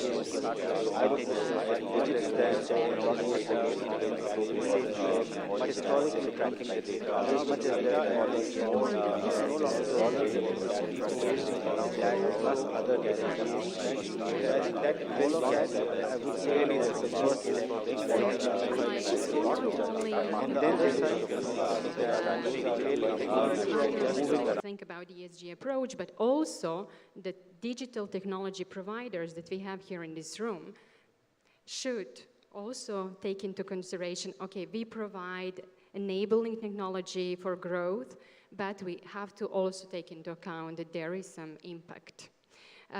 So, Alexi, what would be your comment in terms of, you know, like how can we basically have this sustainable growth and, you know, like emerging technologies, but they care about the ESG, you know, like point of view? I think it's a good question and it's a good topic. You know, here we are amongst friends of the technology ecosystem. So we probably need to take our accountability into the sustainability. And I think I probably want to mention 2 points. The first one is to emphasize the data.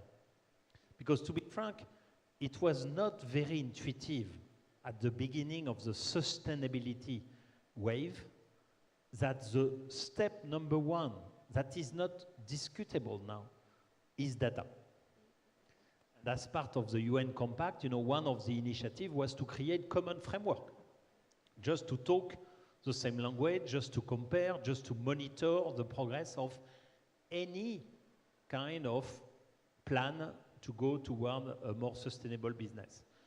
And this is our first responsibility because, of course, it's not totally independent from cybersecurity when you talk about data. So contributing to this data and the safety and the availability of this data is probably step one. The second, I think one of the second most important responsibility of this, of all us as technology ecosystem is the ingredient of green IT. And the one I see on top of the other is cloud. Because we know that we will have more data, more storage, more compute. The only way is to go through the most efficient data compute and data center. And today, the hyperscalers, and pick the name you prefer, you know, it can be the Microsoft, the Amazon, the G42 in the region, are the one that can provide sustained investment and ability to have the most efficient compute for data center. So the journey to cloud is not only, you know, as a business case usually on the financial aspect also, but it's also the way as technology community to contribute to a more efficient, energy-driven information technology. So at least those two waves are probably the one you can adopt. It's no regrets move. Then you can discuss, there's probably more to do in the technology community. Yes, very, very good point. Ian, just OneTrust as a software provider, how do you internally look at ESG yourself? So we have a lot of people in this room, probably. It's interesting to hear how you from you know, internally look at the No, ESG. of course. It's really key to us. We started our journey on this piece at the very inception of creating our organization. So how do we create highly scalable solutions, also minimizing compute power? So you can write software in a much more efficient way. You can use things like Kubernetes and hypervisors to make sure that you have the effective scale. And also the Privacy Act taught us to minimize data. And as we start minimizing data, we actually require less compute power anyway, because we're not thinking about building big data lakes to find the answer to something. We're thinking about changing the way that we get to the answer. So it's part of our science-based sort of ESG parameters that we look at is how do we keep on raising efficiency without just throwing more hardware and more cloud compute. If anything, we try not to open data centers where we don't require them, because we've got to look at the efficiency of scaling what we have. There are things that cause us the reason to open a data center. So we have a data center in the Middle East. It's not that we require it. is that essentially not having a data center in the UAE would mean that more companies would put software in their own data center. So we have a highly efficient way of delivering solutions in the cloud, and we think that's a better effect. And if we could minimize those clouds, then that's certainly part of our plan. Certainly, and in the previous panel as well, we heard about education, and awareness among different stakeholders on using the technologies that plays quite important role. So I would like to just wrap up this discussion by your own comments on, on how can we, what would be the getaways today in linking the, ESG and cybersecurity, or anything that we didn't mention in terms of, what are the opportunities, or what are going to be the perspective for the ESG here in the market. We heard a lot of interesting insights so far, but just to wrap up this discussion and have your final word, Ian, or yes. So just my 2 bits. I think we are in a region which is very, very quickly and in a very accelerated fashion embracing ESG. I think it's the right time to have the right data systems and digital systems in place which are more secure. So I think that's one linkage I can clearly see with respect to ESG and the cybersecurity bit. I think over and above that, just 2-3 quick reflections, with respect to companies who are, the 2-3 challenges that they're facing. One was alluded to initially in terms of too many frameworks. If I were to really go and Google what are the best things to do around ESG, I will be really spoiled for choices. I mean, I was on a call with, WEF, and, they had come out with a matrix which supposedly combines all the good elements of all the frameworks. But the discussion also alluded to the fact that there are right now approximately, give or take, 550 to 600 frameworks around ESG globally. And then that takes us to thousands of metrics. So, I mean, imagine a company in the MENA region who is very enthusiastic and very, I would say charged up about going the ESG way. And I think that's the first bottleneck and the challenge that they face. The second is, of course, the support on getting the right governance structure in the organization, which also would include the skill and competency, because there is also a bit of a confusion in terms of ESG/HSE and the other compliance related aspects. So I think ESG as a term sits really at the top. It's more like a board level agenda. I would not say HSE is not, but HSE is more functional agenda as it historically has been. So I think 2 points clubbed into one: demystifying the themes and getting the right governance structure, into an organization. That's something that we are seeing as part of our, consulting assignments that we are looking at, and I think so. That's effectively what it is. I mean, there's just one last point on the local nuances. We did touch on that, as Jan, you were mentioning about, one of the very, very important themes on ESG on the social side is gender diversity, right? So there are companies who really want to go that way, but it's also regional skill plus competency plus the gender mix that you can really achieve, the practical challenges. You also have localization related requirements across different countries.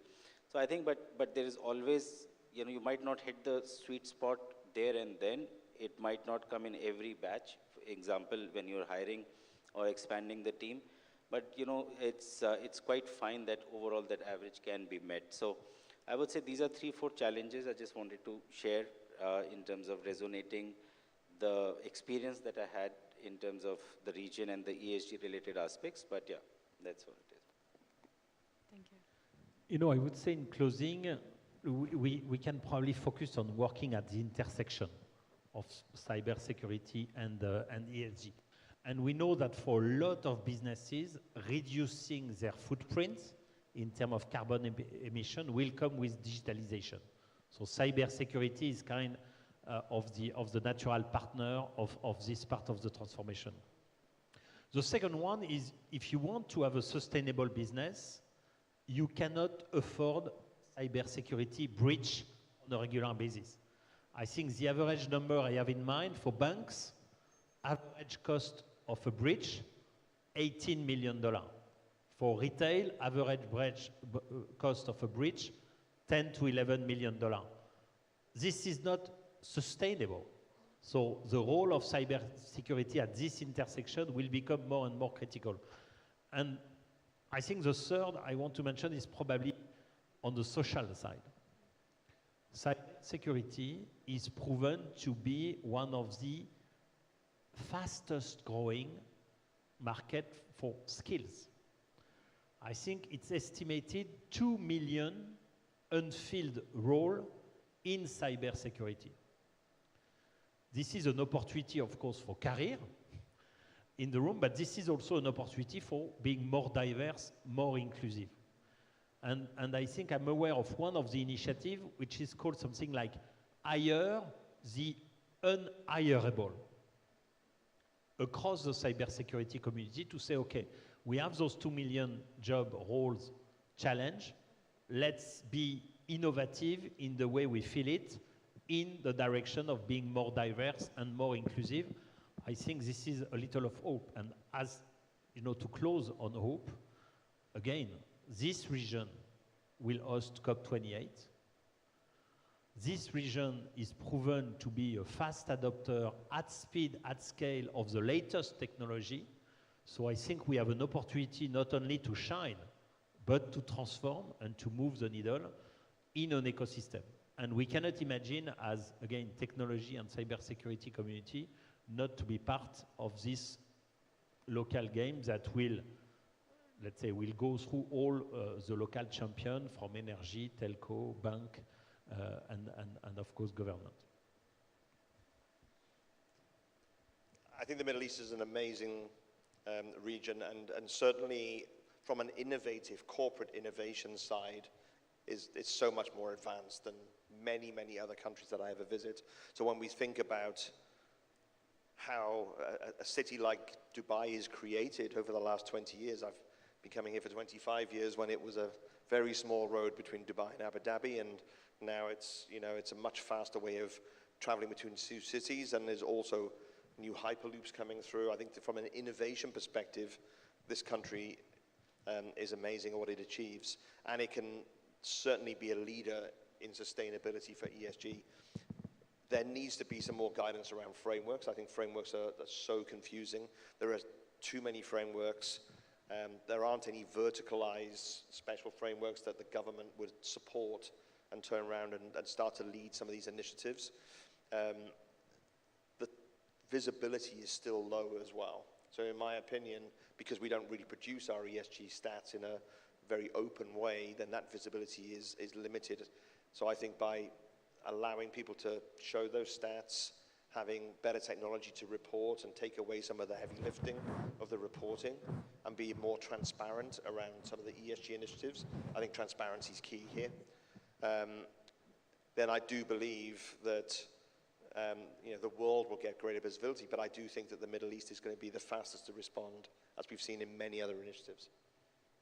Definitely.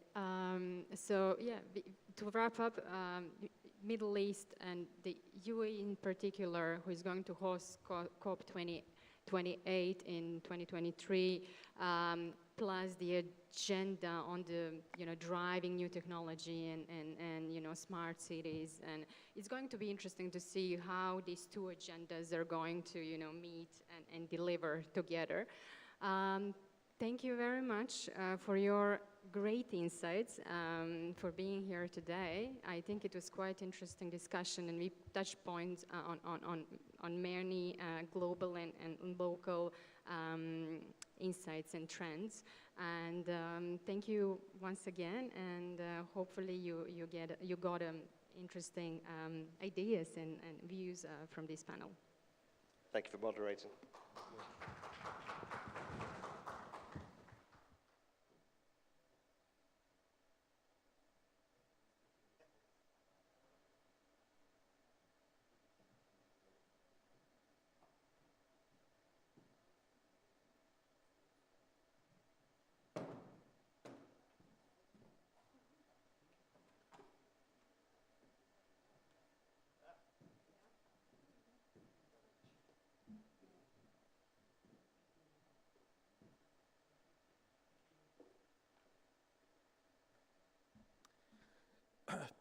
Okay, great.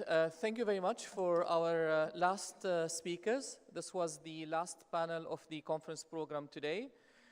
Again, I want to thank you all for being part of this event today. I want to thank again our sponsors for supporting this event. Speaking of which, we have one of our sponsors, Armis, who are giving away some amazing power banks. So if you guys want to stop by their table or see one of their team members here, you will get a nice parting gift. So again, thank you all for being part of this event today. I hope you enjoyed the content. I hope you enjoyed the networking opportunities and the chance to interact with some of the leaders in the cybersecurity space in the region. The pictures and the videos will be available hopefully online next week, and we will send you all links for those so you can enjoy them as well. Thank you very much.